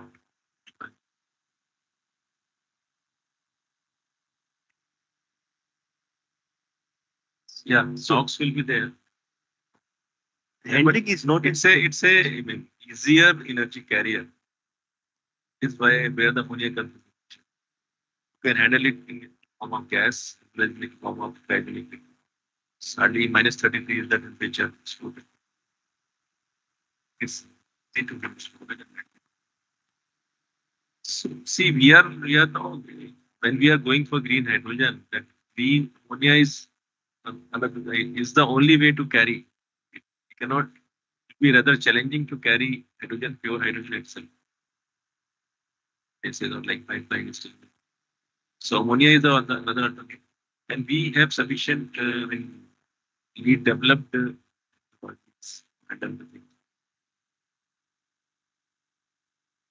I have one question to the online presenter. Display online. Think whether he is available or not. Yeah, please go ahead. Mr. Meli, are you able to hear? Let him ask the question. If I have problem, I will say. Definitely. Please go ahead. I wanted to know that you were saying that you can use methanol for the diesel gensets. What would be the changes in the capacity or the ratings of the gensets when we are using in the diesel gensets the direct methanol? Will there be any reduction of the capacities or how? There is a reduction, yes. As I explained, what we are doing, we developed the methods of modifications of genset from diesel from diesel or petrol or CNG to methanol. It's 3 different methods. When we're dealing with diesel, yes, the capacity of the total capacity of the genset is reduced. With CNG, by the way, because we change, by the way, if we take diesel engines and to modify it to methanol, it's a big change. We are changing compression ratio, etc. So we reduce the total capacity. With CNG, the modification process is much less. It's much more simple for us, and we stay on the same level. Okay, thank you, Mr. Shoney. You're welcome. So, the question session, you have to cut short. If any other one having any question, you can directly interact with the presenters. Sit down. So I request my co-chair to please conclude the. Thank you. Thank you, Mr. Opender. First of all, I want to thank my NTPC engineering fraternity to be a part of this gathering where scholars and stalwarts and in their own field are present. And I'm fortunate to gain some knowledge out of that. As the tone set by the chair, the carbon neutral economy for the country, not as country, as a world as a whole. Crisis always is a mother of invention. So the concerns regarding safety of handling of hydrogen, methane will always be there. And I'm sure the kind of knowledge we have in our country or even outside, we can very well achieve the target. Now it is up to us to, in the present context, play like an Indian team and achieve all the targets, win all the matches by 2047, the target shown by our IIT associate professor. Or can one of the company play a role of Graham Maxwell and achieve the target? So both the things are possible. So to start with, Mr. Chandiran has given a very good insight. And everything we speak, why not to start from ourselves? So they've shown that path, like grid independent corridor they have in IIT Madras. And that is a good initiative, and that gives a thought into each one of you. Why can't we also do in the same line? So thank you for that thought you have given. Even if the task is used, I am sure we will achieve that. Then by Mr. Smiley, from DOR Motors, and the example they've given by converting this 25 megawatt gas power plant to a methanol based power plant, and the plant which was not running at all, they've made it into a reality. And with all the challenges and the restrictions given by the environment and all, they have come across, come above that, and the plant is running now. So it is another example in a higher scale. And the beautiful part of it is, as in India, we face a lot of energy challenge nowadays. You must have seen 8.5% growth last year. This year also similar kind of growth we are experiencing. And there is a shortage in the capacity what we have in the country, and always in a dilemma whether we should add up fossil fuel power plants or not. And where we have some unorganized capacity of the generators, local generators, which is not accounted for. But Mr. Smiley's idea of giving add-on kits to convert these local generators to clean fuel from ethanol is a very good idea, and it's a takeaway from this meet. I agree with that. So these are good things which we can take away. Even converting all these biomass and biomass and MSW, we have an abundance in the country. How to convert it into methanol so that getting the methanol requirement for all the gas power plants or generators or whatever requirement we have discussed here can be fulfilled without having a dependency on foreign exchange. And GE being the obvious technology leaders in the generation field, other than the Alstom and Alstom is of course part of them, then Siemens, and in our own country BHEL. And they've shown the path how the 120 units they are operating already with 30 to 50% of blending of hydrogen. And so gas generators already operating 120 units, they are operating across the world. So that is also a path they have shown. And we have a lot of potential, around 20,000 plus megawatts of gas plants in India, which were not operating since last 3 years mostly. But of late, because of the energy demand, they've started running. So now we can think of how to convert them to either to hydrogen or methanol. And regarding blending of hydrogen in the gas, already NTPC has experimented along with IOCL, I suppose, or GAIL, in one of the pipelines in Gujarat, where we have blended hydrogen along with the natural gas, which is used for our gas turbines. From BHEL being a leader, they have also shown how the transition from the natural gas to coal should be used for making methanol. So that is a thought that there we should invest our technology to find out how our dependency on natural gas goes, so that we can, regarding replacement of the different kind of fuels, whether they have impact on the greenification or not. At one point, we cannot make it everything zero, but at least in all the technology, whatever we discussed, they are in the path of reduction of greenhouse gases as well as the naturally polluting environment, like SOx, NOx, everything. So all technologies are in that line. And Mr. Ashok Leyland, from Ashok Leyland, Mr. Karthikeyan, they have shown us a path also, because as he's saying, the vehicular, pollution from the transport sector, 75% is from the road vehicles, and where they are also into it. So they're also thinking seriously how to convert these large transport vehicles into hydrogen operated or any other clean fuel operated. They are working, and he has also pointed out the challenges associated with like storage and handling, because these are all very human safety is the prime concern. As we see in the aircraft, the prime concern is the safety of the human. So like that, the safety of human in the transport sector when you use this kind of fuels also the biggest concern. So they are looking into it. So I am sure with the kind of energy and the kind of inclination all the industries are putting into it to transition into a more cleaner world and achieving 90 by net zero by 2070, the target given by India, I'm sure we will be achieving before that 100%. And I have no doubt the kind of awareness which has come into the field. And more importantly, with before I end, I will request all the gathering, like we all are discussing regarding the greenification of everything to be done by some industries, by some countries, by the agencies. But what about ourselves? Can't we start taking the clue from this? Can't we have a day in our month which we greenify ourselves? Can we have in our own house one room at least to start with a greenhouse? Greenhouse will not from gases, the green energy. It's not dependent on any of the polluting energy sources what you are using. So if you can contribute in that respect, it will be a contribution towards the world. And not only pointing at others will do something, we can ourselves also do by the path shown by IIT Madras, greenification of the corridor, and the kind of energy sources we can use for our local gensets in our society.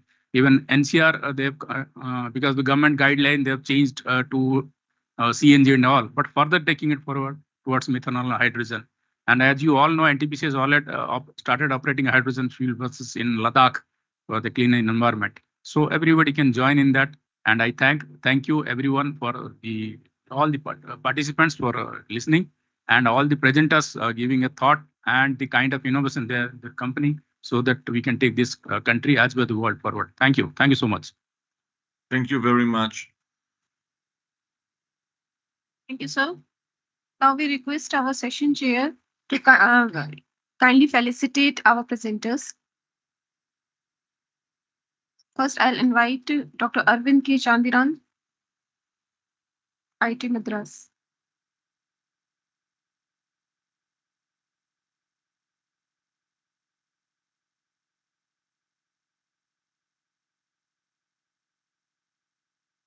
Shri Prakash Dalsania, G1.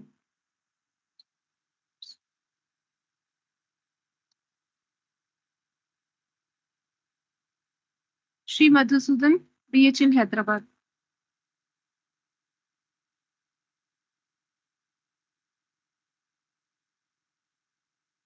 Dr. Karthikeyan Subramanian, Ashok Leyland.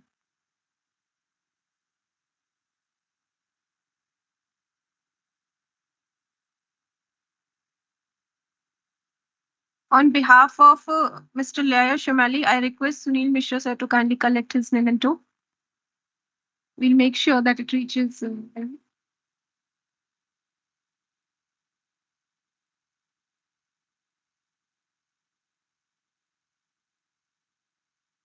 I request Upendra Kumar sir to kindly felicitate our co-chair, Shri Pradeep Mishra sir.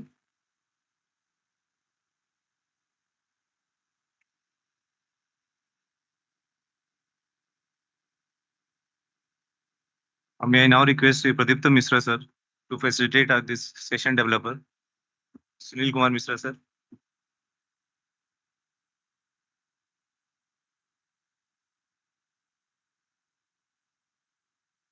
May I now request Sri Mishra sir to please facilitate our session co-developers, Sri Sunil Kumar Mishra sir.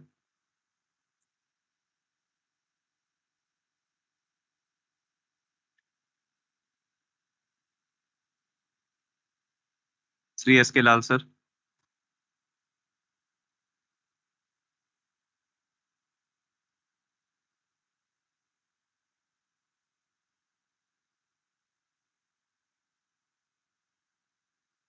May I now request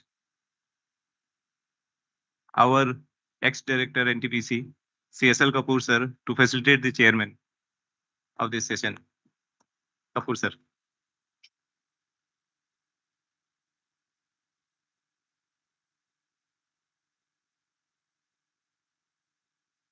We're delighted to have you, sir, here.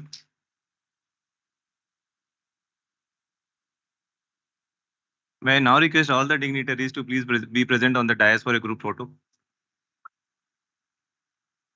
The session developer may join too.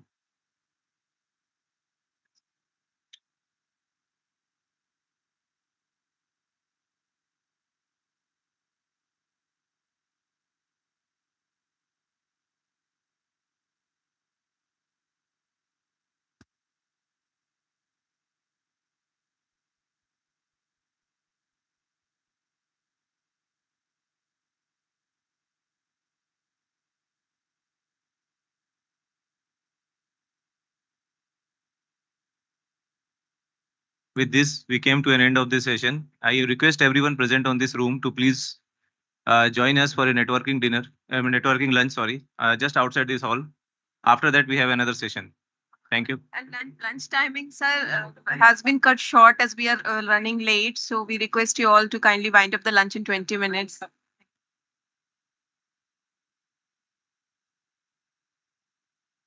Thank you.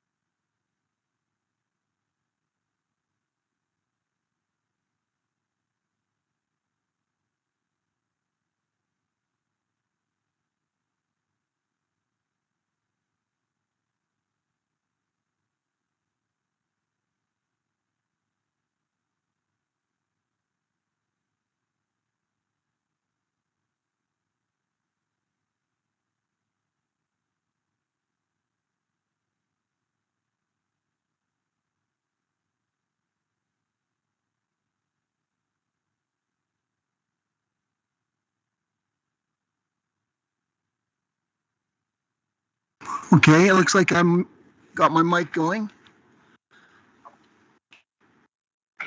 Yeah, I've got the mic going, I think. Can you speak? उनको check कर लेते हैं, उनको बुलाना. Rahul.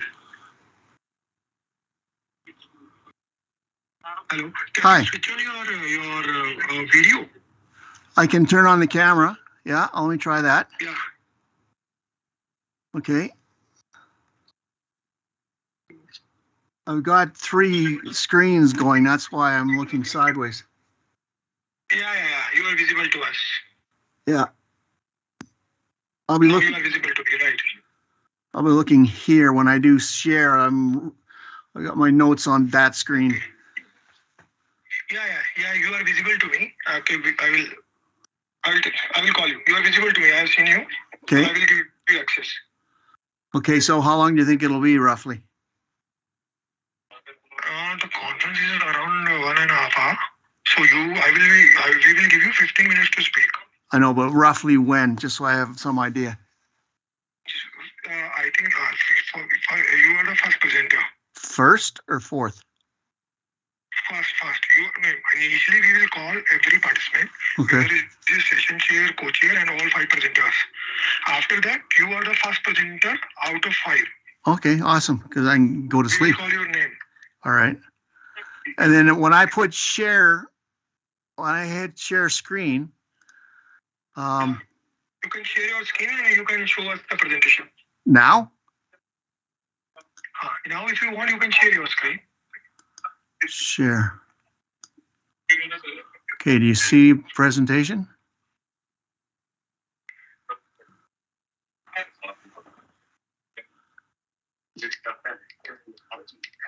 Your camera has been disabled. You can no longer share video. I'm not sure if that's, can you see a presentation? Yeah, it's visible. Okay, do you want me to stop sharing now? Yeah. Okay, I'll stop sharing. All right, so I'll just wait. Okay. Thank you. A very good afternoon, Mr. Mure Morrison. Mr. Mure, can you hear me? Yes, I can. Kindly unmute and speak, please, sir. I'm not on mute. I'm in Calgary. Your volume seems to be slightly low. Can you increase the volume, please, sir? Hi, he's asking me to talk. Yeah. And, Yeah. and 1 minute.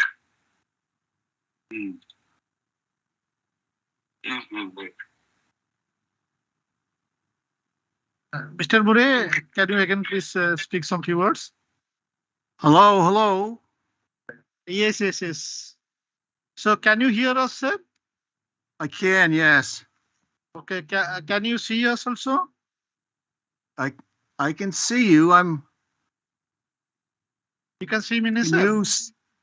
Can you see my presentation? Can you please share it? Yes. I am. Kindly make some forwards side. Kindly forward the slides, please. Yes, it is getting changed. Yes, thank you so much, sir. Thank you so much. Kindly be connected. We'll be starting within 10 minutes, sir, maximum. 10 minutes, okay. Maximum 10 minutes, sir. Yeah. Thank you, sir.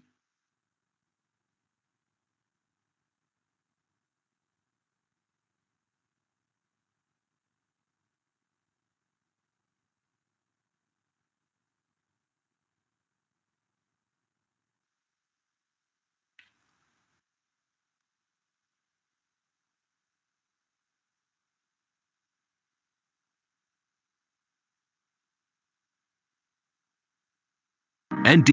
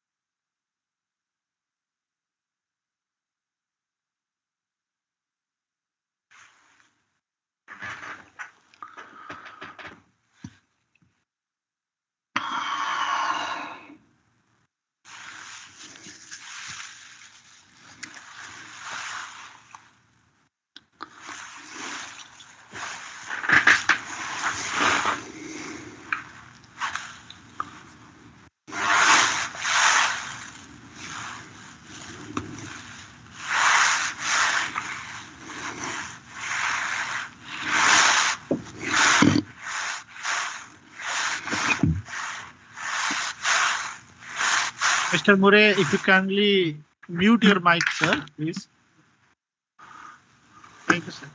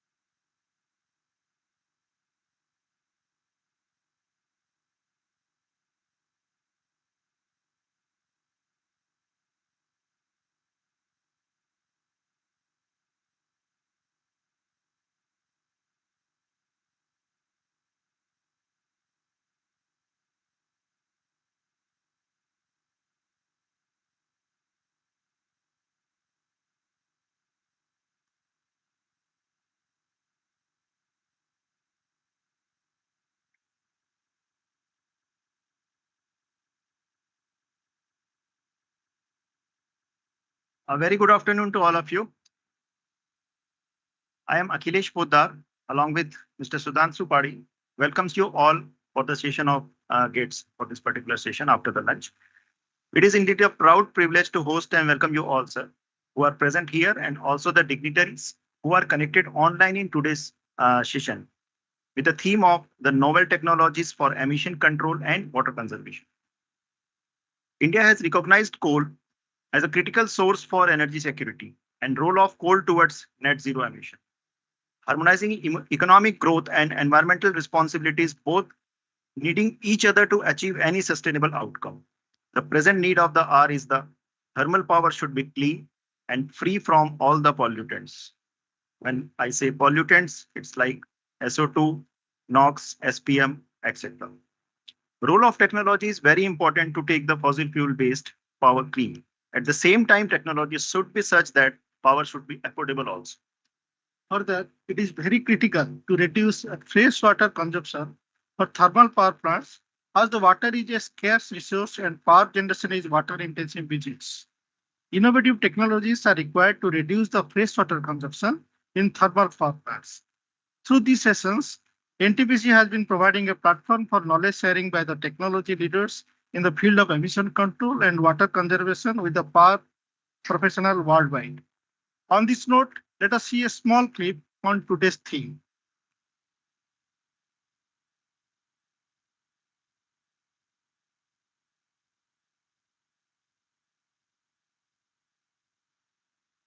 NTPC is India's largest energy conglomerate, engaged in entire value chain of power generation business with an installed capacity of more than 73 gigawatt. As a responsible company, NTPC is aggressively investing in pollution control technologies as 85% of its installed capacity is fossil fuel based. To save the environment, Ministry of Environment and Forest has notified new environmental norms on 7th December 2015 for all thermal power plants. Being a responsible organization, NTPC is proactive and front-runner in implementation of environmental norms. NTPC has adopted systematic approach in implementation of environmental norms. For SO2 reduction, worldwide plant visits have been carried out for right technology selection. NTPC has awarded FGD for more than 60,000 megawatt capacity in a short period of 2.5 years. Out of which, FGD has been commissioned in 3,000 megawatt capacity and remaining is in various stages of execution. After implementation of FGD for entire NTPC fleet, SO2 emission due to NTPC will be reduced by 70%. The path for implementation of FGD was not easy. NTPC has faced many challenges in implementation of FGD. FGD installation is a voluminous and complex job. Implementation of huge capacity in short period of time is very challenging. Other challenges that NTPC faced are related to site execution. COVID-19 scenario, steep hike in commodity prices, import restriction, changes in government policies for procurement, etc. For NOx reduction, NTPC has adopted combustion process modification technology. NTPC has already implemented this technology in all the plants installed after 31st December 2003. After implementation of combustion modification technology, NOx emission will be reduced by 30 to 40%. Water conservation. Power generation is a water-intensive industry. As a responsible corporate, NTPC is making conscious effort to reduce water footprint. As per NTPC water policy, NTPC committed to become one of the most water-efficient power company globally by generating more power per drop. NTPC has been taken up various initiatives towards water conservation. By increasing the cycle of concentration in CW system up to 5, approximately 4 to 5 lakhs meter cube water saved per year. By adopting air-cooled condenser-based technology in various units, specific water consumption has been reduced to 1 meter cube per megawatt hour as compared to 3 meter cube per megawatt hour in water-cooled condenser. NTPC is committed to implement zero liquid discharge for all its plants. 19 NTPC stations have already been achieved ZLD and rest stations are under progress. Other initiatives include installation of floating solar project, adoption of dry bottom ash handling, high efficient drift eliminator in cooling towers, rainwater harvesting, etc. By all these initiatives, NTPC has reduced its specific water consumption below 3 meter cube per megawatt hour.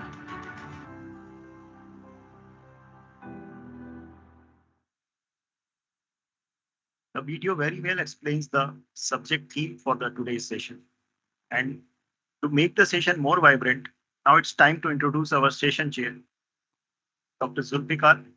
Dr. Ahmed has graduated from Aligarh Muslim University as a civil engineer. Then after he has a PhD in hydraulic engineering from Patiala. Dr. Ahmed has served as assistant professor in Thapar Institute of Engineering and Technology, visiting assistant professor in Asian Institute of Technology, Bangkok, Thailand, and now he is serving as a professor in IIT Roorkee. He is author of numerous papers for national and international journals and contributed to various sponsored research and consultancy projects. He is member of various national and international professional institutes. It's a great honor, sir, to welcome you on this session. A big round of applause for Dr. Ahmed, please, sir, to join on the dais. Today, our session co-chair is Sri Abhay Kumar Samir, ED Safety, Sustainable Development, Environment, and AS Management, NTPC Limited.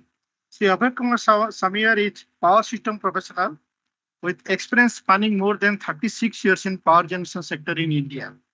As a graduate of mechanical engineering, he has started his career in power plant operations at NTPC Vindhyachal, which is the largest thermal power plant in India, and has a vast experience of working in boiler maintenance department. He has headed 2 numbers of thermal power plant in NTPC Limited as BUH or HOP of NTPC Unchahar and NTPC Darlipali. It's a great honor, sir, to welcome you on this session. A big round of applause for Abhay Kumar Samir, sir, please. I welcome you, sir, on the stage, sir.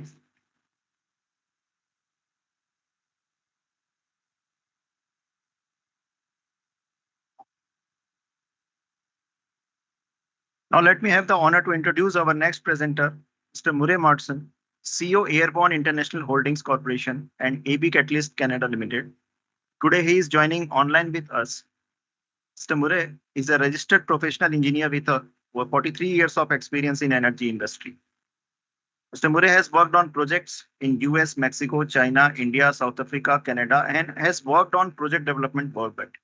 Mr. Murray has been responsible for the operation and management of an engineering company, a construction company, and 2 technology companies. Mr. Murray is the chairman and CEO of both Airborne International Holding Corporation and AB Catalyst Canada Limited. So it's an honor, sir, to welcome you with such a vast area of experience. A big round of applause for Mr. Murray, who is joining online with us.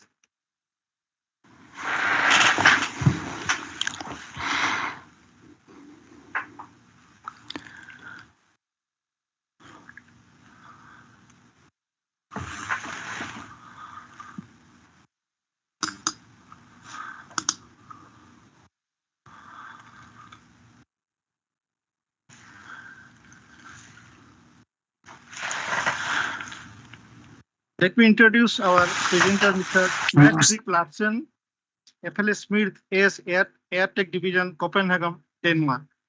Mr. Matt Larsen has graduated from Technical University of Denmark as a mechanical engineer, PhD, and with economic degree from Business College of Denmark. The professional experience started at Danfoss AS, Denmark, Technical Department of Production from 1982 till 1985. After this, he joined the FL Smith organization. The first assignment was at FL Smith Japan, followed by Brazil, Taiwan, Indonesia, and Thailand. Today, he will present on the topic Coromax Pole System for SPM control for coal field boilers. It's a great honor, sir, to welcome you on this session. A big round of applause for Mr. Larsen, please. I welcome you, sir, on the stage.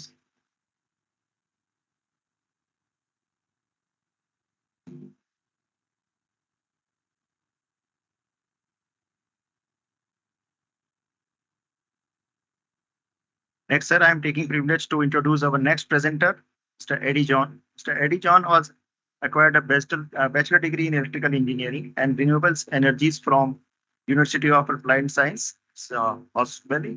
Since 2017, he is the owner and general manager. He is an engineer specialized on dry flue gas cleaning with activated carbon. It's a great honor, sir, to welcome you on the dais. A big round of applause for Mr. Eddie Johnson. Let me proudly introduce to our next presenter, Mr. Tushar Tyagi, Manager Assessment Service, Xylem India. Mr. Tushar has 15 years of experience in water and wastewater industry. He has worked with companies like Suez, Festo Controls, Fluidra in the past and currently heading assessment services for Xylem India. Tushar sir is working closely with various municipalities and industries on NRW reduction and decision infrastructure solutions for critical assets and treatment plants. It's a great honor, sir, to welcome you on this session. A big round of applause for Mr. Tushar Tyagi, please. I request you, sir, to kindly check there on the dais.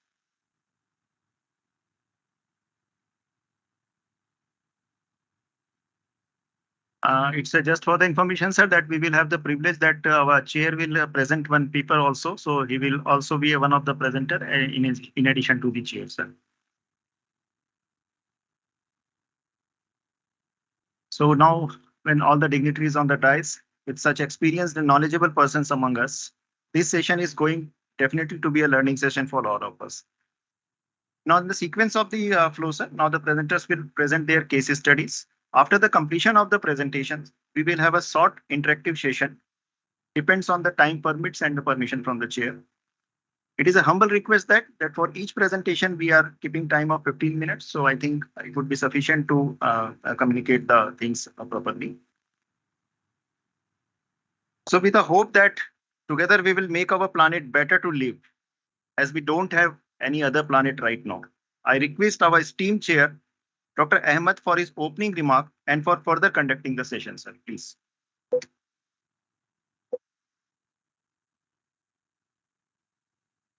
Well, thank you. And as you are aware that this is a very important session, and this is related to the emission control and the water conservation. As far as the water conservation is concerned, of course, we are facing the acute problem of the water, right? Although we have the plenty of the water. So you see, we are already late in this conducting this session. Okay. It will be better if we should invite the first presenter to present his paper, Mr. More. And we have the 5 papers that are to be presented in this session. And since the time is already being encroached, right? So I request presenter to take 12 minutes for the presentation. And then after all the 5 presentations, we go for an interactive session. So I invite Mr. Morrison to present his paper, and that is on the CEO Airborne International Holding Corp. No, he's of course from he's a CEO Airborne International Holdings Corporation, EAV Catalyst Canada Limited, and the paper title is it is written. Airborne sodium scrubber and the regeneration with the CO2 disposal well for the true zero emissions. So I invite Mr. More. Thank you, sir. Good day to all the delegates. It's 2:30 in the morning my time, so I might be a little bit sleepy, but I'll do my best to tell you how we can be better in the coal industry in India. So we're not well known in India. We've won a lot of awards internationally and mostly from the United States. I just throw those things up because when you go to everybody's offices, they take you through their museum and they put all their awards on the walls. I can't do that here. I just show you the awards. So we are uniquely positioned to provide zero emissions, actually carbon negative energy. The plan is to take anything useful out of the flue gas to make fertilizers from the SOx and NOx, and then inject the rest into the ground. So we're the only group that is pursuing on-site permanent storage of emissions from any facility that pollutes and provide geothermal energy from the same well. This is a low capital and operating cost. There's low impact. There's no fracking. There's no building pipelines. There's an income from selling the geothermal power. There's lower operating costs. There's, of course, carbon credits. And we can do all of the above with virtually no interruption to the facility and virtually no evaporative water losses. So the CO2 injection part is introduced by Enhanced Sequestration Geothermal Solutions, ESGS, LLC. And they've developed an innovative engineering solution to sequester the CO2 and other effluents into the ground and recover geothermal heat from the same well, which of course will reduce the energy costs. Their deep storage solution eliminates the complications of trying to separate the CO2 from the other effluents. So what that means is we will take what we want out of the flue gas to do something useful with it, and then they will deep well the rest. That's a novel concept. The deep storage has almost zero risk. We're going down very deep depths, 30, 40,000 meters. It's very deep, and the CO2 will not escape. So it works by injecting into the granite. It's an indigenous granite that's 6,000 meters deep. We put it into it's a disposal formation because the granite is everywhere. We assume about 2 million tons of CO2 per well. So we ignore the contribution of all the rest of the flue gas because CO2 is supercritical CO2 density is similar to water. So we size the well on the CO2 volume. The CO2 goes into the basement granite. And even if the granite is at the surface, we drill deep enough to satisfy the geological model and the regulators. Granite averages about 24 to 32 kilometers in thickness around the globe. So we do a seismic evaluation first, so we can evaluate the suitability of the formation for CO2 sequestration and or for geothermal heat. So this is made possible with new drilling advancements. It's a high-speed, near-balanced reservoir drilling. We don't use mud, we use glycol, which now doesn't break the rock. Near-balance drilling means a procedure to drill the wells where the pressure of the wellbore is kept about the same as the static pressure of the formation being drilled. This is the opposite of what's normally done in the oil patch. And so we don't have any conditions that lead to blowouts, which are dangerous situations. So in a sense, the coal patch is using what is optimal and proven in the oil patch. So we've taken the oil patch technology, moved it into the coal patch to use it now for disposing of CO2. On the geothermal heat side, we use radioactive materials, the decay of radioactive materials such as uranium, potassium, and thorium. And so it's a radiogenic heat that travels very quickly through the natural fractures, and we recover the heat that way. So we do a 2D and 3D seismic evaluation first to determine if the site is suitable for the application, and then once the evaluation is complete, we know whether the site is appropriate for a dry steam power application, a flash steam power station, a binary power station, or it's not suitable at all for geothermal, or it's not suitable at all for CO2 sequestration. So we have to analyze the geological information first. But if you go deep enough, there's always granite. So it's just a matter of economics. Here's a bit of a picture on the dual use of the well. So it's a schematic showing the depth of the basement rock where the CO2 is injected and geothermal heat is recovered in the same well. It says patent pending. The patent is actually now achieved. We've actually got that patent. So that's the geothermal stuff. That's the CO2 disposal stuff. The front end is Airborne's catalyst, which lowers the coal consumption and operating costs. The catalyst has been in operation around the world for about 25 years. So that is the front end. The middle part is airborne sodium scrubbing. We would not encourage limestone forced oxidation. I know I just saw a big presentation from ND, from the host saying we did limestone everywhere. We would use sodium-based scrubbing systems and then have a recycle process to recover the SOx and NOx and convert the sulfate and nitrate into fertilizer. And we would condition the flue gas differently so that we don't have the calcium rain chewing up the compression equipment for the deep well injection, okay? So the good news is we can retrofit any existing limestone systems.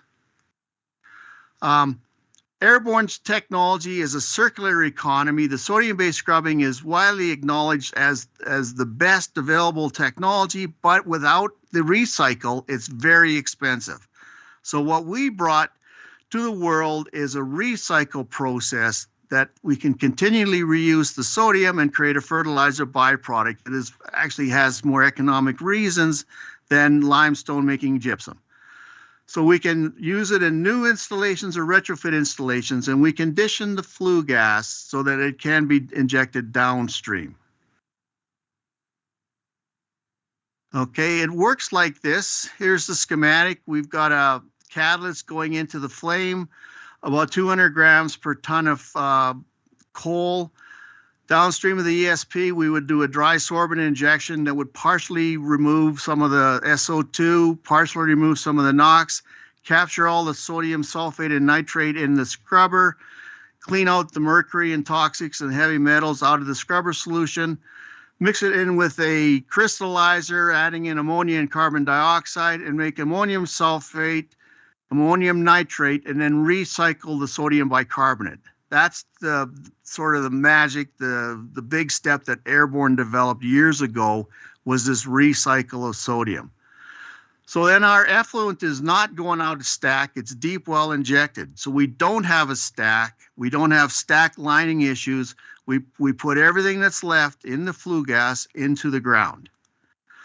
On the water side, because we're in solution chemistry, not slurry chemistry, we can change the diameter, the whole opening of the mist eliminator. We don't need 35 micron openings like you have in limestone systems. The opening is bigger than mist, bigger than droplets of water. We have it smaller, containing particulate matter that's rogue coming out of the ESP and containing all water droplets. Additionally, we would cool it like I see NTPC does to reduce the saturated vapor density of the water, so we don't lose water mist, we don't lose water vapor. I'm rushing through because you've given me 12 minutes. Okay, on the catalyst, we reduce the coal consumption by an estimated 3 to 20%, depending on site-specific factors. What happens is the activation energy is lowered, there's more complete carbon burnout, there's really a chemical looping combustion that takes place, and the manganese and iron oxides have a catalytic effect on the combustion of carbon. That's how it works. In reduction, we also reduce the excess air so that there's a reduction in NOx and reduction in SOx created. We also reduce the maintenance cycles. We make them longer. In fact, we reduce the maintenance requirements. We've got a whole video on how the boiler is actually very well treated by the catalyst, in addition to just reducing the amount of fuel. Okay, so what does this mean? It means we can claim zero emissions, not 30, which is the milligrams per normal meters cubed that are required in China, which is the strictest regulations in the world, but literally 30. I mean, literally zero. So we don't have any emission issues from the utilities. Graphically, we have opportunities for the end users from the catalyst improvement in the combustion, flue gas cleanup, and CO2 injection and geothermal heat. So this is a schematic that shows pollution converted into sulfate and nitrate-based fertilizers. So the typical difficulties for power producers go away. We don't have to worry about more stringent emission regulations. We don't have to worry about water problems. We don't have to worry about sensitivity of limestone or disposal of sorbents or difficulty recouping the air pollution cost. We don't make condensable particulate matter like they have plaguing China. We think we can make coal 100% clean by removing the SOx and the NOx from the pollution, from the flue gas, and then depwelling the rest. That was 12 minutes and 18 seconds. Thank you.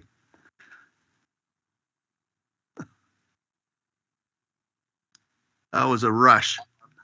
Thank you, Mr. More, for the timely completion of your lecture. Oh, you're welcome. I did it at 3 o'clock in the morning. Not bad.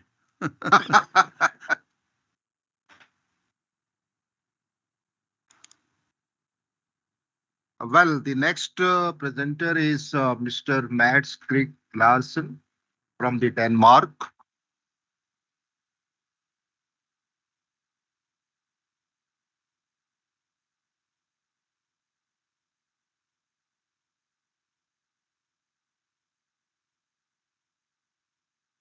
And the topic of the presentation is Chromax pulse system for SPM control for coal-fired boilers.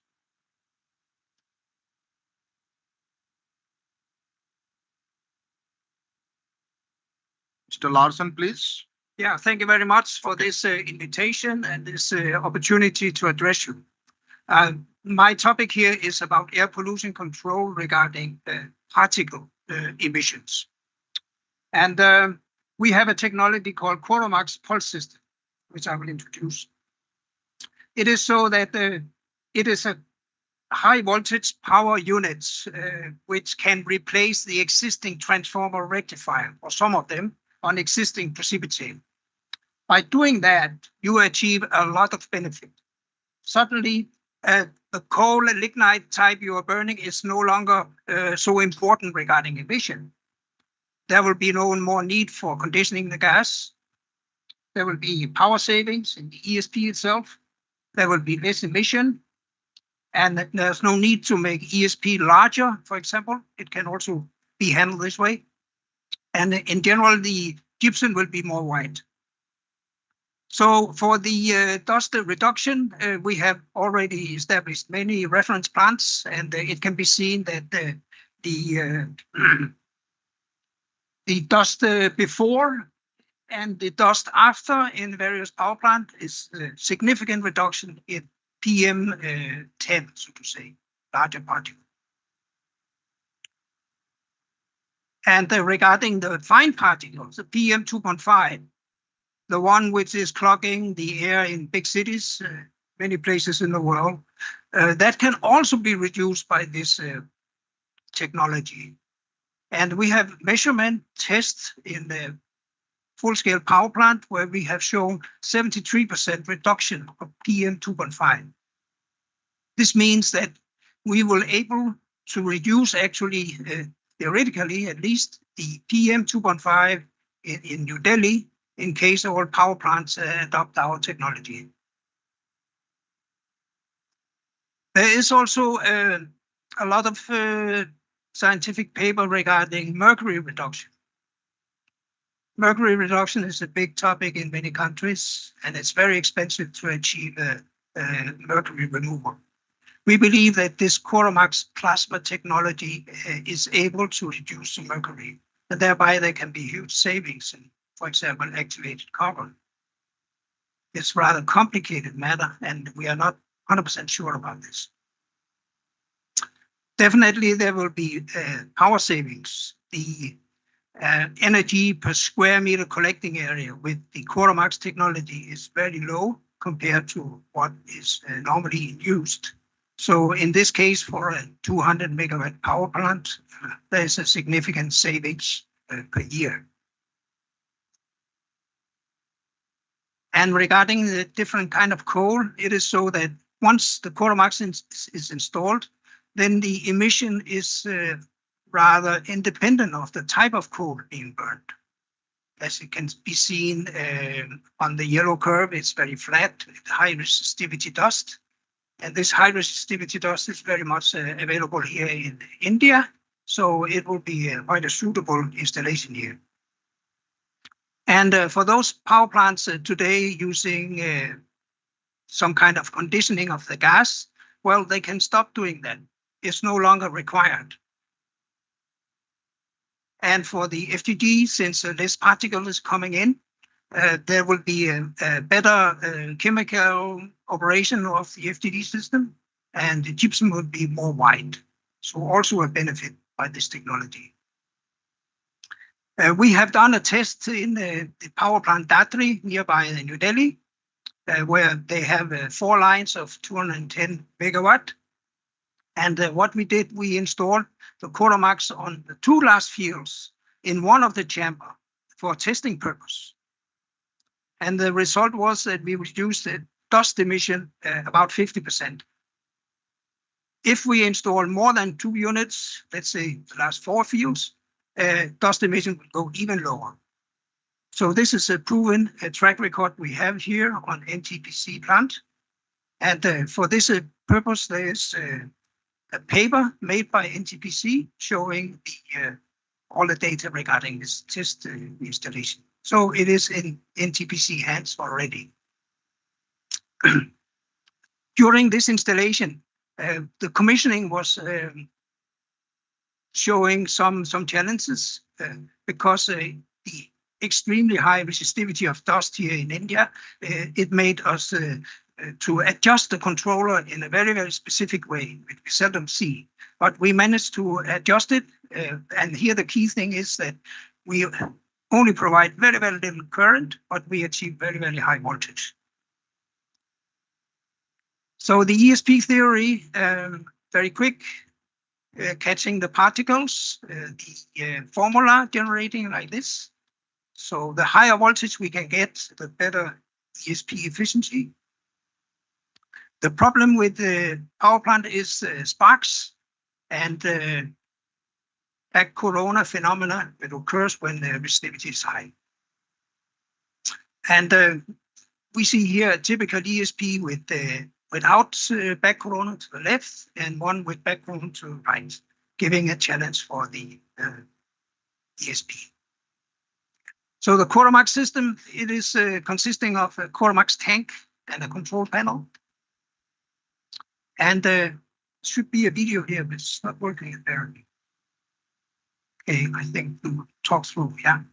So what we can do, we have a DC supply and we have a pulse supply. So we can reach 140 kilowatt inside precipitator, which is about twice as much as in normal electrostatic precipitators. And the reason we can do this is because we do not generate spark at the same level as common. And regarding the spark level, it is so that sparks occur always in an ESP and thereby limit the capacity. But to generate a spark, it takes some microseconds, about 200 microseconds. So what we do, we raise up the current and the pulses within 75 microseconds. Thereby, there will be no spark. So by having this pulsing power supply, we can avoid the spark level and we can put in twice as much energy.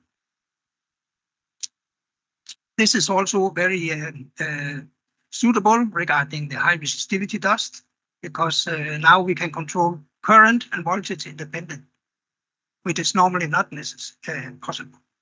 Usually voltage and current go as a linear function in a normal transformer, but with the Quoromax, we can, so to say, have high voltage with low current and opposite if needed.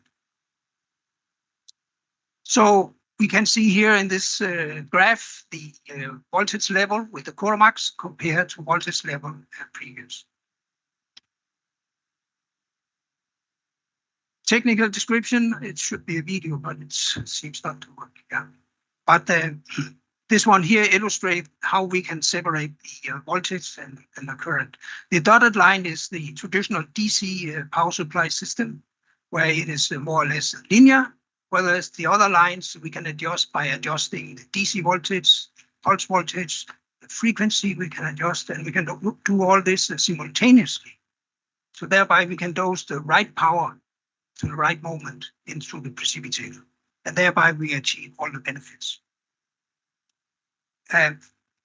From an oscilloscope, it would look something like this. We can see the traditional one-phase and three-phase TS sets, and we can see the Quoromax pulse system with those very, very narrow peak.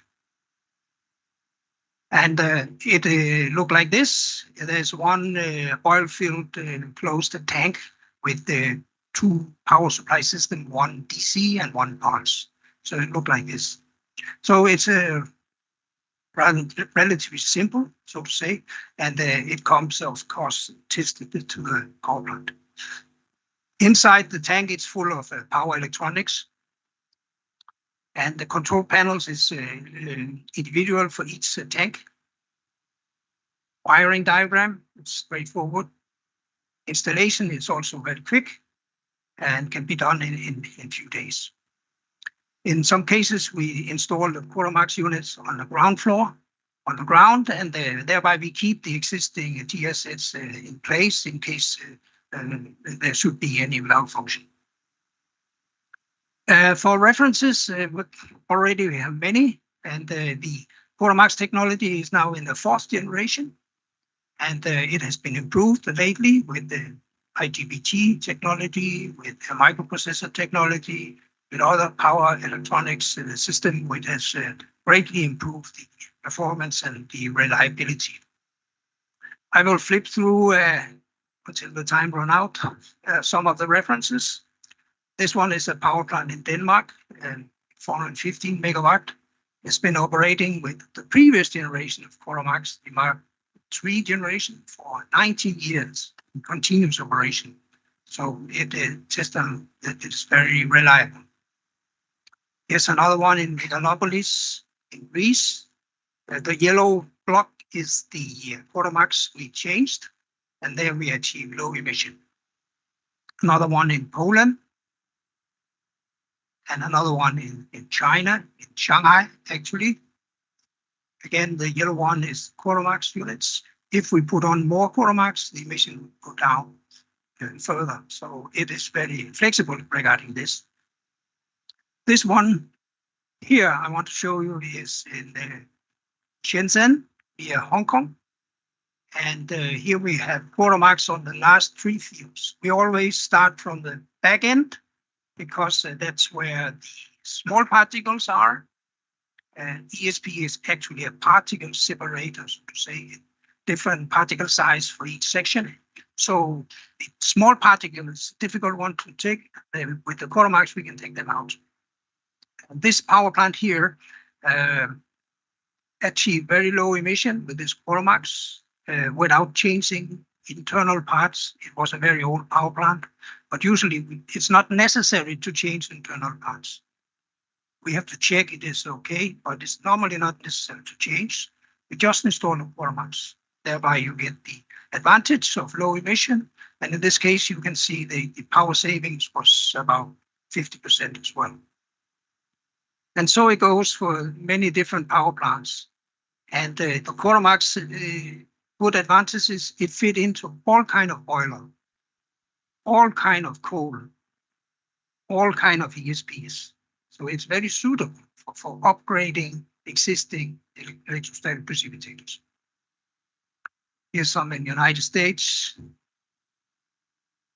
And furthermore, in China again.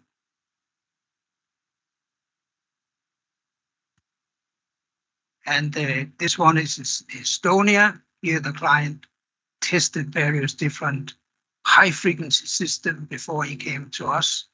And the high frequency system were not able to reduce emission. Once he installed the CoroMax, it was very successful. One in Tata Chemical, India, where we have a very nice testimony from the client saying he's very, very pleased. And we also received a repeat order from Tata. And another one in South Africa, also with a good result. This one is in the Czech Republic, where we also measured the mercury emission. And on this plant, on the reduction of mercury with the CoroMax, it's so that we can operate the system with and without CoroMax, because the CoroMax consists of a DC power supply and a pulse power supply. So we can switch off the pulse power supply, and then it operates like a normal DC power supply. And then we can measure the mercury emission. Then we can switch on the CoroMax, and then we can measure what is then the mercury emission. And mercury testing is rather complicated. And it showed up that the one test was very successful. The other test we made was not conclusive. So we still are in the need of testing again, want to be quite sure we can reduce mercury with this technology. Here's another reference in Turkey, and where we just got repeat order. This one is in Kazakhstan. So basically, same. We analyze the client's system, the ESP, the coal, the flue gas, and so on. And based on that, we calculate the emission guarantee, and we propose the emission guarantee to the client. And usually we always achieve the emission guarantee. And very often we are quite lower than that. That is in the nature of electrostatic precipitation. It is very difficult to predict exactly the emission which will come out of it. So there's always a safety range, and usually we are well below what we promised.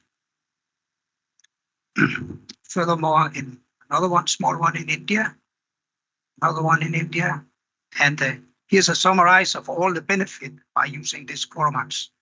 So the dust, of course, usually the main reason customer want to install this Coromax, because it's a very easy way to reduce the dust emission. Another advantage is the fine particle, PM2.5. And the power savings, about 50%. And no need for conditioning the gas.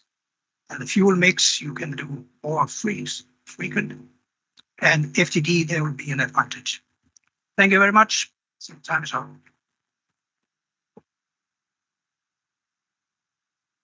Well, thank you, Mr. Larsen.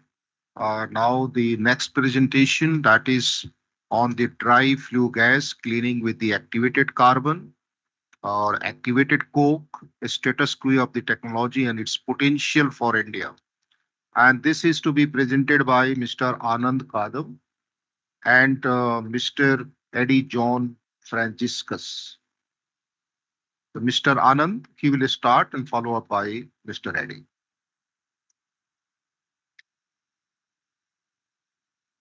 Good afternoon, everyone. So in the best interest of time, we will try to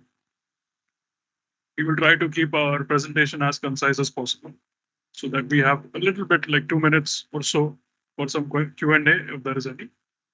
So thank you, distinguished panel members, for inviting us to present our paper. So I'm Anand Kadam. I represent Ecomac, which we are into EPC solution provider for industrial pollution control, as well as industrial process equipment. That's what we do. We have partnered with WKV for Indian markets with the special focus of DSOx and DNOx emission abatement. So moving ahead, this is the agenda of our presentation today: the impact of air pollution, activated coke technology as a solution, and activated coke technology, how it could be used for India. So pollution, so air pollution, to be precise, killed about 2.3 million Indians in 2019. This is according to one study. The other study says that air pollution costs Indian business $95 billion a year. So let that sink in. That's 3% of our GDP. So this is the big picture. You know, if we only talk, we are in Delhi today, so just let's take a snapshot of Delhi, how the pollution would look like.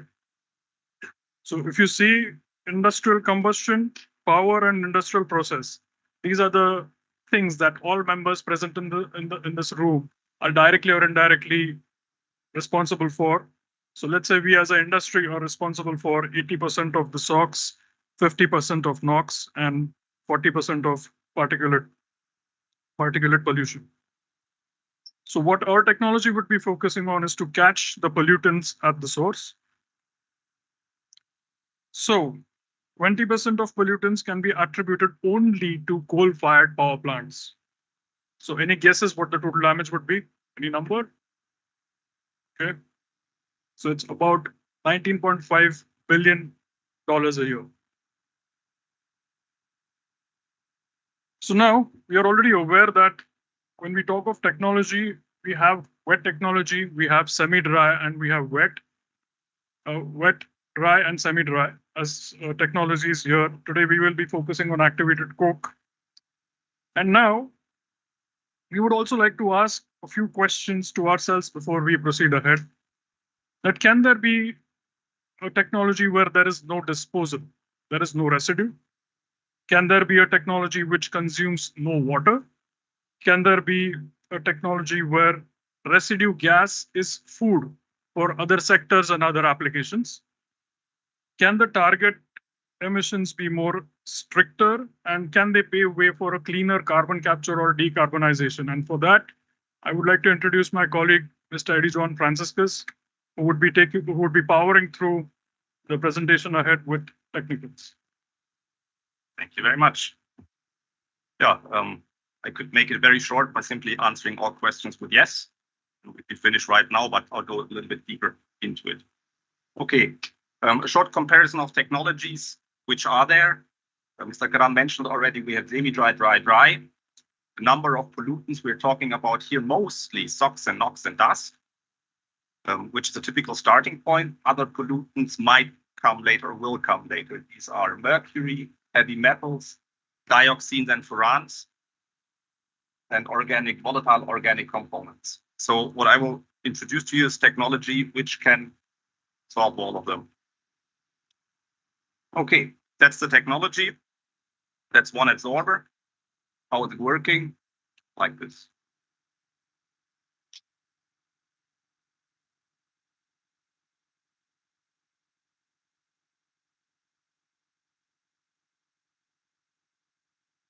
So pretty straightforward. Activated carbon means we bring the gas volume into contact with granulate activated carbon material. We fill up the absorber with a layer of activated carbon. Gas passes through, and whilst it passes through at a very low speed, nearly everything is absorbed. That's because of the properties of activated carbon. Now, after a while, you'd say, okay, SO2, it's loaded, right? So what do we do with the loaded activated carbon? We discharge it from the absorber. And the beauty of it, we can regenerate it. By thermal regeneration, we heat it up. Some of the pollutants are actually destroyed, like dioxins, organic components, completely decomposed. What we end up is with regenerated activated carbon, we can cycle it back. So the recirculation rate is way above 90%. 97% of all activated carbon we discharge can be recirculated. Now, what we end up is a very small gas amount of extremely high concentrated SO2. And this we can use a different number of applications. We can use it to produce sulfuric acid. We can use it to produce elemental sulfur. We can use it to produce fertilizer to return some costs. Now, what we have done in the past, we've installed this for all kinds of flue gas volumes, anywhere up to 2.3 million normally cubic meters per hour. See some pictures later for this. So far, we've talked about the absorber part and SOx and the absorption. Now, Mr. Gram also said we can also do DNOx, right? So what we can do is we split up the absorber in two parts, bottom layer and the top layer. And in between these two layers, we add ammonia. That is basically the same as you would do for SCR or SNCR. The big advantage we have, first of all, we don't need any additional equipment. The second one is we can do it at lower temperatures. Why we can do it? Because activated carbon is a very good catalyst. So once after all pollutants are removed, we go to the stack. Now, the activated carbon is regenerated. That's what I said we can do. We can produce byproducts, and these are sellable products at high quality. Now, what we did in the past, we did these applications for power plants, steel plants. So whatever source you put in the front, we can handle pretty much anything, or we handle pretty much anything. Typically, we have a temperature regulation. You can use a quench, you can use air dilution, you can use a heat exchanger. We like to have a pre-dusting system, a dedusting system, be it bag filters, be it ESPs, and we can do these sorts of things. So all these combinations we've done in the past. So how to sum it up? It's a single system for multi-pollutants. I would go so far and to say all pollutants. And what we've heard is zero water, zero waste. Nowhere in this process, a drop of water enters that's over the system. Completely dry. References.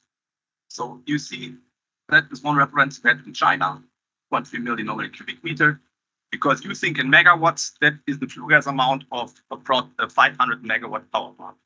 So that's what we've installed in already. The next additional benefit is we also require no stack. Another plant for Hyundai steel plant project, 1.4 billion. And that is a power plant we equipped in Germany. Since Germany exited coal, it's unfortunately decommissioned. That was for 200 megawatt for 1.1 billion normally cubic meters. And the SOx at the end was less than 5 milligrams. So these are the regulations we're facing right now. And that's what we have proven to be able to do. We can remove SOx We always say less than 10 milligrams, but we have references for less than 1 milligrams. NOx, dark dust, heavy metals, dioxins, there is nothing comparable to it. The other part of the story is, when you look out of the window, the air you see, that's actually where Germany also came from. So what India is experiencing right now is nothing new. That's also where I started. So what you see on the left side, that's Germany in the 1970s with the same terrible air pollution. We banned cars from driving, and it took us about 50 years to get to the right side. Now, what I would invite you to do is to check German history. Also, Germany, during their way of cleaning the environment, made some mistakes, went down some roads which were not that productive, and then had to pay a hot price. So there is a lot to be learned from other countries and how they did it. So I talked a lot about activated carbon, so allow me a few minutes to introduce this product. Activated carbon is activated carbon because it has a very high surface and acts as a catalyst. So we have a bit different pore structures. How it looks at the end is this and like this and this. The pore structure is in fact so huge, up to 2,000 square meter. I showed you the plant for 2.3 million normal cubic meter. With the amount of activated carbon inside, if you count the square meters, you end up at the actual size of India. That's the surface area we put into one adsorber. And that is the reason why we can get to these extremely low figures without any water. Okay, next question is, of course, where should it come from? India has coal, you've heard it. You have huge coal reserves, and it's possible to produce activated carbon from nearly any kinds of from coal. You start with different kinds of coal, you mill them, you grind them. Now, the resources in India have a very high concentration of ash. So what you do is an intermediate step of flotation where you remove the ash. Not all of it, part of it is good, because ash is metal oxides, and metal oxides are catalysts. So part of the ash is actually very helpful for us. Then we pelletize it, then we activate, and then we have activated carbon. So that's the other message I want to give you. You can produce it here. Now, given this assumption of India, there's no doubt that there's more than enough of the coal reserves available to produce activated coal. To sum it up, zero water, zero waste. We can do everything at once. This technology has been invented in Germany, has been rolled out globally. We have a lot of projects also done in China. And it's also a very simple technology. What you've seen in these adsorbers are built out of carbon steel plates, steel profiles. You need to know how to bend them. You can produce everything in India, the steel part and the activated carbon part. So we come back to the comparison. Now for 200 megawatt, the damages, if you calculate it down, is about 150 crore. The cost of activated carbon at that point for the same amount is 1/3 of it. So that's the message I want to end with is what I request you to think about is, broaden the frame. If you only look at the cost of flue gas cleaning by itself, it will always be expensive. But the truth is that right now you are already paying a hefty damage every year, which is simply called externalities. So please think about how we can get externalities priced into these systems. Thank you. Well, thank you, Mr. Eric. Now we have the two presentation that. If you want to have the paper, you can download it here. Okay. That's good. Let us take few minutes. You can take the snapshot.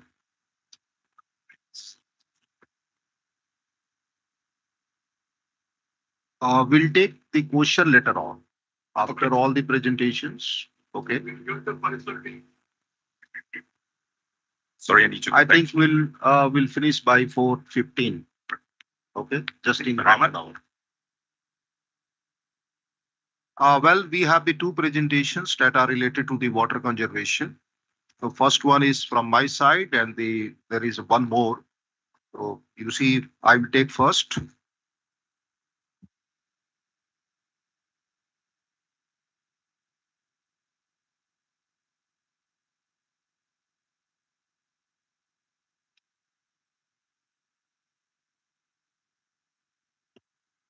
Well, this is regarding an innovative tactics for the storage of the water. Now, before reaching to this rubber dam and a case study that recently, I mean, the rubber dam that is constructed across the Falgu River at Gaya, just I will go with some facts about the water resources so that we should know right in the beginning what are the scenarios. Now, if you look at this, in particular, of course, we have the shortage of the time, so I will just pick up only the few points here. As per the international criteria, less than 1700 cubic meter of the water per capita per year is considered water stress. But in India, in 2025, the water availability that will be just 1434. So India that is water stress by the 2025. And how that can be, you see, overcome? The only way is the storage of the water. Now, in this regard, you see, if you'll see the water basins, so you can see here in this table the water basins, and in these water basins, you see about 75%. Okay, the water, surface water that is going to sea. I mean, that is not utilized at all. So we are playing or we are using only just 25% of the surface water. I mean, the surface water means the water that we have in the river system. I'm not talking about the groundwater. So here, 75% of the water that is going to sea. And if we take the scenario of Delhi, because most of you may be here participants from the Delhi, then you will see that Delhi required about 1200 mgd, million gallon per day. However, the availability of the water is just 950 million gallon water, and the sources through which we are getting this 950 million gallon water that is written here. I mean, the carrier line channel and some other sources. And now we know that the water virtually that is being tapped from this Yamuna River near to the Ozirabad barrage. And at the Ozirabad barrage, a certain level of the water that is being maintained in the upstream of the barrage, right? So that the water can be taken to the water treatment plant. And this is the barrage that is constructed across the Yamuna River, and this is so-called the Ozirabad barrage. And we have, of course, there is the water treatment plant that is supplying water to the Delhi. And if we analyze here the water level in the different years and the different month, okay, you will find that in the sum of the month, the water level is below the pond level. I mean the desired water level, right? Now, of course, in 2018 and 19, 2019 and 20, of course, the 19 and 20, the water level that was more or less same. But in 2020 and 21, okay, in some of the months, the water level was lower than what was desired, right? The water, there is a problem of the water availability. So, of course, we have the water shortage at the Ozirabad barrage. But if we'll see the quantity of the water that is released through the barrage in the downstream, in particular in 3-4 months, and that is the monsoon period. So in this graph, you can see in the month of the July, in the month of the August, in the month of the September and October, there is huge quantity of the water that is released in the downstream without any utilization. Now, could we store that? Could we conserve that? Could we manage that water? That is the question mark. I mean, the one analysis that is being done here, you can see here, average billion gallon per year water I mean, this is the analysis of the 3 years, 2020 to 22, okay. Per year, the water that is released in the downstream, that is 9,45,175 million gallon. This is unutilized water that is going in the downstream. Now, could we store this water or a part of the water? Because if we can store all the water, in that case, that will meet out for 1 year yield of the water, that will meet out about 87 days requirement of the water in Delhi. So we have the surplus water, but how that can be conserved, how that can be stored, that is the problem, right? So of course, as far as the water conservation is concerned, there is no any other way to store the water. That storage may be in the terms of the surface water, that may be the terms of the groundwater. Other ways, that is, of course, is not contributing much. I mean, if you are going for a water, you see rainwater harvesting of the rooftop and all those things, that is contributing nothing, right? Because we have to think in a big way. Only then we can store the water and we can, of course, meet out the demand. Now coming to the rubber dam. In general, the water that is being stored by the conventional dams and the water that is being stored or diverted through the barrages. Now in the barrages, we have the mechanical gates that are being provided, and depending on the water level we have in the upstream, the gates are operated manually or mechanically. In the case of the rubber dam, what is being done is this gate component that is being removed, and you see here, this is placed with the rubber. So this is a balloon, you can say, in a cylindrical form that is being placed across the river, and of course the civil works that is required there. And here, depending on the water level in the upstream, this is deflated and inflated. This complete system is automatic. Now this balloon, that may be water filled, that may be air filled, or that may be air and water mix, right?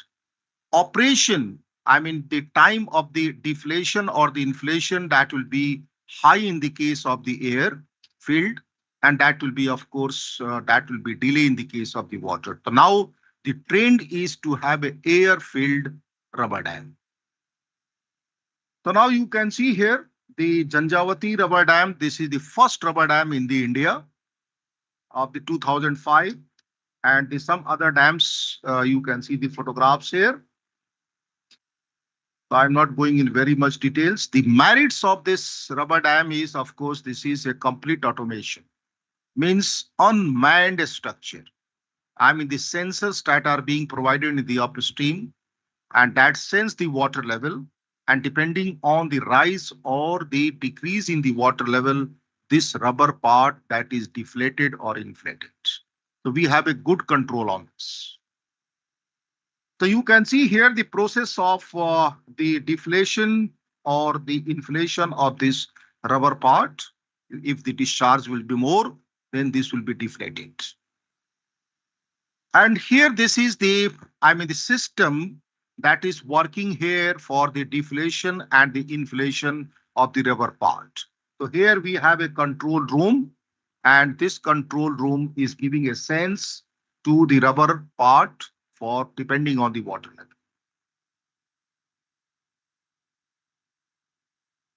Of course, in this particular case, in particular in the case of the air field, there is a problem of the V notch that form here. So that is the failure. Now this is being taken up with the provision of the fins. So a lot of the research work that is going on.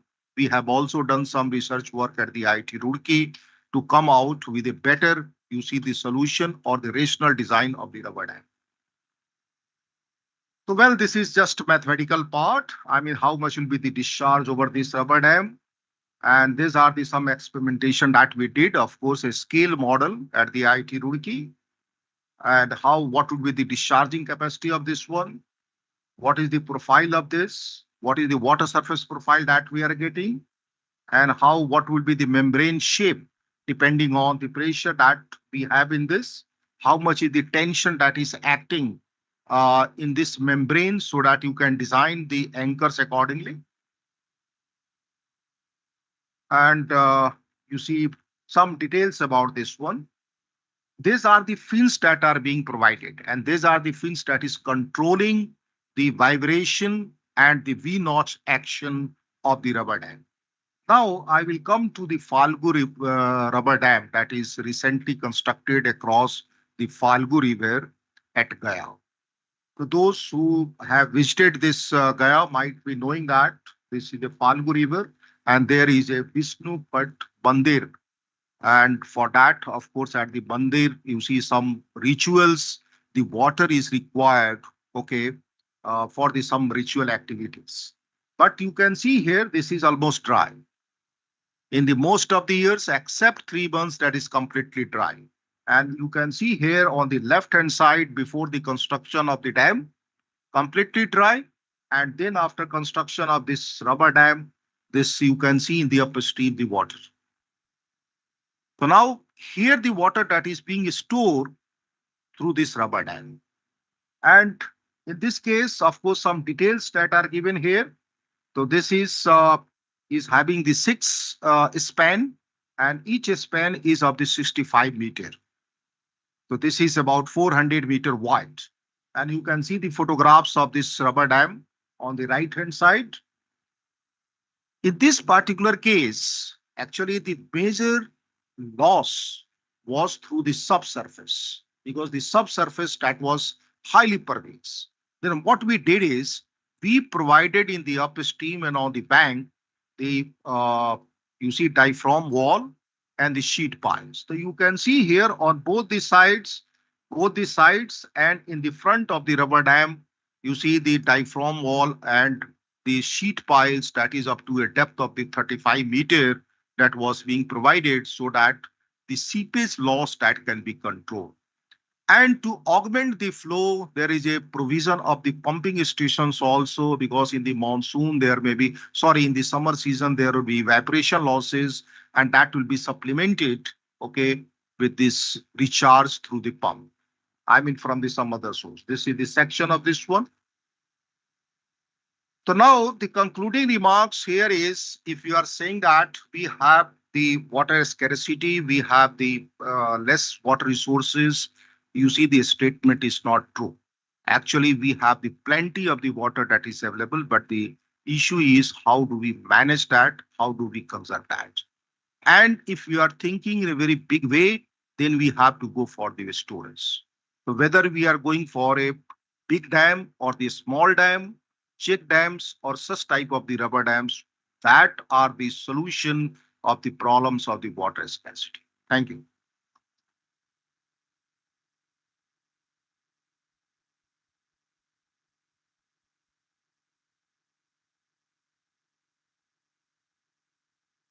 Now we have the next presentation. This is also related to the water conservation.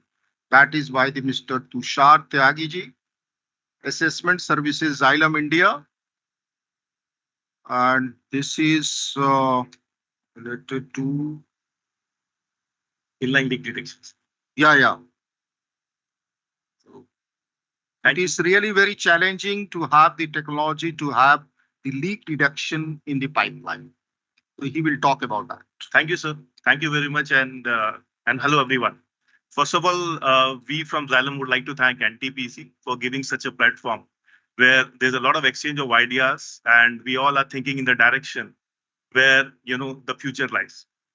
So Ahmed sir has actually brought a very important topic on water conservation, where he spoke that by 2035 we may end up having the water will not be fulfilled, right? So in this regard, I just wanted to throw or shift your focus on an important topic where we talk about the treatments, because the water comes to your industry, say your NTPC, you treat the water, you have ETP, you have ZLDs. But are we also forgetting how this water is coming from river or dam to your factory? Because the transportation, the pipelines are the critical assets. So this small presentation will move around that today. And there are some of the water conservation methods. Sir has already spoken on many. So water footprint reduction, as your video says in the beginning, every drop counts, and obviously every drop counts. How we can conserve water? The important factor is how efficient is the plant will be, so that we will, reduce the footprint. NTPC is already applying that. Wastewater recycle and reuse. You have sewage treatment plant with advanced technology like MBR. You can treat the water, reuse for your cooling tower. You can have effluent treatment plants. You have already implemented or applied ZLD solution where the high TDS water is not, drained off. Now, the third important part, which I would like to focus today, is water loss reduction. So, reducing water losses in pipelines using smart technologies. These pipelines are critical assets, actually, ladies and gentlemen. The pipelines which are buried, which have been executed 20, 25, 30, 40 years back, say, for example, Kharbon, NTPC Kharbon is drawing water almost 40 kilometers away. If we talk about Simadri, they are taking seawater, which is 10 kilometers away. If you talk about your NTPC plant nearby Chennai, they are drawing water from 125 kilometers away. And all these pipelines, ladies and gentlemen, have been implemented 20, 25, 30 years, are actually below the ground, 3 to 4 meters. Now, if there's a leakage in this pipeline, how you're going to address them? Now, see the highlighted portion, 40% of water is being lost actually before it reaches the what you call utility or factory. In India, the average NRW, non-revenue water, is 38%. It means that if we are pumping 100 MLD of water, the 38 MLD of that is already been lost before it reaches to us. So it's a major problem. We are talking about STP, ETP, but the draw water, which is the treated water coming from Yamuna, coming from Ganga, is very important. We should think over to save that water, and that's where we will reach our goal, right? So major contributor to this NRW or the leakages or this losses is actually transmission mains. Why? I'll give you. Let us talk about the how part. Let us together discover the smartest and efficient way for inline leak detection. Inline leak detection, it means that the solution has to work when the pipeline is up and running. We cannot come to you and tell you give us a 20-day shutdown and we will find a leak and give it to you. It will directly impact your revenue. You can never have a 20-day shutdown. Your tank capacity will be 15 days, 10 days. Some places it is 7 days. So that leverage of shutting down a plant is actually not the solution. The solution to identify the inline leaks is this. I have a small video which I'm going to run. The equipment known as Smart Ball. It is actually a ball which has acoustic sensor inbuilt, which we insert in your running pipeline. It works with the flow and the velocity of the pipeline. The pipeline has to be up and running. It takes the locations of the leaks because of the pressure difference, and we give you the exact location where the leaks are. There's a small video, ladies and gentlemen, and after that we will have a discussion.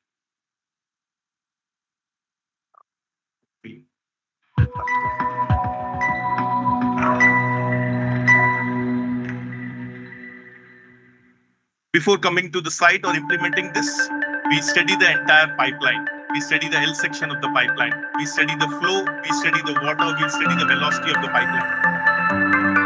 There's an equipment which is having battery which lasts for 16 to 18 hours. There's an acoustic sensor inbuilt in it. There's actually accelerometer, and there is also a small chip which actually takes out the data. We put it into a sponge ball to give a buoyancy effect, and then we insert in your running pipeline. Every pipeline is unique. So we are inserting, in this case, we are inserting this from an existing ARV. The ball is rolling in the direction of the water. It will roll on the surface of the pipeline. All these valve details we have already studied before implementing this. It is moving in the direction of the water. We are also mapping the ball. We are also tracking the ball. After every 800 meters to 1 kilometer, we have put a tracking sensor. Imagine this leak. There's a myth. If there's a leak in the pipeline, it will come like a fountain above ground. But no, it is not like that. This leak may never come above ground. Now, due to pressure difference, the sound which is created in the pipeline, the ball has captured that. We are tracking the ball. We are also mapping it along with our equipment. We know where the ball is going. Any sort of air pocket or gas pocket which is created with the pump on and off. That's what also it is going to capture. And then we take out the ball. And insertion and actually taking out the ball depends on the pipeline. So there's a planning goes behind that. So what it does, it gives you the pinhole size lead, the location, exact location with the accuracy of plus minus 1 meter. It also gives you the location of the air pockets. We have done close to 1 lakh kilometers globally. In India, we have done 15 projects. Recently, we are also going to start a project with NTPC Khargone. So there's a small video. Let me come to another solution. Okay, this is all I've spoken. I know I don't have much time. What would be the benefits? The first one is accurate leak detection. The common practice is you run over the pipeline, you see where the leak is coming, and you go and you actually attend that leak. But ladies and gentlemen, the water has its own quality. If there's a leak on one side by gradient or by actually gravity, it will come out from somewhere else. So it is not always clear or there that the water is coming, the leak will be just beneath that. Second is you don't have to shut down your pipeline. You will insert this into a running pipeline. You will extract from a running pipeline. Easy to deploy through existing pipeline features, your ARV, what is the size of ARV, or you have a check valve, or you have a reservoir to take out the ball. And then there is no limitation in terms of length. In a day, the ball actually covers 25 to 30 kilometers. If you have 100 kilometers, we can plan this execution in 2 to 3 different shifts. Coming to our next topic, yes, leak is addressed. The pipelines have been executed 20-25 years back, but pipeline also has a metallic component. What if that over the period of time the thickness is reduced? What is the solution of that? You cannot dig out the pipe and check. We insert this equipment like how I have shown you a video, a ball. This is actually known as pi diver. It works on electromagnetic waves. It will, again, by gravity, it will move within the pipeline and it will capture all those pockets in terms of heat map. You see on the right hand side D4, this is the detail which we got from the pipeline report. You see at the center, the exact pipeline. So you will see the approximate thickness reduction on actually particular section of the pipeline. This starts from 400 mm dia and above. The smart balls start from 350 and 350 and above. Some case studies, there's a project, ADB funded project in Sri Lanka, where we have done pi diver and smart ball for a sewer line and also for a drinking water line. But there are 500, 600, 1.1 meter dia. We have done the smart ball. We have addressed the leakage and then we have given the section which are weak. And based on that, they have planned their operation activity and funds. Another big client of ours is Reliance. After every second year, we do a project with them because, as I've been telling again and again, water is there in river and dam, but how we are bringing that water to a actually factory, and those transportation carriers are actually helpline. So very important. We have done 28 kilometers. We have done 84 kilometers dam. We have done close to 7. We have done project with IOCL, some of the reference. We have done with BPCL. We are executing a project with Tata also. Small snapshot of Xylem. I don't want to waste time because I know I was having only 10-12 minutes, so I've kept it in the last. We at Xylem are always there almost into everything. We are into pumping solution. We have been supplying a lot of pumps to NTPC. Central Vista in Delhi actually have been using our pumps. We are into lift irrigation. If you have heard about Kaleshwaram lift irrigation, the biggest project in Asia, which is in Andhra, have been executed by us. We are into treatment solutions. Almost 40 to 45% of sewage will be treated in next 5 years in Mumbai with actually Xylem technology. We are into UV, Delhi Jal Board, our UV is installed. We are into ozone, ITC Bhadrachalam, the biggest ozone. We are into assessment services and actually metering. Your Jal Jeevan mission, your different metering equipments have been supplied by Xylem, ladies and gentlemen. Some references which I've already taken off. I think, Ahmed sir, I'm on time or maybe behind time, and I'm love to take any questions. So with this, thank you very much. Once again, NTPC, thank you very much for your time. Thank you, Mr. Tushar. Now I hand over a mic to the co-chair just to summarize this session. Abhay Kumarji. Good afternoon, everyone. And I thank all the presenter for completing their presentation well within the time. Today we have 5 presentations in this session. They were all relevant to the environmental and water conservation related issues, and the topic which was discussed today, which is very much it is a hot topic nowadays, and we are facing every day through newspaper, through news media. We are listening about the pollutions in the city and all around the plant. Since we are the largest power generator in the country, and our more than 70% generating unit are based on the fossil burning by fossil fuel. So this topic, this subject become very important for us, and TPC has taken a number of measures to mitigate the pollution caused by the emission, waste gas emission, and water discharge outside boundary. So in today's session, total 5 papers were presented, and first paper was presented by Mr. Murray Morrison on the airborne sodium scrubber and regeneration with CO2 disposal well for true zero emission. So it is completely a new type of technology where it is related to harnessing the geothermal from the below the ground. So this technology, it is yet to it is a good initiative by the presenter, and it is a good knowledge for all of us, and can be do for further R&D on all these things. Second paper was made by Mr. Mats Kirk Larsen, which was from Coromax pulse system for SPM control for coal-fired power station, which is very much relevant to the NTPC, and it is good that it has been on experimental basis installed in unit at Dadri Thermal, where it is working, and the paper suggests around 80%, more than 80% reduction in the emission after installation of the devices. This was really very good presentation by the presenter. The third presentation was on the dry flue gas cleaning with activated coal. It was completely a new technology for us, and it is definitely a very interesting where just by installing a activated coke installation, and we can reduce the we can clean the flue gas to the very normal, well below the norms stated by the institutions. This was also a very good presentation by the presenter. And fourth was by our honorable chairman on the rubber dam. It had been already installed in he was giving example of the Falgu River, which is most of the period it is completely dry, and he was talking about one ceremony that is held in the Pitra Paksha near the Vishnupad Mandir, when the water is required, and all the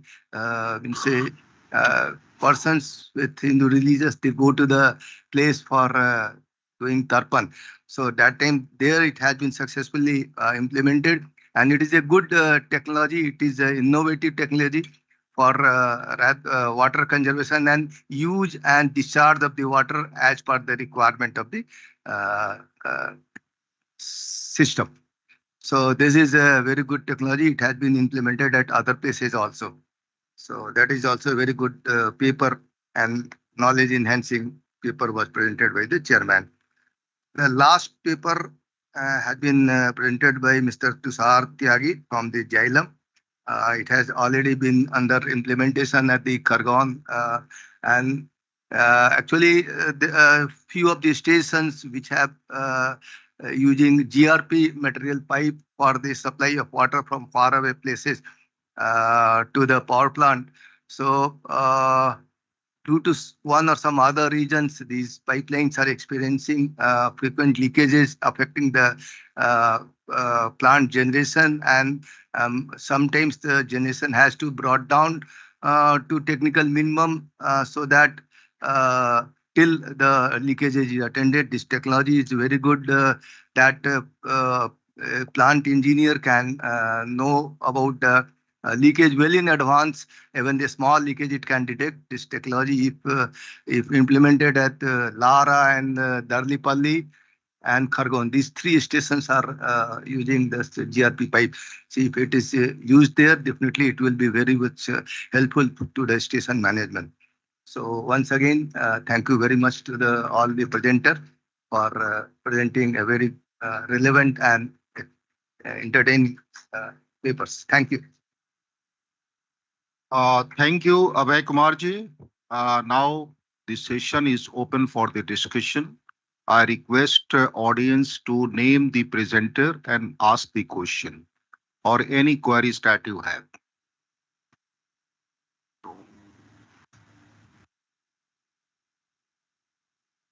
Hi, this is DP Chaudhary. So this question is to Mr. Lauren. This is a brilliant technology that you talked about. It's micropulsar, if I'm not mistaken. The CoreMax technology that you're talking about is micropulsar. So in micropulsar, as we know in ESP, the emission is correlation of many factors like the moisture in the flue gas, the Fe particle matter in the ash, the Na particle. It can be other as well. So those are the factors which actually correlate or relevant for the emission part. Now my question is, when you talk about a mechanically healthy ESP with single phase transformer compared to CoreMax 1, what is the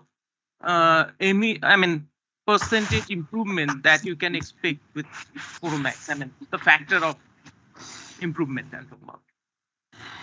Yes, a very good question.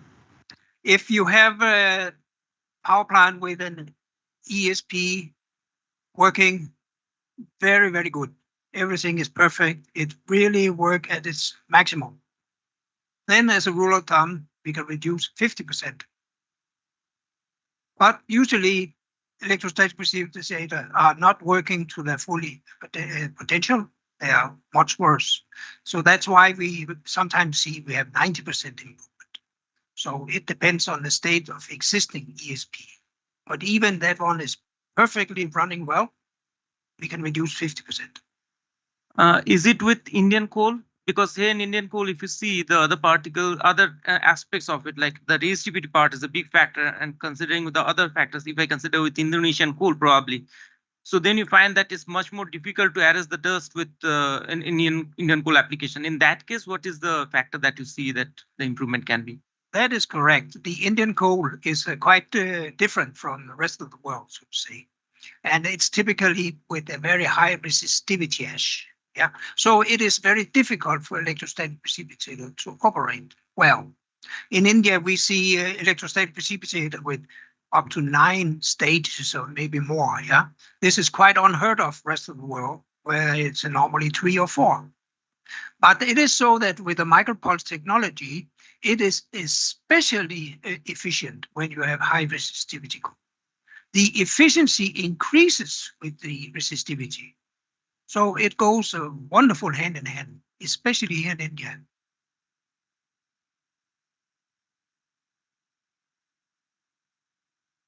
The second question is, I think, is to Mr. Morrison, the person who was there on Teams call. He talked about the CO2 capturing and putting into orbit and then using the geothermal part of it. So if he is available. Yeah, he's okay. Thank you. So my question is, when you talk about the cost part, the economics part of it, how much viable is that? Because in pumping in the flue directly to the earth bit is definitely going to require energy, and then taking it back. So from economics point of view, how viable is that? We're looking at, can you hear me? Okay. We are looking at a number of facilities in Africa and the U.S. and comparing them to traditional amine sweetening or chilled ammonia sweetening for the CO2, and it's significantly cheaper. Think of the cost of the well in terms of $10 million to $20 million, depending on how deep it is, and that will get rid of 2 million tons of CO2 a year. So when you start looking at all the economics, and you look at the CO2 credit value and all of the factors, it's only a couple of year payout for the CO2 disposal. And from those wells, as I said earlier, you can get geothermal heat as well.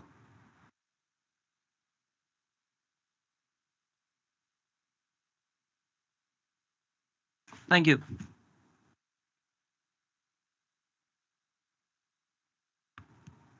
Well, any more questions or the queries from the audience?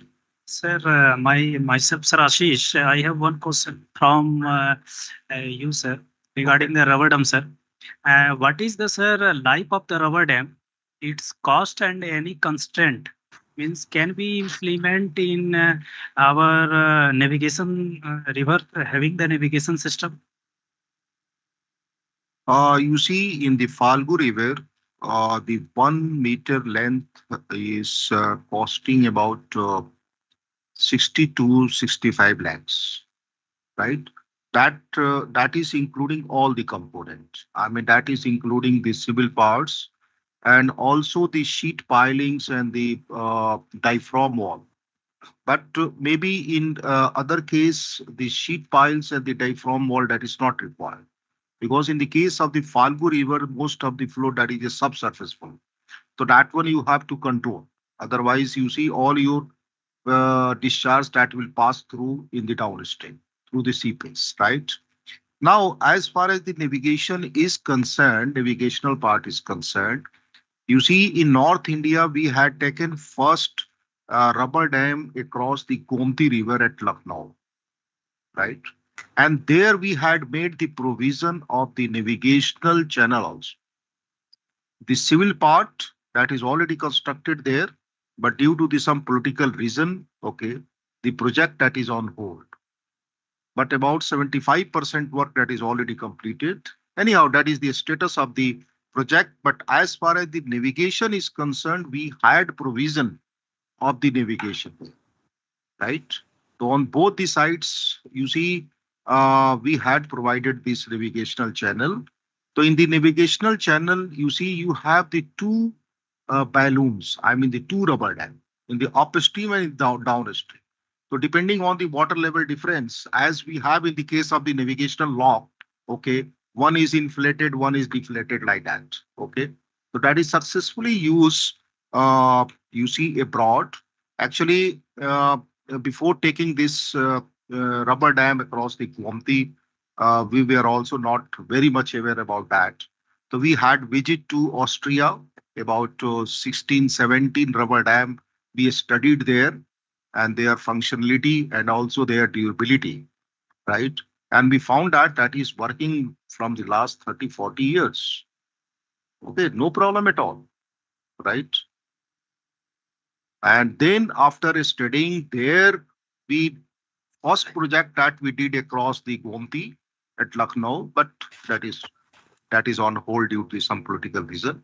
But this Falgu River that is completed just in 1.5 years.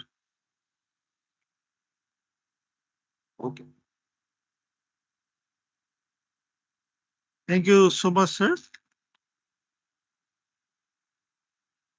It is indeed a very great session where our experts shared their knowledge upon various aspects of the theme, novel technologies for emission control and water conservation. It will be a great honor for us to felicitate our dignitaries with a token of love and respect. I request our session chair, Dr. Zulfikar Ahmed, to kindly present a memento to Max Creek Larsen.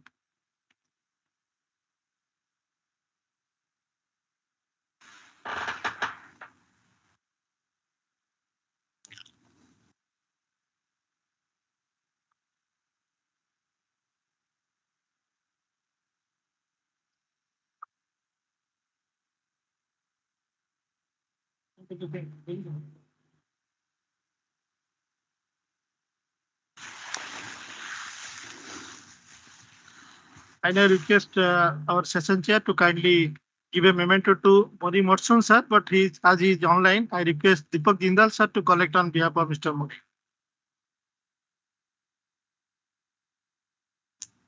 Thank you. I request our session chair to kindly give a presentation memento to Mr. Eddie John, please. And I request Anand Kalam sir also to kindly join with him.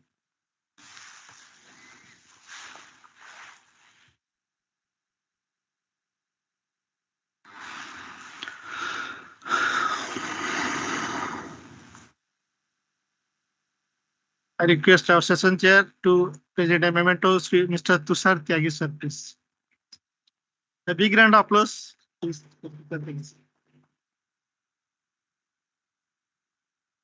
I request our session chair to present a memento to our session co-chair, Sri Abhay Kumar Samir sir, please.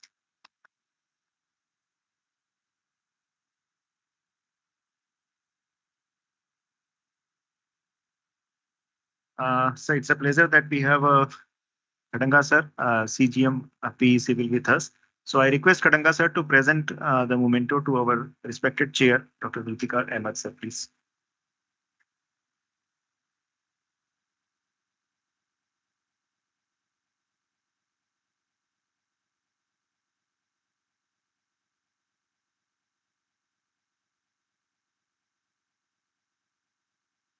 Now it's the time to acknowledge the work of our session developers, because of whom we are here in this gathering. So I request co-chair Abhay Kumar sir to please present the mementos to our session developers, please.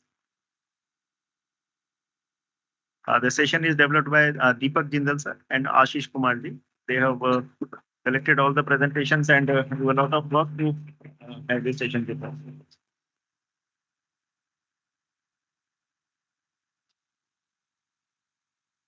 So now it's the time for the last part of the session, and that is the most important thing, that Thanksgiving, because I have to thank all for the presence here with such a wonderful session where we shared a lot of knowledge, and definitely the takeaways of this session will we give the opportunity for all of us to do further better in the future also. So I take this responsibility to thanks our respected chairs, Zulfikar Ahmed sir, our respected co-chair, Abhay Kumar Samya, ED Safety sir, our presenters, Mr. Murray Marson, Mr. Mark Larson, Mr. Eddie John, Mr. Tushar Tyagi, and of course, Mr. Anand. I also like to thank Deepak and Ashish for the session developer. And at the same time, I also like to thank all the dignitaries who are joined here physically and online also, because some of the dignitaries joined online also. So I thank all, and looking forward for the next session. Yes, sorry. You can have a group photographs session. Please join.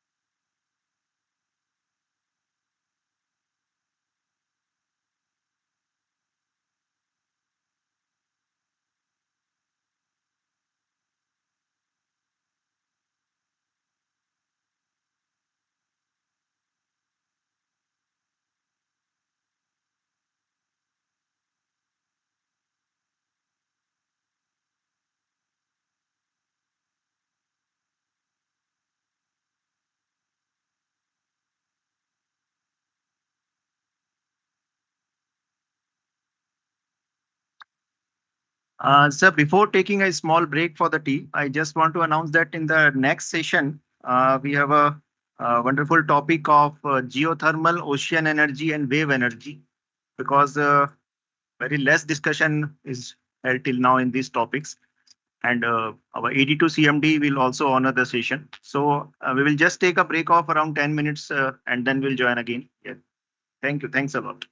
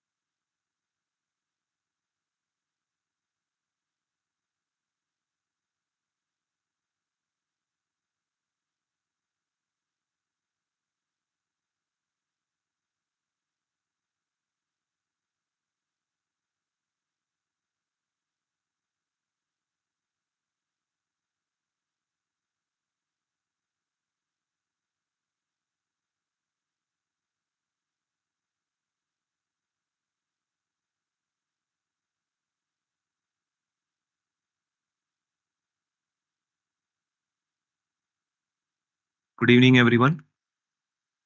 We now came to the final session, which is on prospects and challenges, geothermal, ocean thermal, and wave energy.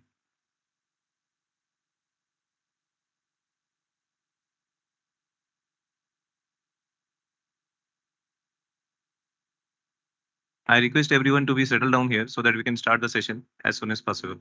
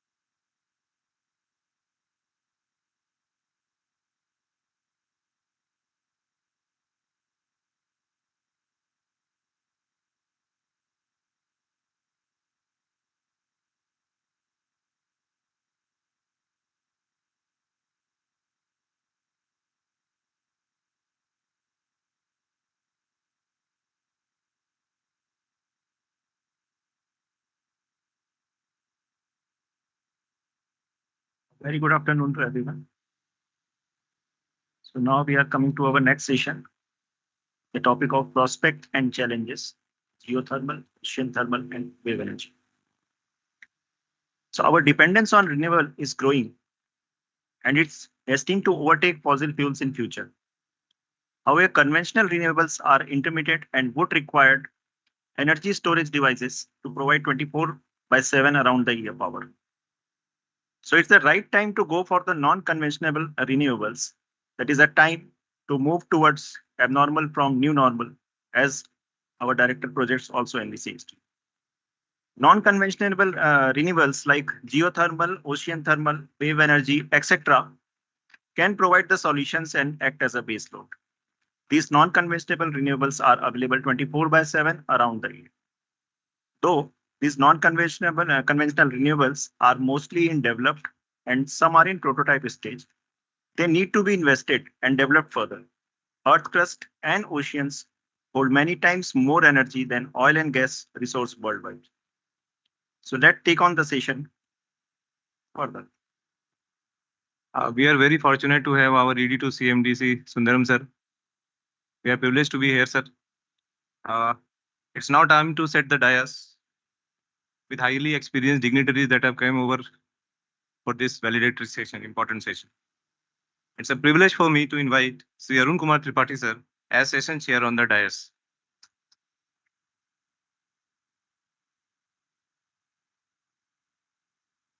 Dr. Arun Kumar Tripathi sir has over 38 years of experience in planning, development, execution, implementation and monitoring of various renewable energy programs in the country. Presently, he is a scientist and advisor to Ministry of New and Renewable Energy, Government of India. He is instrumental for framing policies. He served as a Director General at National Institute of Solar Energy from May 2017 till August 2021 and as Director in Board of Directors of Indian Renewable Energy Development Agency, IREDA, as we all know, from July 2015 to June 2017. He has published 21 research papers and over 40 scientific and technical papers articles in reputed international journals and magazines in India. Besides this, he is also editor and associate editor of many magazines and publications. His major achievements include solar dryer cum space heating systems, solar power, water ATMs, solar cold storage systems, etc. Sir, we are highly delighted to have such a personality with diverse work experience on the session chair.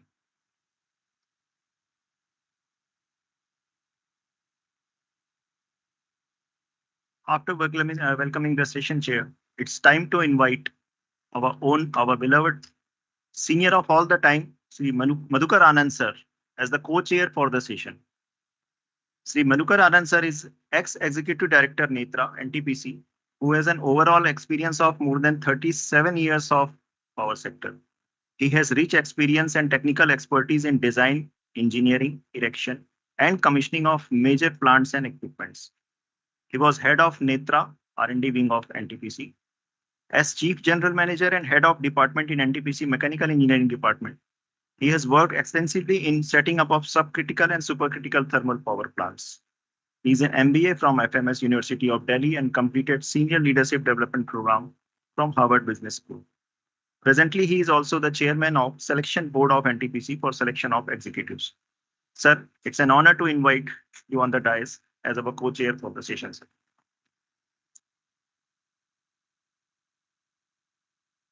Our next list of experienced faculties with vast knowledge in this arena is Mr. Vishal Sakhare.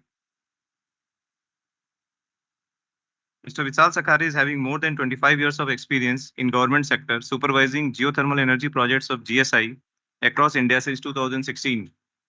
He is a member of expert committee, Ministry of New and Renewable Energy on development of geothermal energies in India. Sri Vishal sir is also representing GSI in Ministry of Earth Science and Oil India Limited for development of geothermal energy. He is involved in ONGC's proposed commercial power project at Manuguru. He not only published several international and national papers on geothermal energy, but also published books like Geothermal Atlas of India in 2022 and Geothermal Energy Resource of Central, Eastern and Southern India. Presently, he is holding the post of Director at Geological Survey of India. We are happy to invite sir, and we love to listen to you in this session. The next guest to honor us with his presence is Dr. Purnima Jalihal. Dr. Purnima is a senior scientist heading the Energy and Freshwater Group in NIOT India. She has led device development for harnessing ocean energy from waves and marine currents and ocean thermal gradients, and has played a major role in developing the ocean thermal desalination technology. She has a PhD in civil engineering from Duke University, USA. She was awarded the Vishwakarma Medal in 2006 by the Indian National Scientific Academy and UERA Prize of 2019 by International OTEC community for contribution to the development of OTEC. She was felicitated in the Women Behind the Changing Chennai Scenario, Future Female Forward Event, CNBC TV 1819 Award also in 2023. She is among 21 selected women from India and Canada from the field of science, technology, engineering, arts, and mathematics. She is currently the Vice Chair of the Executive Committee of the Ocean Energy Systems Technology Collaboration Program under the International Energy Agency. Ma'am, please join and share your views. So today she will join us with online. She will be present with us. So big round of applause for her. In the series of experienced faculties, I'm glad to invite Dr. Samson, PRV, to grace the dais. Dr. Samson received his PhD degree in Mechanical Engineering from Anna University, Chennai in 2021. He is presently working as a scientist in Energy and Freshwater Group with National Institute of Ocean Technology, Chennai. He is involved in setting up low-temperature thermal desalination plants in Agatti and Minicoy Islands. He is also involved in setting up of a power plant condenser reject heat-based thermal desalination plant at North Chennai Thermal Power Station. His area of research is development of evaporators, condensers, selection of pumps and vacuum systems for desalination and OTEC applications. We welcome you, sir, on the dais for sharing of your knowledge.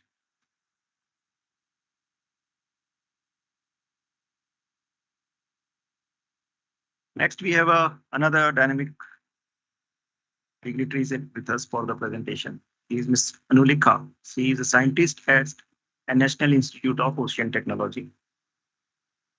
He has been working as National Institute of Ocean Technology, Chennai, as a scientist in 2015.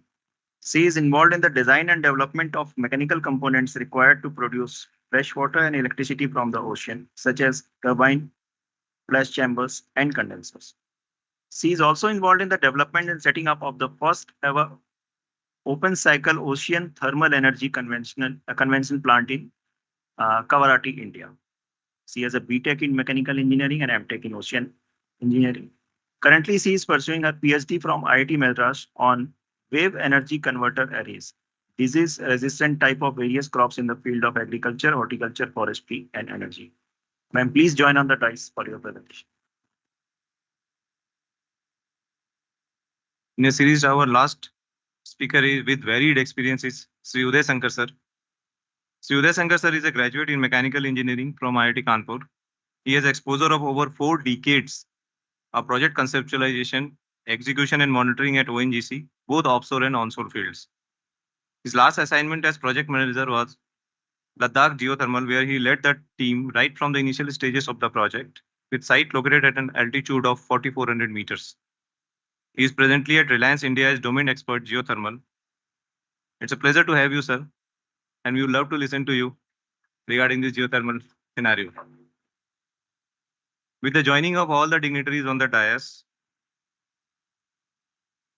it's time to start a wonderful session with the theme of prospects of and challenges of geothermal, ocean thermal, and wave energy. Now, before we begin, allow me to set the tune by just playing a small video about the introduction of what we are going to have.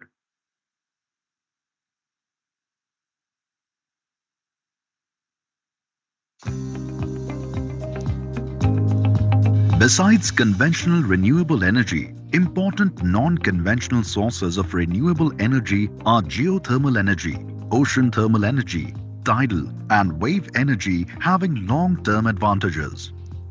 Geothermal power is considered to be a sustainable and reliable source of renewable energy for round-the-clock supply. Global geothermal potential could be in the range of 35 gigawatt to 2 terawatt. Global installed capacity of geothermal is 16 gigawatt, which is about 7% of the total potential. Geothermal technologies are among the growing renewable energy trend across the world. Ocean thermal energy conversion. As the sun shines upon the earth, the air, land and water absorb sunlight and are heated. Each part of the world uses that solar energy in a unique way, but it is the ocean that holds the most heat. In the tropical oceans, sunlight warms the surface layer, and ocean thermal energy conversion uses the ocean thermal gradient to electrify.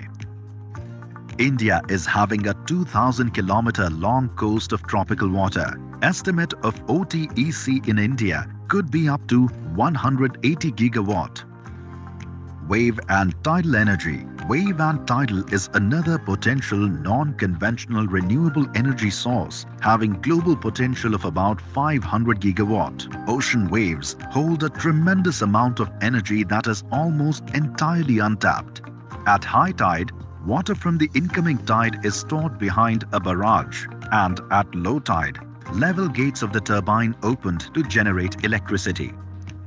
To promote growth, non-conventional renewable energy, it requires policy support, development of technology at commercial scale, efficient and economical solution. NTPC is committed to enhance renewable capacity in a big way to meet zero carbon target. NTPC is eager to foray in new technologies having sustainable potential to replace fossil fuel in partnership with keen technology developers.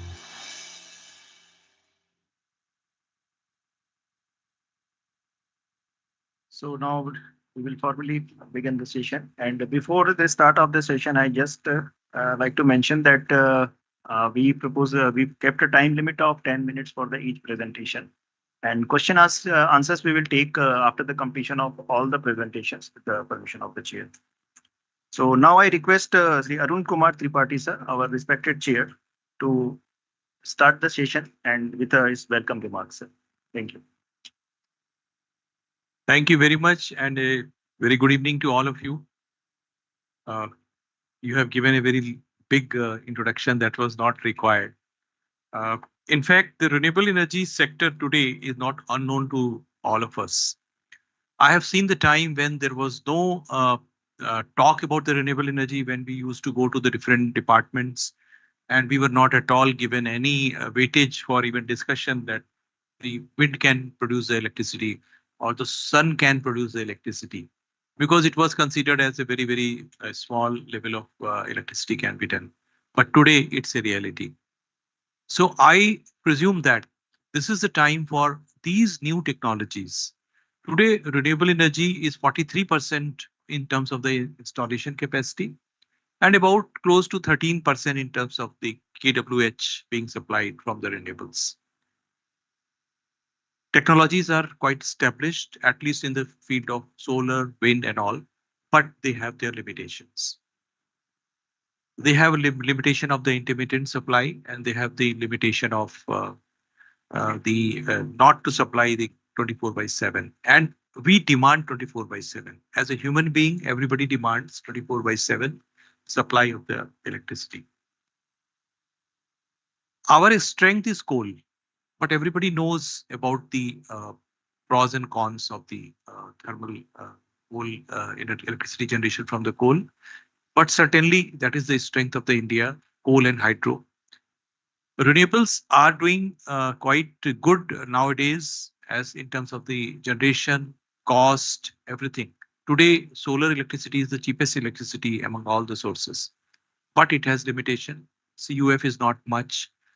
So these technologies which we are going to discuss today, like OTEC, tidal, wave energy, geothermal, they have the potential of supplying the 24/7 because the supply is constant, supply is continuous in these areas.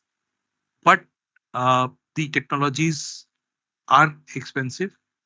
I think these technologies are today on the same platform where the solar were about 13 or 14 years back, when 17 rupees or 18 rupees was the cost of solar at that time. So today, that time 17, today is, you can imagine that what was the value of 17 rupees at that time. Maybe in today's scenario, you can call it 30 rupees or 35 rupees a unit, but still the people believed on it, government believed on it, made policies, and the technology providers came forward, and somehow they have become the, you can see that a very practical solution for energy. So with these technologies, we have to work on the policy side, we have to work on the technology supply side, we have to work on the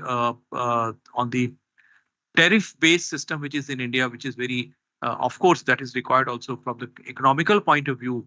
If the tariff goes 2 paisa higher, then the takers are not ready to take the expensive electricity. So under that scenario, this technology, these technologies need to develop. It cannot be developed by the government alone. It cannot be developed by the technology providers alone. It needs a combination, a marrying of all these sectors.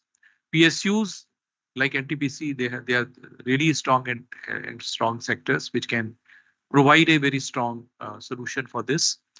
But right policies are also required, and the government is mulling over whether to bring it or not to bring it at this juncture because of the cost factors and so on. So we have also a very strong research and development mechanism developed. Now, being our minister being the same renewable energy and the power minister, it is very easy to synchronize the system. And with research also, a complete mission has been made that is called Mahir, which is in combination with the Ministry of Power and the Ministry of New and Renewable Energy, in which NTPC and many other PSUs and all academicians, academic institutions, the CSIR institutions, those who are in the research area of these sectors are being brought and to bring up the technology, put up some pilots, and then convert it into the regular scheme or the programs. So with this background, I will not take much time. We had conducted some studies which says that about close to 65 gigawatt potential is available from geothermal 10, but I'm sure that it is going to be more. From the wave energy, we have about 42 gigawatt. From tidal, about 13 gigawatt and so on. So these are the theoretical calculations done on the basis of some studies, surveys. Recently, GSI has also, I don't have to say anything because his director is already here. GSI has brought a very clear-cut roadmap. Now it is our chance, our duty to how to move on that roadmap and harness the geothermal energy. In fact, it's not only for the power generation, it's also for the process heat supply, it's also for the cooling, heating, and other purposes. So I find we must find a combination of these power generation as well as the cooling and heating requirement so that the economic viability can be found out. So I would like to request my co-chair to say a few words, then we can invite our speakers for their presentation. Mr. Anand. Yeah, good evening to all of you. Being the last session and post-lunch session today, I know it has been a long day, but geothermal has also been a very long story. I remember that when we were in college, we were taught about geothermal energy, but the footprint of geothermal energy in India is at almost a negligible level. At world capacity, even we know today it's around, not much, it is around 16,000 megawatt. And primarily it is basically USA, Indonesia, Philippines, as it was shown in the introductory video. And there also the California, it is around 6% of the total energy requirements, and Nevada, it's the maximum, basically it's around 10%. So there must be certain issues why it has not been able to fructify in India. So we have to benchmark with these institutions, these countries, why it has not been able to prosper in India. What were the issues? Where are the policy interventions required? What are the regulatory issues? Can climate financing be used to attract investors? So these things we have to look into. And then there are, of course, technology selection aspects.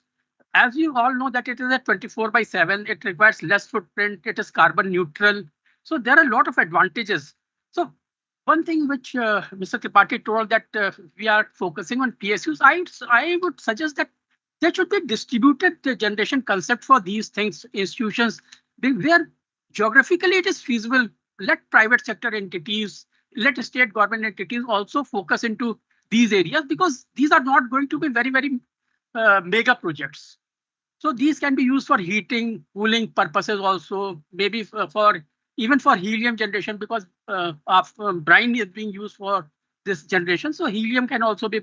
So there are a lot of other aspects that can be looked into. What are the temperature gradients available? So while you are making this presentation, we look forward to guidance in these aspects so that some policy decisions or some path is paved forward so that we can move on to it. So thank you. And with this, I would request Thank you. to take over. Thank you, sir. Now I would like to invite Mr. Vishal Sakre, Director, Geological Survey of India, to enlighten us about the potential availability of the geothermal energy in the country.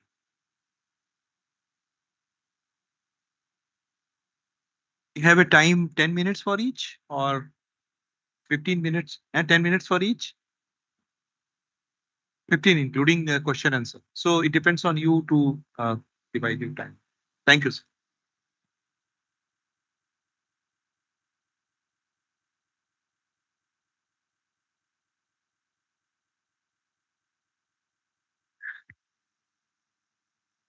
Tripathi sir.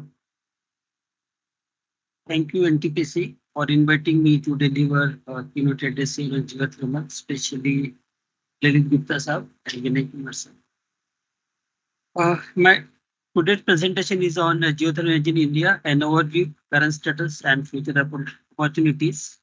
It's a very big presentation. Basically, it is at least an minimum an hour, but I will try to sum up within 15 minutes.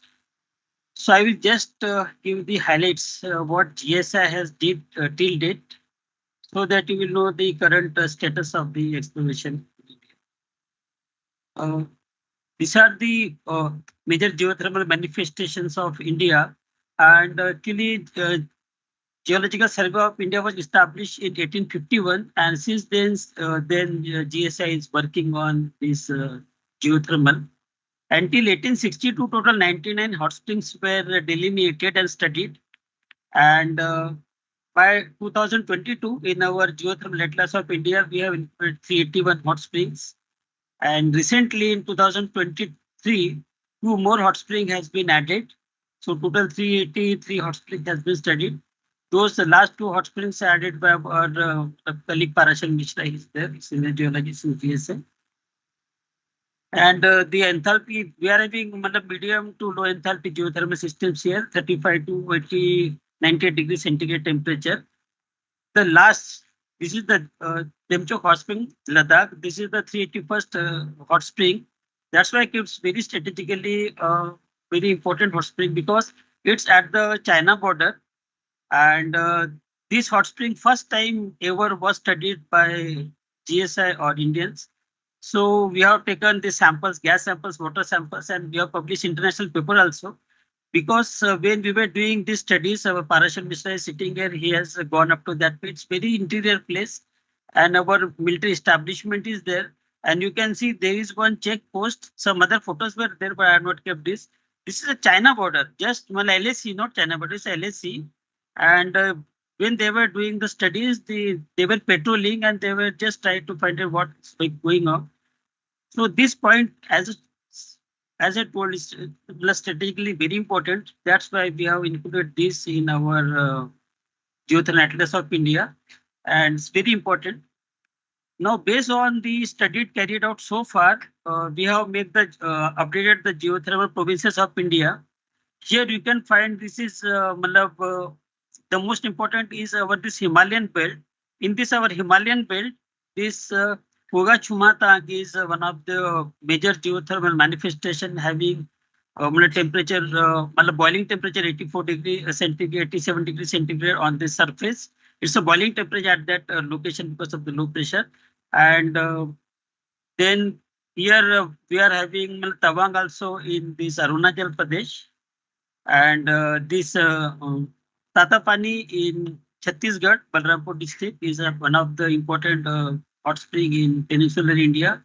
Then Surajkund, then Manukuru geothermal field, where recently we have started 20 kilowatt power plant. In West Coast also is very important. In West Coast we can also have the desalination plants also because most of the hot springs are near shore. This is Young Bajin geothermal field. What I was telling this Puga, Tawang, then Tapoban, all these in some Sikkim, some hot springs are there. The Geological Survey of India has started working on geothermal field in Puga in 1970s. And since 70s, we have done a lot of work. And on the same time, China also started working on those areas. But in 1977, they have started 400 kilowatt plant at Young Bajin in this Tibet area. And after that, they have scaled up by 2025.5 megawatt power plant was generated.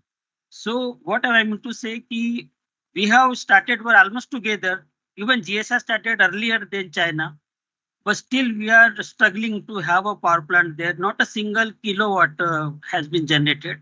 And you can see in this Tibetan region already they are running a power plant. So somewhere our policy holders and policy makers should look at it. And so these are the thermal springs of Jammu Kashmir already I told. This Puga geothermal pit, more than 30 borers has been drilled so far by Geological Survey of India, temperature 84 degree, and ONGC Energy Center is installing 1 megawatt geothermal plant there. It under process, and this project will put India on the geothermal project map of India. I just kept one video here so that you can have the view of the thermal. This is the old GSI well.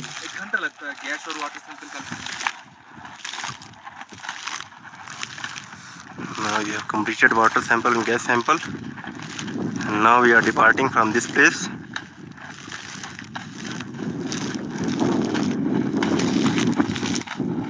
So I kept this video here just to show the 5 decades, since 5 decades this borehole was drilled by Geological Survey of India. Still, due to scaling, you are not getting that violent pressure, this thing. But still, they are giving some vapors, steam and water with high temperature and gases of it. And you can see by 1975, GSI has installed boric extraction plant in Puga Valley.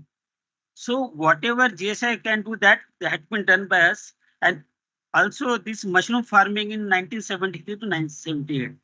These are my recent photographs. Last year I have visited this project because I'm monitoring this, supervising this project. So only this accessories or other uses we have taken, but power plant, of course, the fund was the problem. Location accessibility was the problem because at those times it was very remote. Still, we are struggling to put proper rigs and infrastructure to that place because especially we can't airlift our rigs also because of the low air pressure. This is the gas sampling. This video I have kept here because just to give the how we take the gas sample and the 360 view of the valley so that you can, well, for everybody is not possible to go, it's very interior, you can see. This is Parashar Mishra is taking sample, Archesman Datta is there.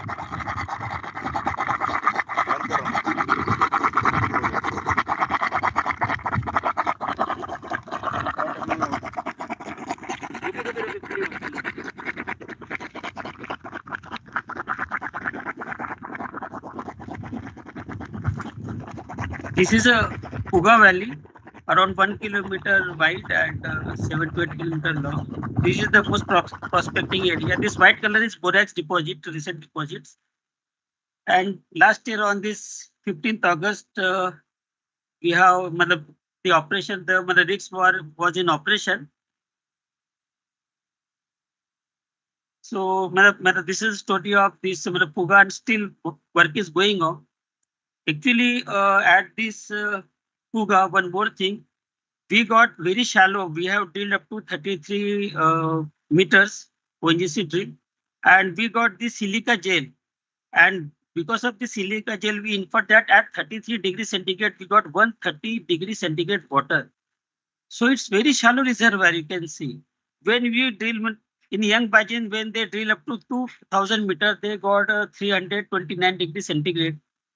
So here also we can expect more than 200 plus, of course, because at 33 degrees, the temperature is around 130 degrees centigrades. Most violent and the most best geothermal field in India.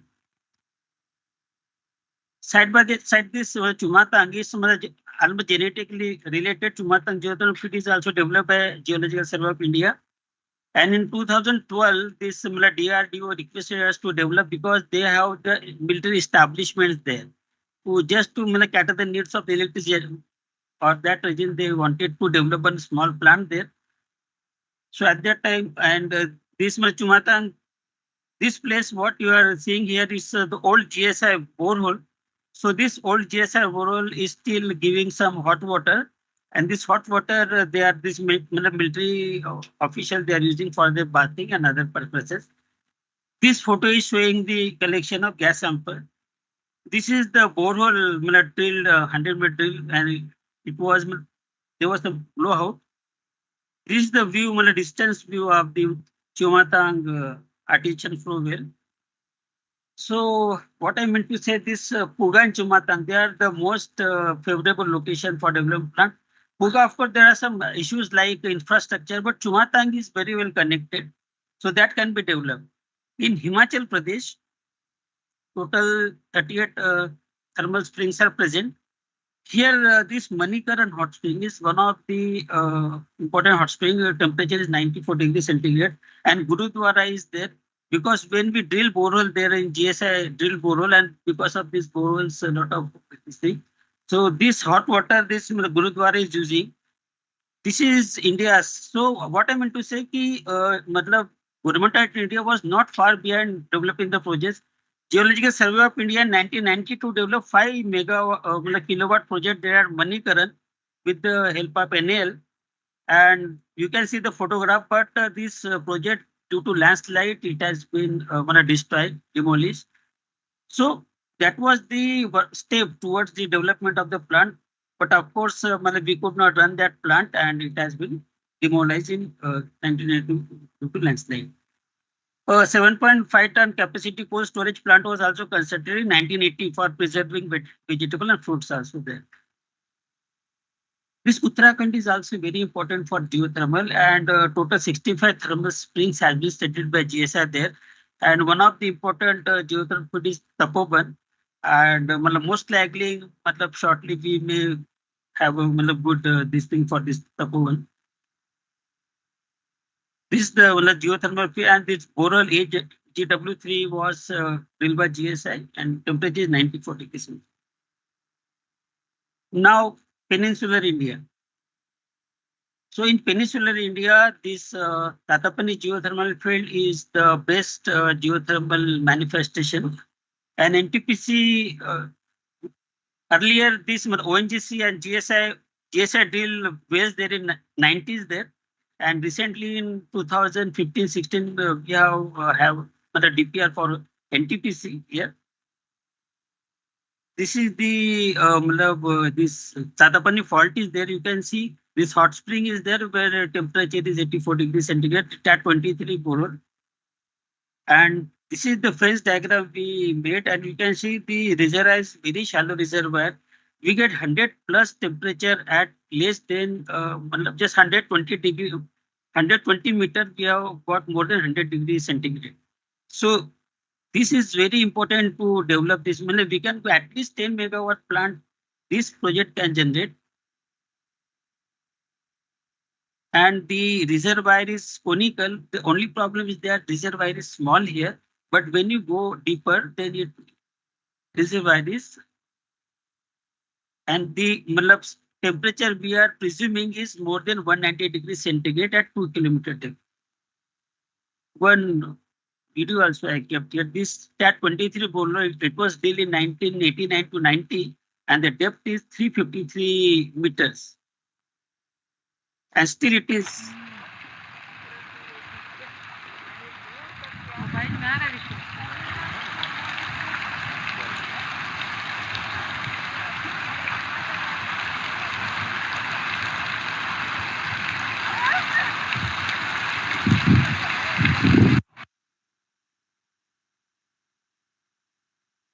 So this is the video you are seeing. So you can see 1990 we have drilled borehole here. In 2014 you can see the condition.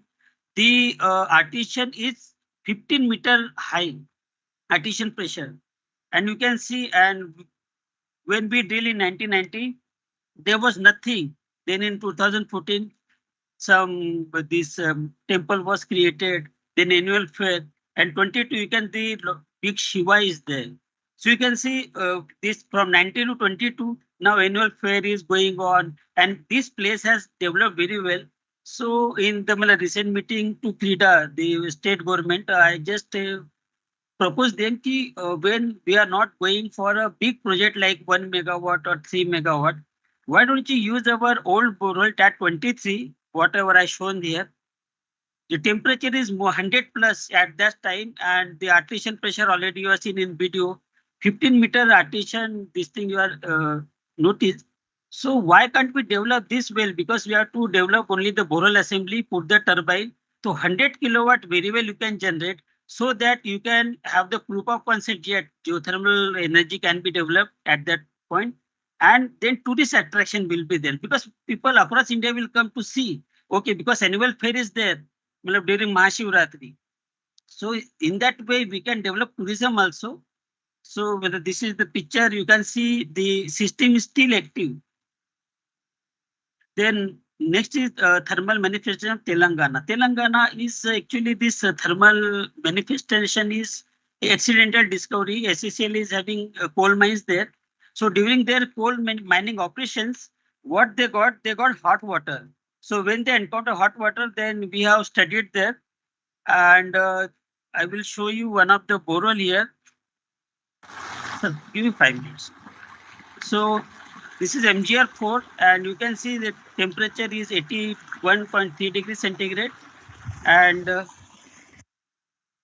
total 8 boreholes we have drilled 1 kilometer each. In India, first time for geothermal 1000 meter boreholes were drilled.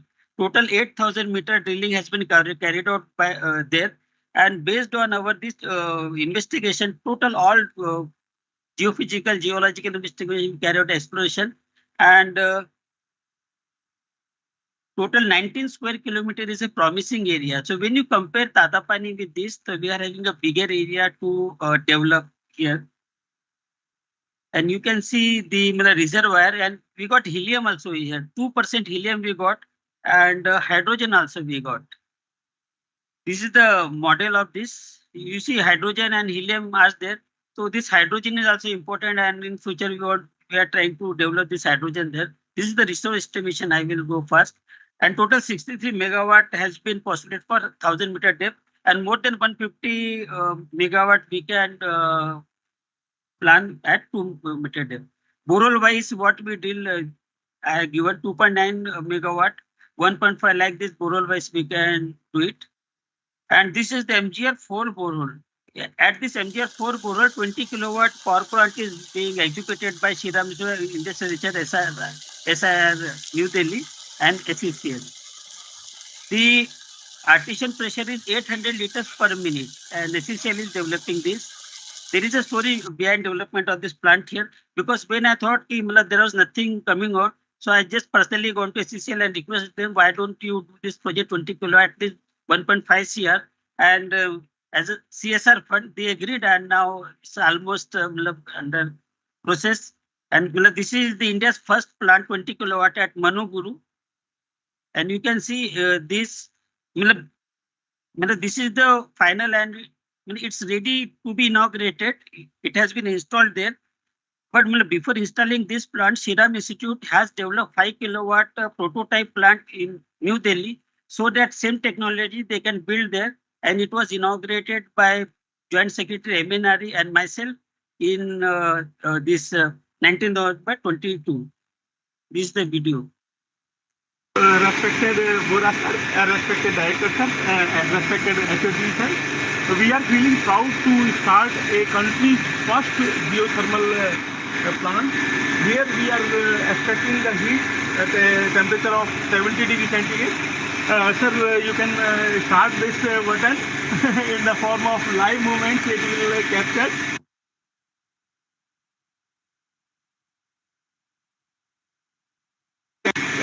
Thank you, Vishal Thackeray sir.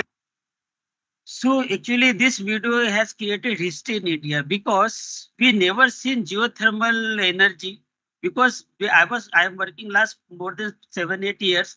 People are asking, you talk so many of geothermal, light nahi jala. Ab kidhar light jala, kya hua? I was struggling to develop plant, but ultimately SIR, we have developed this 5 kilowatt, and bijli to jali, at light to jala. This is the first step towards the bright future of geothermal in India.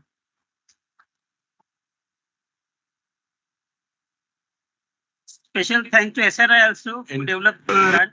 In fact, are you done or you are more to? In fact, it is so interesting. I'm really hesitant to say that your time is over.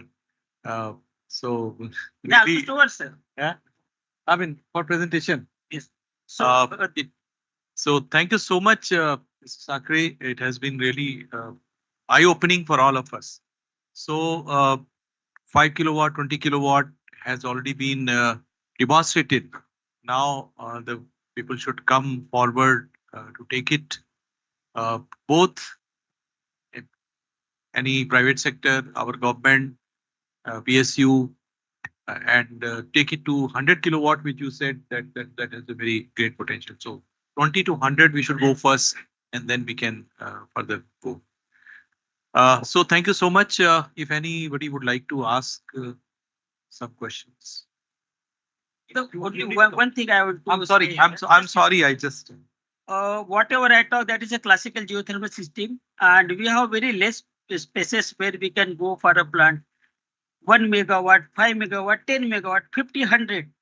So it's not cater the need of the India.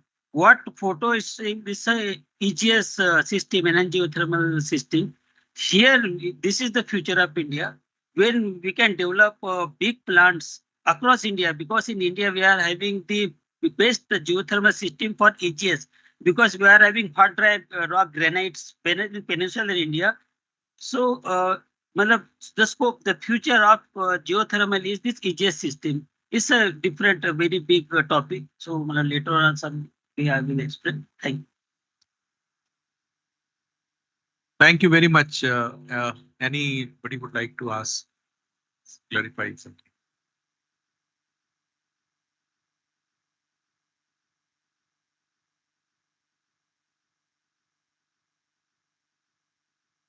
But why do you think it has not been developed so far? I mean, there are so many PSUs like NTPC, and they are, our R&D funds are available, and this organization also is very keen to develop new technology and all those things. You have already have an MOU with NTPC, I think, in Tatapani.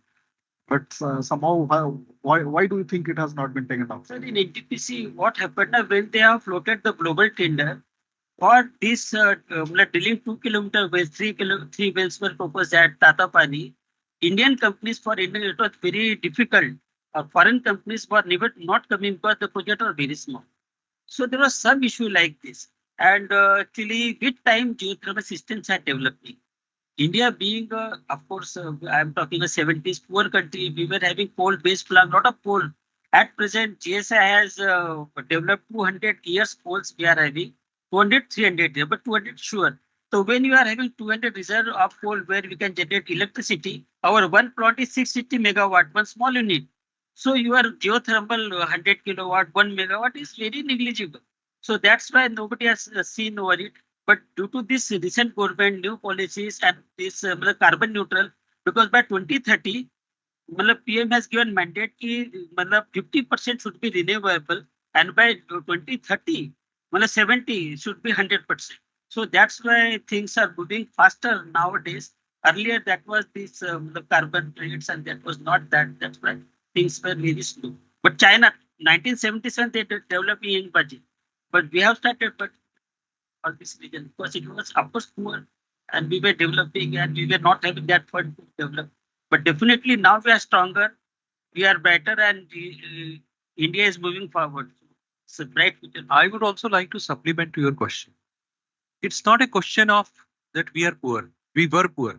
And nowadays we don't call it we are. The question is that who builds the cat first? The government is not ready, I tell you. In 500 kilowatt, 500 megawatt, 500 gigawatt, is still geothermal is not figuring. Because who builds the cat first? When we talk about the electricity generation from this, then everybody in the government, I would say, I'm from that area only. Everybody will say we are getting electricity 2 rupees, 3 rupees. Who is going to buy it? So this is not a question. This is a question of taking some risk, putting up a technology, demonstrating it at a large scale, and then people will come forward. I'm sure that the people will come forward.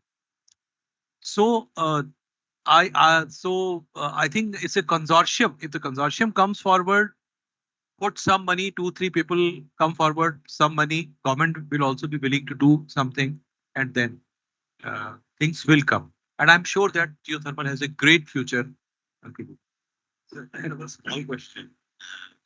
I'm Rajendra asking, what is the cost for a say 10 megawatt plant now? CapEx. 10 megawatt plant total.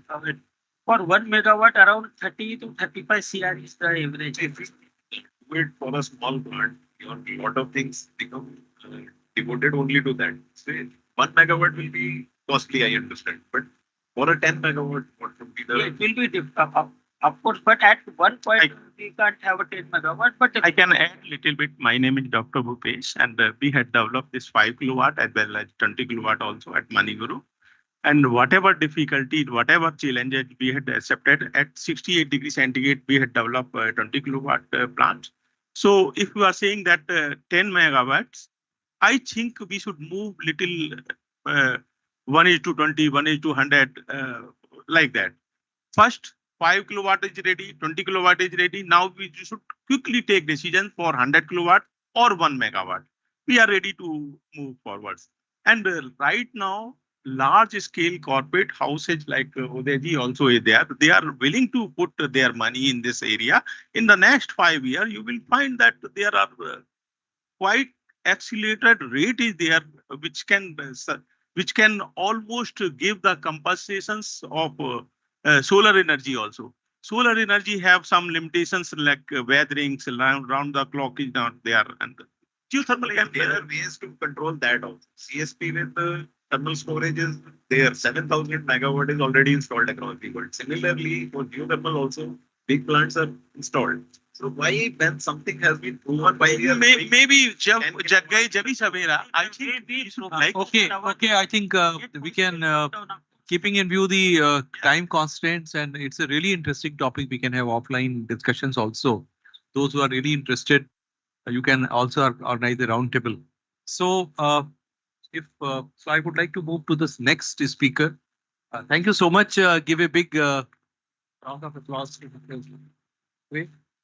And I think you are going to be really a guide for the geothermal development in the country. A small request, sir. Actually, you have to give a congratulations to SSCL also, who has come forward and we have made it. Yes, sure. Really, We are going to inaugurate in it. every time I would like to congratulate NTPC also, who really have provided this मंच. I would like to say कि सब लोग इसमें आए और इस बात में discussion कर रहे हैं. So I also like to add one more thing. We have a barren island that is volcanic. Yes. In fact, so barren island can be developed. That is unexplored. Forwarding. Yeah. Barren island, we have discussed it at a very high level also, so that it can really provide a solution for all entire Andaman Nicobar and to the nearby areas also. So our next speaker is going to be Madam Purnima Jalihal and Dr. Samson. She's here. Dr. Samson. So sorry. So I think she will be doing online. Okay. Yes. Yeah. So, yes, thank you, Dr. Tripathi. We meet again within a week's time. So thank you to NTPC and all the organizers for inviting me here for this presentation. I'll just try to share the content. I hope I've been given permission.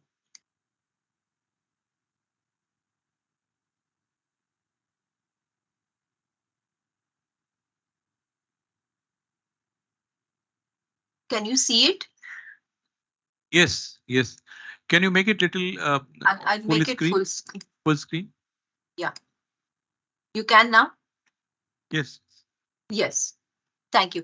So I have 10 minutes and I'll just keep it really short. So we are talking about OTEC, a baseload source of renewable power for India. Essentially, the ocean energy is in real infancy and largely only the National Institute of Ocean Technology, where I'm heading the Energy and Freshwater Group. We are the only institute really which have been developing and which has been developing, and we have also been demonstrating small devices offshore. So largely, ocean energy forms consist of wave, tidal, currents, thermal gradient, salinity gradient, and biofuel. We do not consider offshore wind and floating solar PV as ocean energy forms because the motive force there is not seawater. Just quickly, why we need to do ocean energy? This is the Indian scenario. We have more than 7,500 kilometers of coastline. And because of the Andaman and Nicobar and the Lakshadweep group of islands, our EEZ is really huge. It's like around 2.1.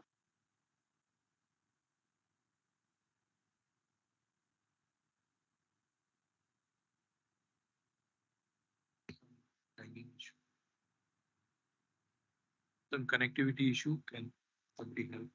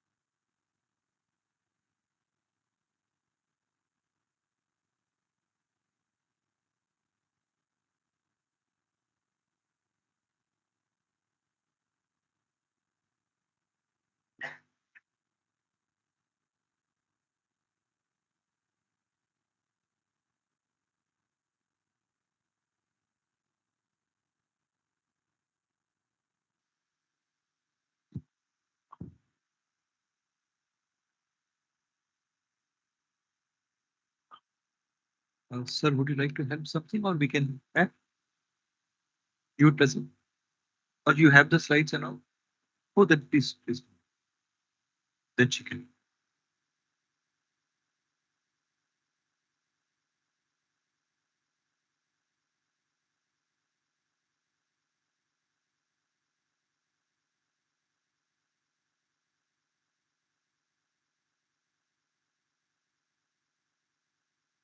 Good afternoon. First of all, I thank NTPC for giving this opportunity to present our work.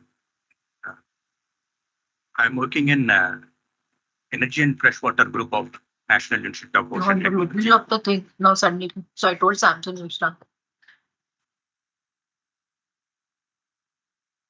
What? Huh?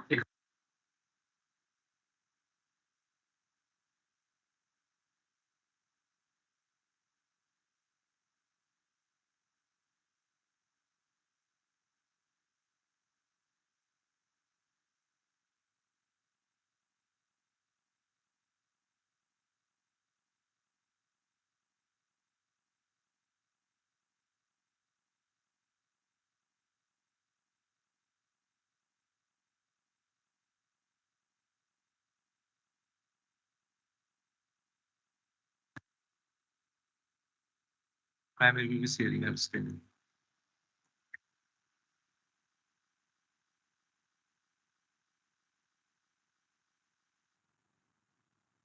Can you see? Yes, yes. Yeah, I'm really sorry. There was an internet glitch over here. I'm really, really sorry about it. So, I was just talking about the large, long coastline and the EZ. So briefly, actually, these are the, and that's the reason why we need to do ocean energy. So these are the wave energy projects around the world. This is courtesy the Ocean Energy Systems Technology Collaboration Program under the IEA. The IEA meeting, REWP meeting was held recently in MNRE. And these are the large devices already demonstrated across the world. And this is also the Asia Pacific efforts.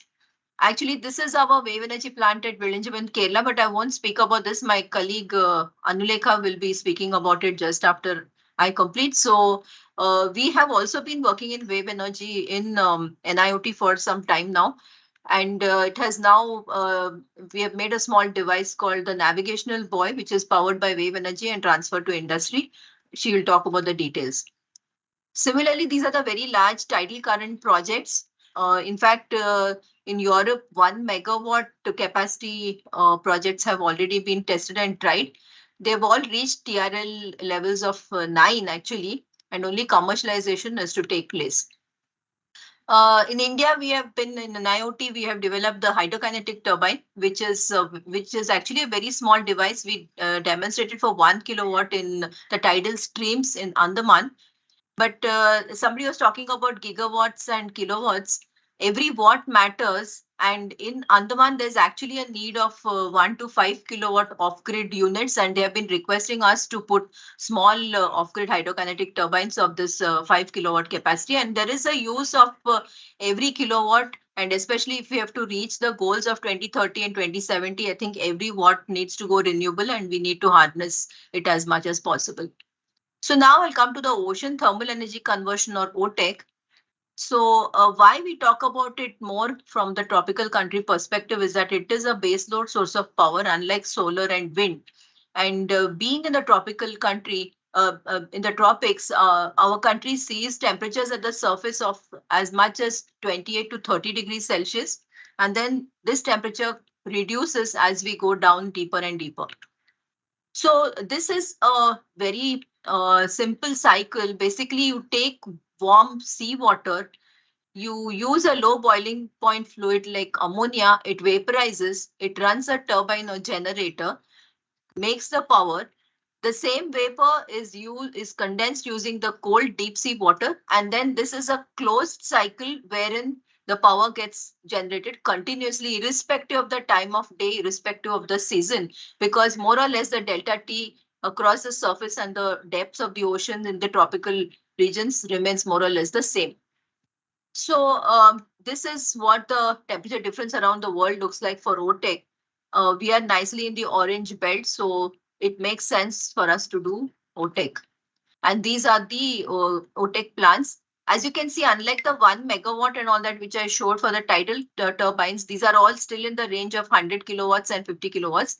The only 1 megawatt floating OTEC plant was South Korea's, deployed in 2019. Due to COVID, they had to go back, but they are going to go back and complete it shortly. So the Indian efforts on OTEC, actually, we also attempted a 1 megawatt plant offshore. This was like a really adventurous and difficult thing that we had taken up with the enthusiasm of the then secretary. However, marine infrastructure is still poor in the country, and at that time we had several issues. We could not complete the project, and it led to desalination, which will again be spoken by Samson just after me. So this desalination actually runs on the ocean thermal gradient again. So we set up the first ever low temperature thermal desalination plant in Kavaratti in the year 2005, and it has become a landmark project, being completely indigenous and touch the lives of the people. So it's been working continuously even as of now for the last 18 years. So coming to like how that is all desalination, and every desalination system needs energy. So we are now going back to trying to power that desalination using OTEC. And we have developed a facility in-house in NIOT where small systems producing water and OTEC power from closed cycle and open cycle can be run. And we are using this as a setup to learn how to optimize and improve the efficiencies of the systems. So now we are in the middle of putting up the world's first ever OTEC powered desalination plant, again back in Kavaratti. This time what we will do is, it will be the same desalination from the thermal gradient, but we will power it with OTEC. That is, the same plant will be producing power and water simultaneously without drawing power from the grid. This will have many challenges, and it is having the first ever pipeline and the first ever OTEC turbine done indigenously. There are a lot of challenges, and the work is going on at site right now. However, it will be truly a landmark success, and internationally we are being looked at, and they are waiting for us to complete this project. So the Ministry of Earth Sciences is spearheading the Deep Ocean Mission, which has got 6 verticals. And one of the verticals is related to, again, energy and water. So it has 2 large objectives. One is to study the detailed engineering design for a high capacity offshore platform mounted OTEC powered desalination plant. Now, what happens is that deep water is required for these technologies. And this for the mainland, in the islands, it is available very close by, but in the mainland, it is available very far away, for which you need an offshore platform. And this is the objective of this mission, is to study this and get a design, and also do field studies to understand the behavior of these deep water components for moorings and the platforms. The DPR will consist of actually a huge platform on which there will be 2 modules of 2.5 million liters per day each of water, and 2 modules of gross 5 megawatt each closed cycle OTEC system. It has a lot of challenges, but finally we will get a class certified design, which will be based on an earlier design that we already have done by L&T. So the other efforts are that we have actually made a design for a 1 megawatt net OTEC plant for the Andamans for Shell Oil and Gas. And we also have a partnership with the USTDA, which is the Trade Development Agency. And NIOT will be a project sponsor for a study, again, for a design of a 5 megawatt and a 16 megawatt offshore OTEC plant near Andaman and Nicobar. The agreement has been just recently signed. It will be carried out by a US company along with an Indian company. Now, lastly, what are the barriers for OTEC? Somebody was asking why geothermal has not been taking off, but what are the barriers then for OTEC? So we have low marine infrastructure in the country even today. The demonstration projects are not high enough in scale. So if we do 1 kilowatt and 10 kilowatts, the the convincing the policymakers that they are big enough to make larger 1 megawatt is very, very difficult. As you know, all of you know in this forum that scaling up is non-linear. It's not easy. Though there are risks, there are more perceived risks. There are risks in offshore which can be handled, but there are largely perceived risks and therefore there's a fear. Large industries are unwilling for R&D and the small ones are unable to invest. The techno-commercial viability is difficult to assess on small devices, but funding is difficult for large ones. So it becomes a circular problem. And that is why we have not been able to move ahead, though the technology exists and though we have had several successes in NIoT. So just to give you a feel of what is really lacking, the Indian position on offshore construction, you see the China and India scene. Shipbuilding and repair yards, China has nearly 500, India has less than 30. Other things like we have the order books, 40 million TWT is what China has and we have barely won. So the point I'm trying to make is the marine scene is still so poor in India. We do not have the infrastructure or the wherewithal or the infrastructure to even build things. So, and that is why all this is still on a back foot in India. And as far as international efforts go, India is a member of the IAOES. We have coordinated a multi-country task on OTEC for the preparation of a white paper on OTEC, and this is available on the website. All of you can access and read it. Currently, I'm also leading the task on economics of OTEC. This is what matters to policymakers across the world. And also a task on desalination as an alternate market. So when we talk about OTEC, there are several spin-offs, and even in the DPR that we are currently working on, we'll be working with desalination and hydrogen generation to see how much the commercial viability will improve if you have spin-offs and alternate markets and products developed along with the OTEC. And thank you very much for the opportunity.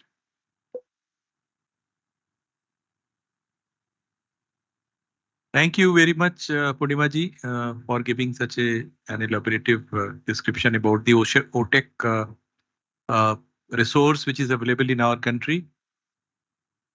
Now, I think Mr. Samson will Samson will make some presentation. Desalination? Okay. In fact, desalination is also a technology which is needed for providing the fresh water.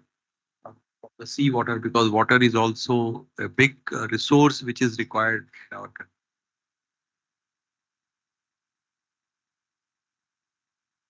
Madam already gave a introduction, so I will present only desalination and water, the technical part alone. We know that water is an abundant resource, but unfortunately 97.5% is the seawater. Only 2.5% is the fresh water. And this fresh water, 80% is available in glaciers in north and south. Only 5% is available for human consumption. So NIoT developed a process called low temperature thermal desalination. This process, the temperature gradient available in between the two water bodies or flows is used for generating water. The sources for temperature gradient is in ocean. Since India is in tropical region, we can get around 16-degree temperature gradient because the surface sea water is available at 28 to 30 degrees C. If you go 350 meters deep, we can get 16 degree. So around 20 to 22 degree is the temperature gradient available. If you go to the same scenario is available in all once through coastal power plants also, because in coastal power plants around 10 degree above ambient is available from the condenser reject. So this is the schematic. The principle behind this process is when a liquid is exposed to the sudden pressure drop, all the sensible heat is converted into latent heat of vaporization. So a portion of the water is converted into vapor and the rest of the water loses its heats and the temperature is coming down. Using this principle, we are flash evaporate the warm sea water and after the resultant vapor, we are condensing using a condenser and the distillate is potable water. This the simple principle. Using this principle, we developed plants. This is our first plant we established in the year 2005. The capacity of the plant is around 1 lakh liter because the island population is around 12,000. And we draw deep sea cold water at 12.3 degrees C from the ocean. This is the bathymetry of the ocean. And based on the experience we gained, we put 4 more plants in the Lakshadweep and 3 more plants are in progress. And all these plants are drawing water from the drawing power from the local grid, which is driven by a diesel generator. So NIOT now put efforts on self-powered desalination plant. So in WOTEC, there is 2 principles. One is called open cycle, another one is called closed cycle. In open cycle, the seawater is the working fluid. It flash evaporate. After flash evaporate, the resultant vapor drives the turbine. After turbine expansion, the vapor is condensed and that water is potable water. So this is the open cycle principle. In closed cycle, instead of seawater, we are using low boiling fluid like ammonia or freon like this. And we are evaporate this using the plate heat exchanger. And that vapor drives the turbine. And after turbine expansion, it condenses using deep sea cold water. This is called closed cycle concept. And the thing is, in closed cycle, the pressure is around 9.7 bar to 7 bar, the working pressure, whereas in open cycle, that is 30 millibar to 17 millibar. So for island condition, since ammonia is toxic, we can go for open cycle principles. This is the thing. For open cycle thing, the main critical parameter is the temperature of the deep sea cold water. So we did a detailed CTT, conductivity, temperature, and depth measurement using our vessels in the Kavaratti Island. And you can see that around 8-degree temperature is available at 1,000 meters water depth. The next parameter which requires for this plant design is the bathymetry, because it decides the length of the cold water pipe. You can see around 3.5 kilometer is near length of the pipeline required for this configuration. We use various calculations and we use various formulas for calculating the warm water requirement and cold water requirement. For this plant, the capacity is around 1 lakh liter. And the warm water requirement is around 240 kg per second, and cold water requirement is around 206 kg per second. And the turbine power is around 67 kilowatt. And for in this plant, all the parasitic power is consumed. The 63 kilowatt is consumed for this parasitic power. Only 4 kilowatt is the surplus available. So in-house, we designed all the flat chamber, condenser, and the flat chamber, by controlling the vapor velocity, we can reduce the seawater particles entrainment. Here we maintain the vapor velocity around 5 to 6 meters per second. And we designed a cell and tube condenser, the PXM DEMA configuration. And the heat transfer coefficient is around 1,500 watts per meter squared Kelvin. And these are all the pumps requirement. And we designed in-house air turbine. And we designed a single stage axial flow turbine. And this is the overall plant configuration. And the main challenges are designing a pipe configuration, towing and deployment at the deep sea, and designing a large turbine, a low pressure turbine, and selecting the high efficiency pumps and sizing the vacuum system. And the main potential for India is, since India is in tropical region, 20-degree north and 20-degree south, we have around 22-degree temperature gradient is available. So the potential is we can put plants in Lakshadweep and Andaman Nicobar Islands. And for mainland application, if you get a deep sea water of around 8 degree, we have to go around 30 to 50 kilometers from the coast. So there the option is closed cycle water plant. And for improving the economics of the water plant, we can use the discharge water from the condenser for air conditioning. And the deep sea cold water is rich in nutrients, so we can use it for marine aquaculture. Thank you. Thank you very much. So this is also an option for creating the desalination water. Anybody would like to ask some question? Okay. I have one question. You have mentioned about all these desalination plant and Otic power desalination plant. You give a idea of the cost of these plants so that compared to other conventional desalination plants versus concentrated solar power desalination plants, how do they compare in cost? Can I answer that question? Yeah, please.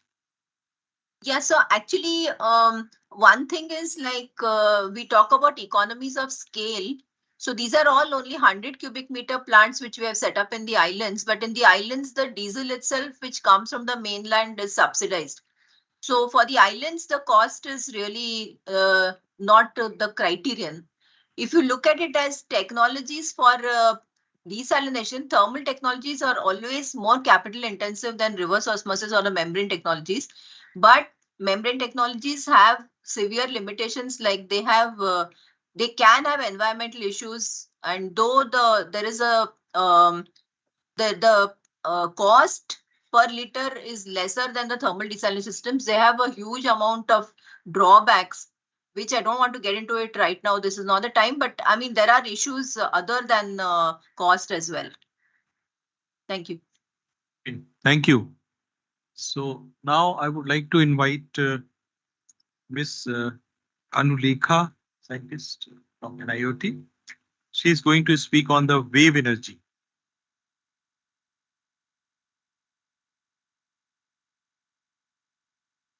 So these technologies could be the technologies of the future, but it's good that this institute has endeavored to work on these technologies and bring it before all of us. Yes. Thank you for the opportunity. I am Anulekha and I work in the Energy and Freshwater Group of the National Institute of Ocean Technology. And I'm going to talk about the development of wave energy at NIOT.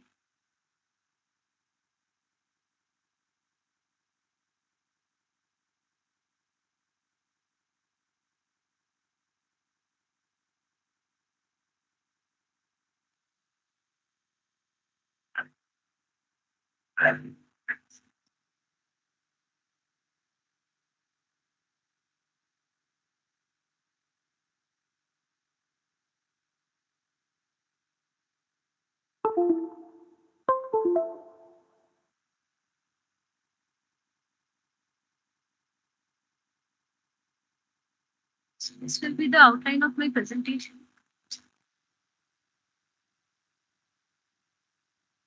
Sorry about that. So these are the renewable technologies that has been developed in our group. So Madam has already spoken about all of these. So I'll be focusing on the wave energy aspect of the group. So why wave energy? As you can see in the animation, wave has a huge potential. Lot of power is there in the waves, and it is a very high energy source, but it is still in its infancy. So as sir also said, that it is available all the time 24/7, and it is very suitable for coastlines and island communities. And it is a renewable energy source. And as we are gradually trying to move towards extracting power from renewable energy, this is a very viable option. So as some of the studies have shown that worldwide 29,500 terawatt hour of energy is available per year, according to the IEA report. And most of the wave energy is concentrated only at the 40 to 60 degree latitude north and south. But India has a huge coastline of about 7,500 kilometers. So there are some hotspots of wave energy which can be seen in the southern and western part of India, from where we can get as much as 20 kilowatt per meter energy as well, which can be explored. So these are the few wave energy devices that has been developed by the other Asian countries, and Korea, China, and Japan have been doing a lot of work in this as well. So for selecting any wave energy for any location for establishing a wave energy device or suppose an array, we need to first carry out a so this study where we can do, as I showed in the previous image, that we have a lot of energy concentration, wave energy concentration in the western and the southern coast of India. And from the studies, it has been seen that there has been an increase in the wave energy, gradual increase in the wave energy in the western and the eastern coast. And the increase in the western coast is more. That is mostly due to the southwest monsoon. So for selecting any location for the wave energy, we need to also see the constraints, such as it should not fall in the oil and gas field areas or the protected areas, and like any shipping routes or fishing routes or something. So there are many different type of wave energy systems that are available, and they have been developed. Few of them are point absorbers. They are basically very small devices, and compared to the wavelength of the waves. And others are attenuators. Attenuators are basically they are oriented parallel to the direction of the waves, and they ride the waves. The pelamis is the typical example of an attenuator, as shown in this image. Next is the terminator, which is placed perpendicular to the direction of the waves. The salter's duct is an example of that. And overtopping devices, which are basically, they house a water turbine, and they are situated, the turbine is situated beneath the water level, and the water just gushes through the turbine, and that motion creates the electricity. So this is a wave dragon which has been developed based on this overtopping principle. So basically in NIOT, we are working on the oscillating water column principle. So as you can see in the animation, basically it has a water column chamber, and the chamber has an opening beneath the water level. And when the water is moving up and down because of the motion of the waves, the air column above the water is getting compressed and decompressed. This difference in this motion of this air column is creating a differential pressure across a turbine, this turbine is basically used to drive the generator and produce power. And based on this, we are using a fixed. We have developed a fixed oscillating water column device and a floating oscillating water column device called backward bend ducted coil. So as ma'am said, this is the first wave energy plant that was developed and demonstrated by NIOT in 1993. This wave energy plant works on the principle of oscillating water column, and it was situated in Virinjam, that is in Kerala, and it was there in 10-meter water depth. And a lot of turbine configurations were tried in this, and after generating sufficient power, it was also combined with a reverse osmosis plant which generated 10,000 liters per day. This way we were getting energy as well as water from the sea. This plant was, after successful demonstration, it was decommissioned. So after working on the fixed OWC, we moved to the floating OWCs, because since the wave energy availability is a constraint, working on small devices seems prudent for us. So this floating OWC is also working on the same principle, just that it is not fixed on the seabed, and it will move with the motion of the waves. In this backward bend ducted buoy, it has a horizontal chamber as well, which is oriented opposite to the direction of the incident waves.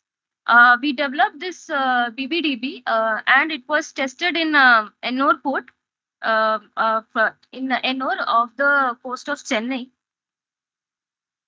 So this slide shows the development of the BBDB. Since 2011, we tested the first device, and after a lot of optimization of the oscillating water column chamber and the turbine in 2015, this device was again tested with the 196 mm unidirectional impulse turbine for the power module.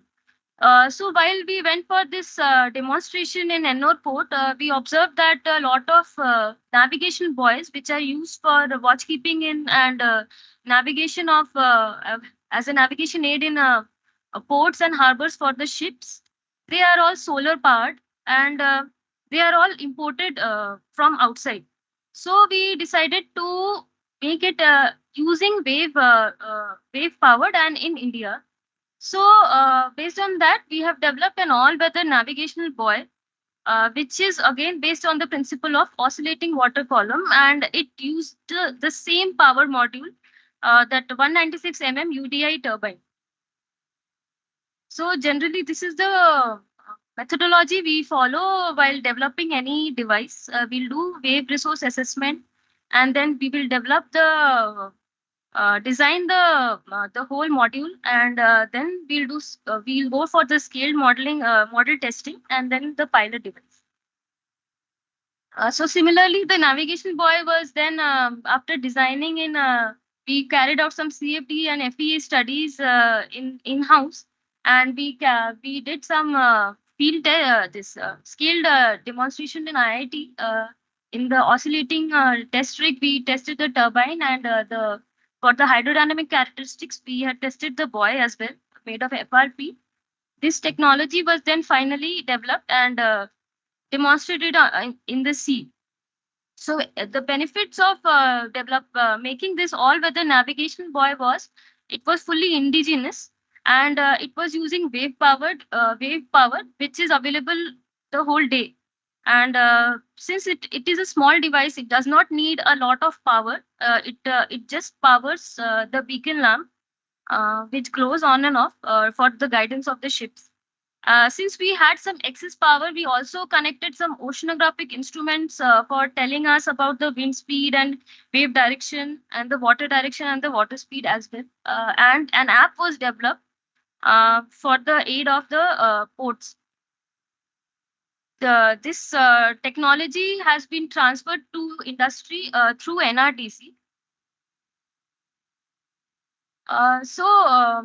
This is the next study. We are biggest disadvantage of wave energy is that it is capital intensive. So to make it more sustainable or economically feasible for Indian coast, we can integrate it with coastal protection systems like breakwaters, which has been done in Mutriku, as you can see. And this study is going on right now. So basically what I would like to conclude is that wave power is, though energy density is very high, but it is highly dependent on the location, as West Coast has more energy than East Coast. And India has 40 gigawatts of potential wave energy, but only few hotspots are available, which we can utilize for developing, putting out more wave energy arrays or wave energy systems. And this navigation, small devices like navigation buoys can be developed, which can help for indigenization of the systems. And for economical solutions, one method is to integrate the system with coastal protection, or some hybrid solutions can be looked. Thank you. Thank you very much. It's really very interesting to know that the ocean has a lot of energy potential to be developed.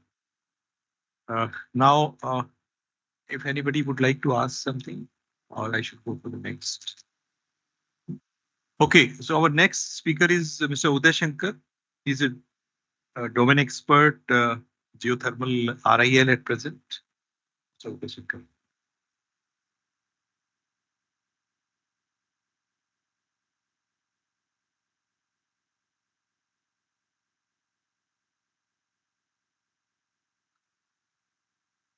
I think for such kind of technologies, a new technology development corporation kind of thing should come, focus, work on.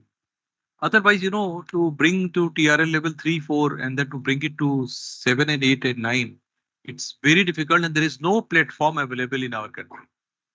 People develop up to 3, 4, and thereafter there is no taker because of the, everybody asks about the economics and so. So, Mr. Udesh. Need to develop in line with ISRO. In line with ISRO. Yes. Yes. The same line it has to be developed. Yes, yes. And some money has to be the national asset, not per unit. The government should come forward to give some money in a lump sum for such kind of institutions we are going to do, and then only And things sir, can since these are the emerging technology, one should not look into the Economics. kilowatt hour, or it's paired with the Yes, yes. conventional wind or thermal or whatever. Yes, I am sure. Then only it can develop. Yes, even foreign companies are ready to bring their capex initially, which will be repaid by, say, 100-year PPA. This OTEC offshore works for 100 years. So they are ready to bring, but only thing is decision has to be done. There are so many ministries involved, that is the problem. I'll come to you later for that. Sir, when solar was coming, it was 20 rupees plus per unit. Now it has gone drastically down. So with time, with event of technology and Yes, Mr. Uday Shankar. Yeah.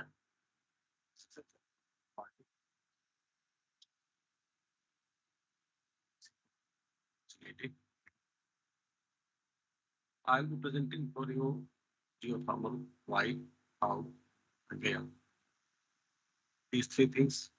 And at the end, I also like to give you a feel of geothermal reservoir of Gurugram where I worked earlier. The video is in public domain. That's why I can give this thing. Okay, so okay. GSI happens to be almost 200-year-old organization. That is the mother organization of many PSUs of India. ONGC also happens to be one such organization where ONGC used to be a department of GSI, and later on it became a separate organization. Mr. Sakhare and his team, he has been working with ONGC for this geothermal project also in Gurugram last year. And some of the slides you'll find some of the common to what he has presented on this thing. So please bear with us.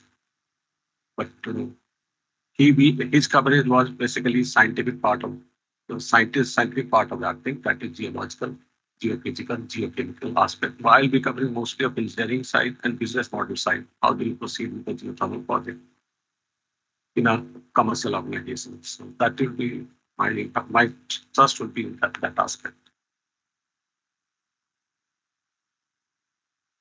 Disclaimer.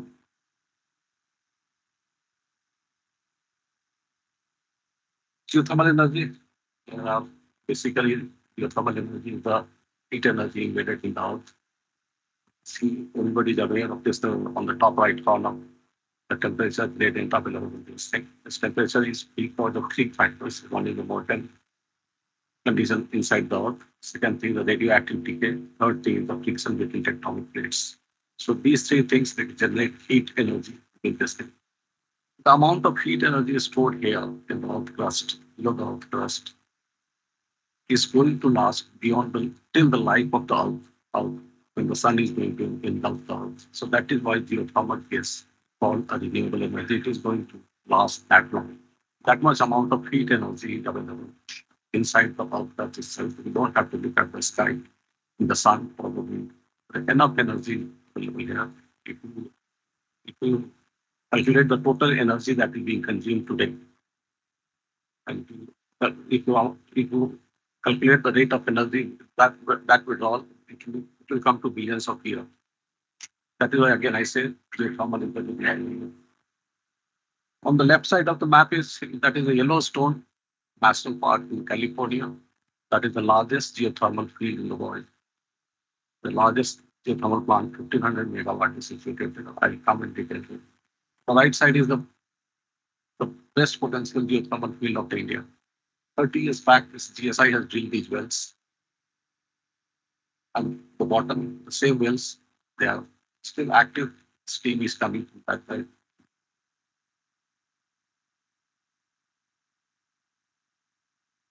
Geothermal has got a very small percentage in the total energy basket of the world. It is not even 0.5% of the renewable energy, not total, even renewable energy.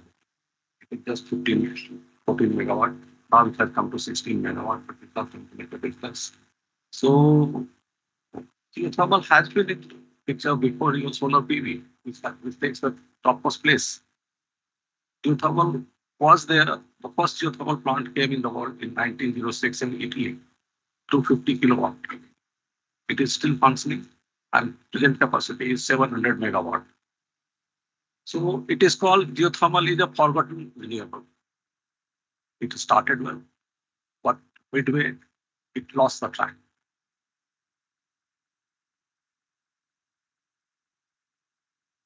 But it has got many advantages. Capacity utilization factor is one of the highest, 84%. 84% time your plant is available to the maximum design capacity of the plant. So among all the sources, among all the things, comparable to nuclear. There are many other advantages. Solar PV of 5 megawatt plant, solar PV plant will give you same energy. 1 megawatt plant of geothermal. And the best part is the least footprint required among all sources for a power plant.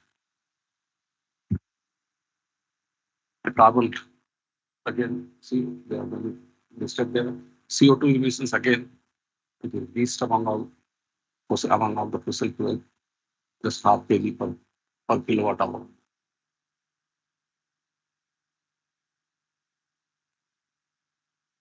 This is location. This is the ring of fire. Most of you must be aware. This is total length of this ring of fire is 40,000 kilometers all around the globe. 75% of volcano. There are 450 volcanoes are there. Total worldwide. 450, 75% of 450 volcanoes are located on this ring of fire. 90% of the earthquake happens on this ring of fire. India has got its own share of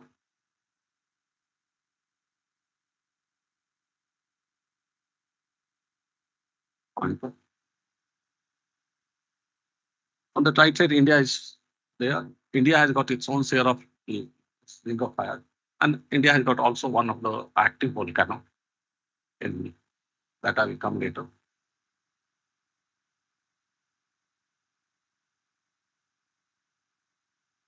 These are the locations of the geothermal plant.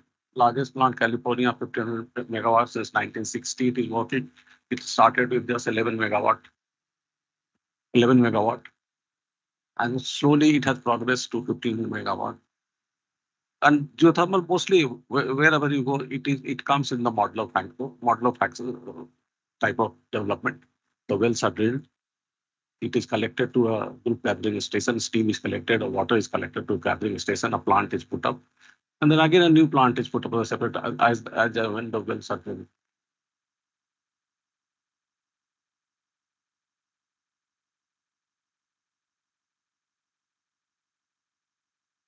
And then this is the Yellowstone geothermal reservoir. There's a very interesting story, a historical aspect of this thing. 1960, they started this plant.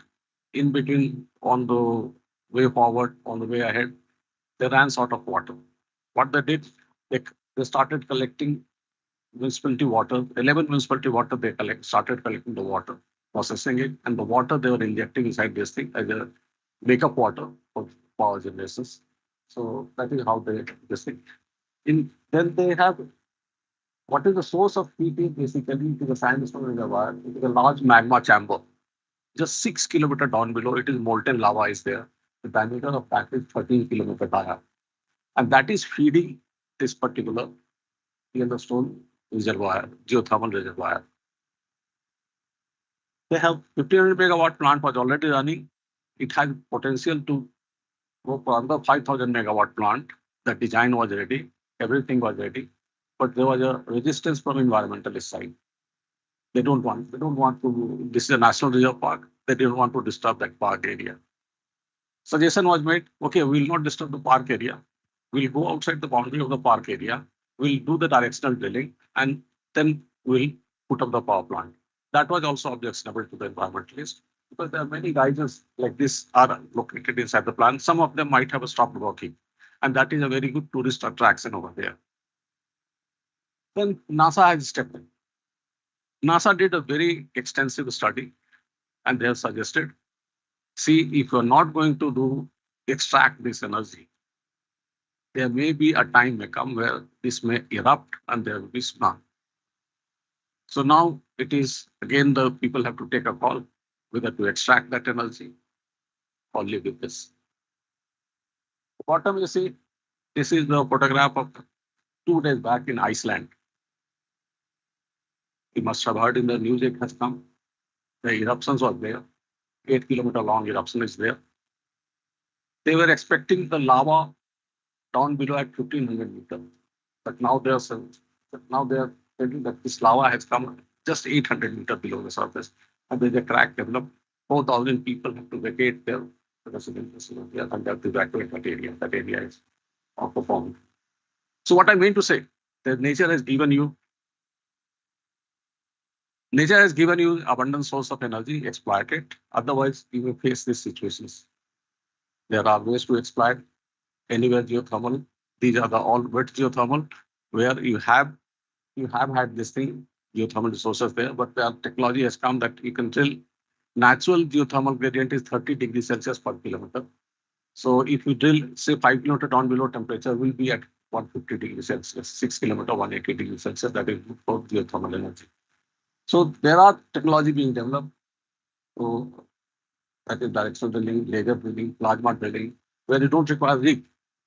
Things you are the futuristic drilling technology that will be opening way for anywhere geothermal. These are two case example of California and Texas. I'll testing 100% renewable power they could make for 1 hour. But what is happening is there is a large 3 hours of ramp up is required in the evening when there is no sun. There is a very little sunshine and very little wind also. So that creates a lot of problem. This is what happened in August 20. August 20, California had a blackout, number of rolling blackouts. And February 21, Texas has a blackout for the days. But California, because of geothermal power, they were able to manage this thing, these blackouts. They had 51 geothermal plants, which was not so. Not the case with Texas. The linear diagram, this is geothermal power. There was a question, what is the cost of geothermal power plant? Again, it depends on the temperature. It depends on the flow rate. It depends on the and the pressure, that is the water that you are going to get from the water. These 3 parameters will decide which type of geothermal power plant you are going to put on the surface. Is it going to organic ranking cycle? Is it going to flash type? Or it is going to be steam turbine, no steam turbine. If temperature is more than 250 degrees Celsius, you will get the dry steam from the reservoir itself. So it depends on those factors. What is going to be the cost? But one thing, those 10 countries that have been presented, 7 countries are producing geothermal power in gigawatt range. And all these places, geothermal power competes in the grid with other source of power. So capex is high, no doubt, but opex is very low because you don't have a fuel cost. This has got multiple, even power also, it has got multiple usage. Already covered. This is the Ladakh geothermal project. It is much beyond power. In the strategically located area, it has got many usage for army. It is a naked mountain there. You won't find any jungle, any wood, nothing. Army. So can you be little fast because so it has I've got a signal to close the session as early as possible. Okay. So Yangbajan, what I mean to say, Ladakh, and Yangbajan and Wansarovar. All these places, a lot of study has been done, and they all predict that there is going to be a high temperature zone all throughout Himalayan belt where geothermal is possible. This is a geophysical study of Mansarovar, suggesting at 7 kilometers down below, you may find molten magma over there, just 7 kilometers down below. This is the last slide. This is a news item that the MNRE is proposing an export of renewable power to Singapore because they will find it cheaper than the gas power they produce in there themselves. So there's a suggestion that why not produce this geothermal power from the Byron Island and evacuate the power through the same pipeline, the subsea cable pipeline, that area, that location. That is also one of those things. The MNRE, we have come to this today that 15 years back, this solar PV power was 1570 rupees a unit. There was no fire. There was a lot of incentive was being proposed by this thing. And today we have come to a position where this power is, we are in position to export this power. And same thing, we require same support for geothermal also, which is starting stage, which is the evolving stage. So it requires certain incentives, certain hand holding, so that this can become a company. Thank you. Thank you, sir, for giving the overview of the geothermal energy. Certainly, now I think with all these very precious presentations on ocean and geothermal energy, we feel that it's quite convincing to go ahead by all the sectors to, in whatever way we can support, we can develop these technologies. Now, I would like to request my co-chair, Anandji, to sum up the session. Thank you very much, Chair, sir, and all the presenters. Also, I have been also given directive to be brief. So initially, Mr. Vishal Thackeray of GSI gave a very comprehensive overview of the geological survey that they have done about hot springs, about the power potentials. He gave idea about all the geothermal zones, and specifically he mentioned about the Puga and Chuma Mathang, where there is a huge potential which needs to exploit it. And he expresses frustration also that having done so much, the industry is not coming forward to do geothermal power projects. Then, of course, there was a presentation by Ocean Energy by Dr. Purnima, and she told about our long coastline, about the tidal current projects, about the wave energy projects, and the hydrokinetic turbines that they have developed, and they have got around 1 kilowatt or to 5 kilowatt orders from Andaman also. Then ocean thermal energy, she gave a comparison with South Korea also, where it is in the range of 1 megawatt. She talked about desalination project. She talked about deep ocean mission and 1 megawatt network plant at Andaman and Nicobar.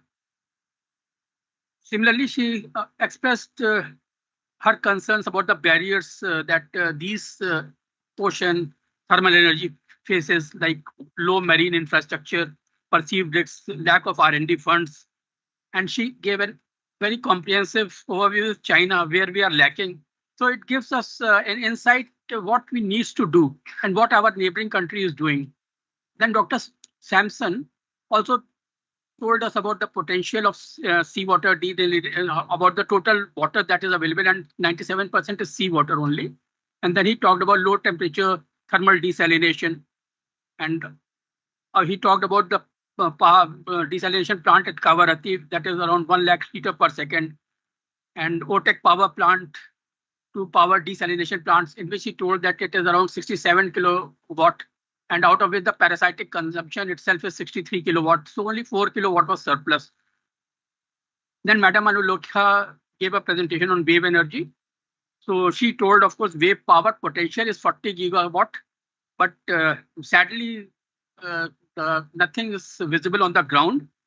And the various type of technologies that are available, attenuators, terminators, overtopping devices, oscillating water columns, the floating OWC, backwater ducted buoy, navigational buoy, which is self-sustainable. So she gave a presentation about that.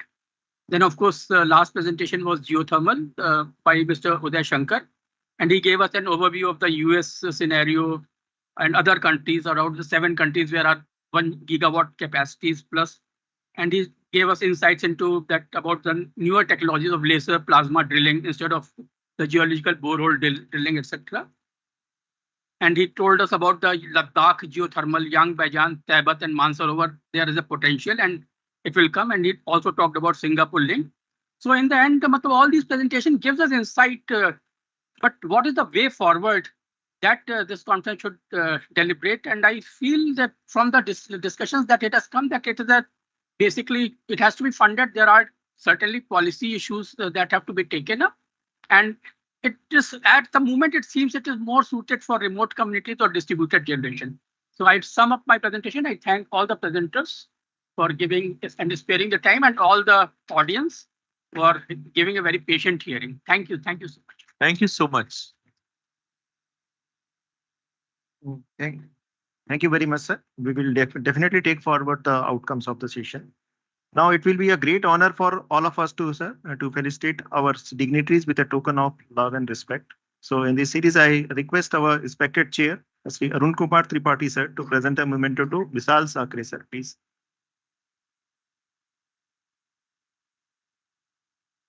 I would just say that he has a 1-minute video only, which he shot, I think, 2-3 days back in Ladakh.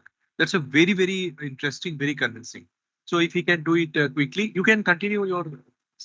Okay, sir. And then he can put it to the video. That's very interesting. I'm sorry to interrupt, but I found that that's very interesting. No, not an issue, sir. So.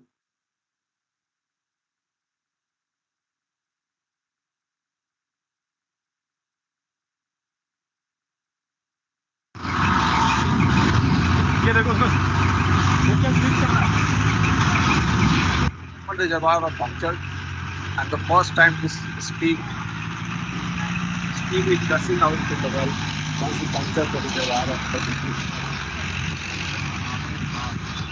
hold the well 2 hours to hold water over the well. The black pipe that keep line on the pipe where the steam is coming. Just let it drink the rest of the time. So the Nala just 9-10 meters behind the 10 degrees Celsius more water was there. We started increase the quantity of the cold water pumping in the well, and we control 130 degrees Celsius, control 17 to 80 degrees Celsius. Boiling point is at this point is only 84 degrees Celsius at 4,400 meter height altitude. So this is one thing that gives you believe. What is the energy that have feel of energy? The gushing sound that steam is coming out. 8-inch pipe, full bore steam discharge is coming. And we had planned to go to 1,000 meters. And it at 33 meters we found that. Thank you. Thank you. Thank you very much, sir. Sir, I just want to add one simple line to here. As in my presentation, I had shown that 15 August 2022, we were there, our team was there. And the very next day, this blowout happened there. So on 15th August, we never thought this thing will happen to this ONGC project. But because of this blowout, then we could not do anything. That project is stopped right now. That would have been a very eye-opening project. Thank you. चमतांग के में video आया हुआ है, जैसे कि तन्ने एलोस्टम का दिखाया है बाकी जगहों पर। आप यहाँ पार्टीजन कंडीशन डेवलप हो चुका है और voluminous amount of water heat water निकल रहा है। ये बर्फ का इंसिडेंट। हाँ यस एग्जैक्टली यस। हाँ इट मीन्स कि अगर हम अपने एनर्जी को यूटिलाइज नहीं करते हैं तो फ्यूचर में just like problem. I think some technologies, without wasting time for power generation to come economical, like heat extraction, hot water, how much it is required in the Leh and Ladakh area. You know, every time you need the hot water or heat requirement. So some sort of process heat application or the utilization of heat application are also very necessary, and they are the low cost solutions. They are not the crores solution, only the tapping the hot water or the steam. Done the big studies on this heat utilization. the temperature is going to be 180, 190 degrees Celsius. After power generation, you can keep that hot water right up to lake, which is 150 away from along the Indus River, the flow direction is the same. From Nala that goes to tributary Indus River, the Indus River comes to lake. So you can all along the Indus River, you can lay a pipeline, bring that water, hot water to this thing. All along there, 3-4 army cantonment are there. Brigades are there. 10,000 army people are there in a number of places. Presently, they are using kerosene for the heating their water bunkers. Their bunkers where they are staying because there is no substitute. There is no electricity. There is no electricity available over there. So they have to burn kerosene. It is stinking. I've been to their barracks. It stinks. They can get this hot water. Okay. All around this thing. Dimitri already. Thank you. Thank you, sir. Thank you, sir. That's a Thank you really for- very interesting. Thank you for ending the session with such a note, sir. Now I request. I think I would like to request to close the session as a. Sir. Our thank you. organizers are becoming restless to close the. Thank you, sir. Thank you for your support, sir. Now I request our respected chair Arun Kumar Tripathi, sir, to present a memento to Vishal Sakre, sir, please.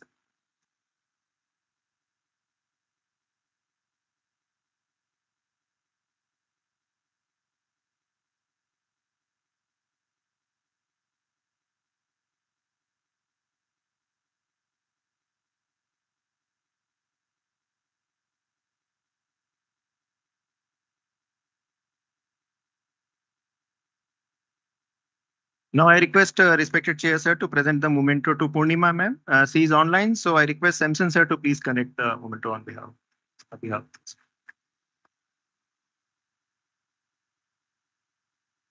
Now I again request our respected chair to present the memento to Samson, sir. Sir, please.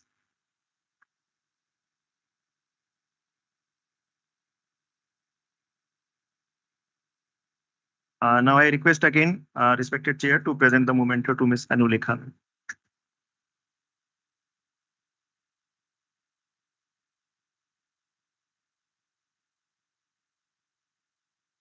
Now I respect again a respected chair to present the memento to Mr. Uday Kumar, sir.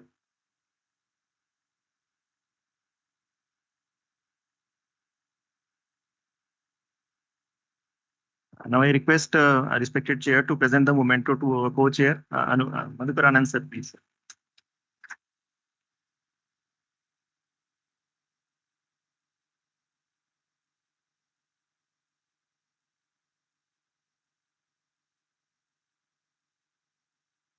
It's our honor, sir, that ED2 CMD, Mr. K. Sundaram, sir, is with us in this session. So I request, sir, to please present the memento to our respected chair, Sri Arun Kumar Tripathi, sir.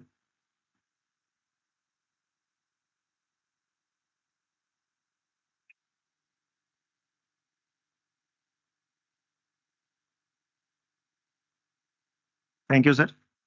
Now I request our co-chair, Madhukar Anand, sir, to present the memento to our session developers as encouragement because they are doing a lot of work to make this happen, whatever the presentation we are looking at. May I request our these session developers, Lalit Gupta, sir, and Vinay Kumar, sir, to present on the dais.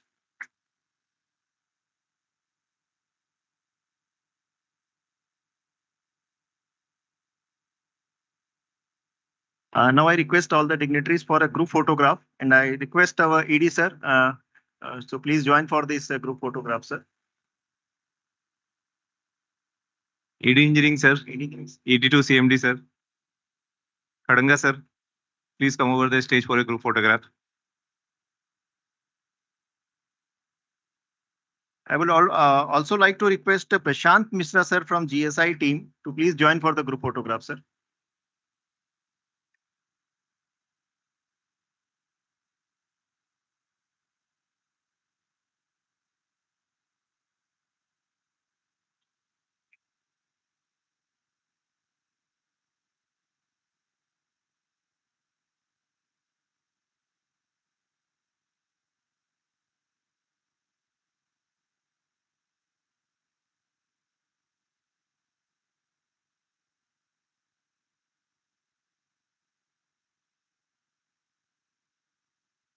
Well, with this, we came to the closing session of this session.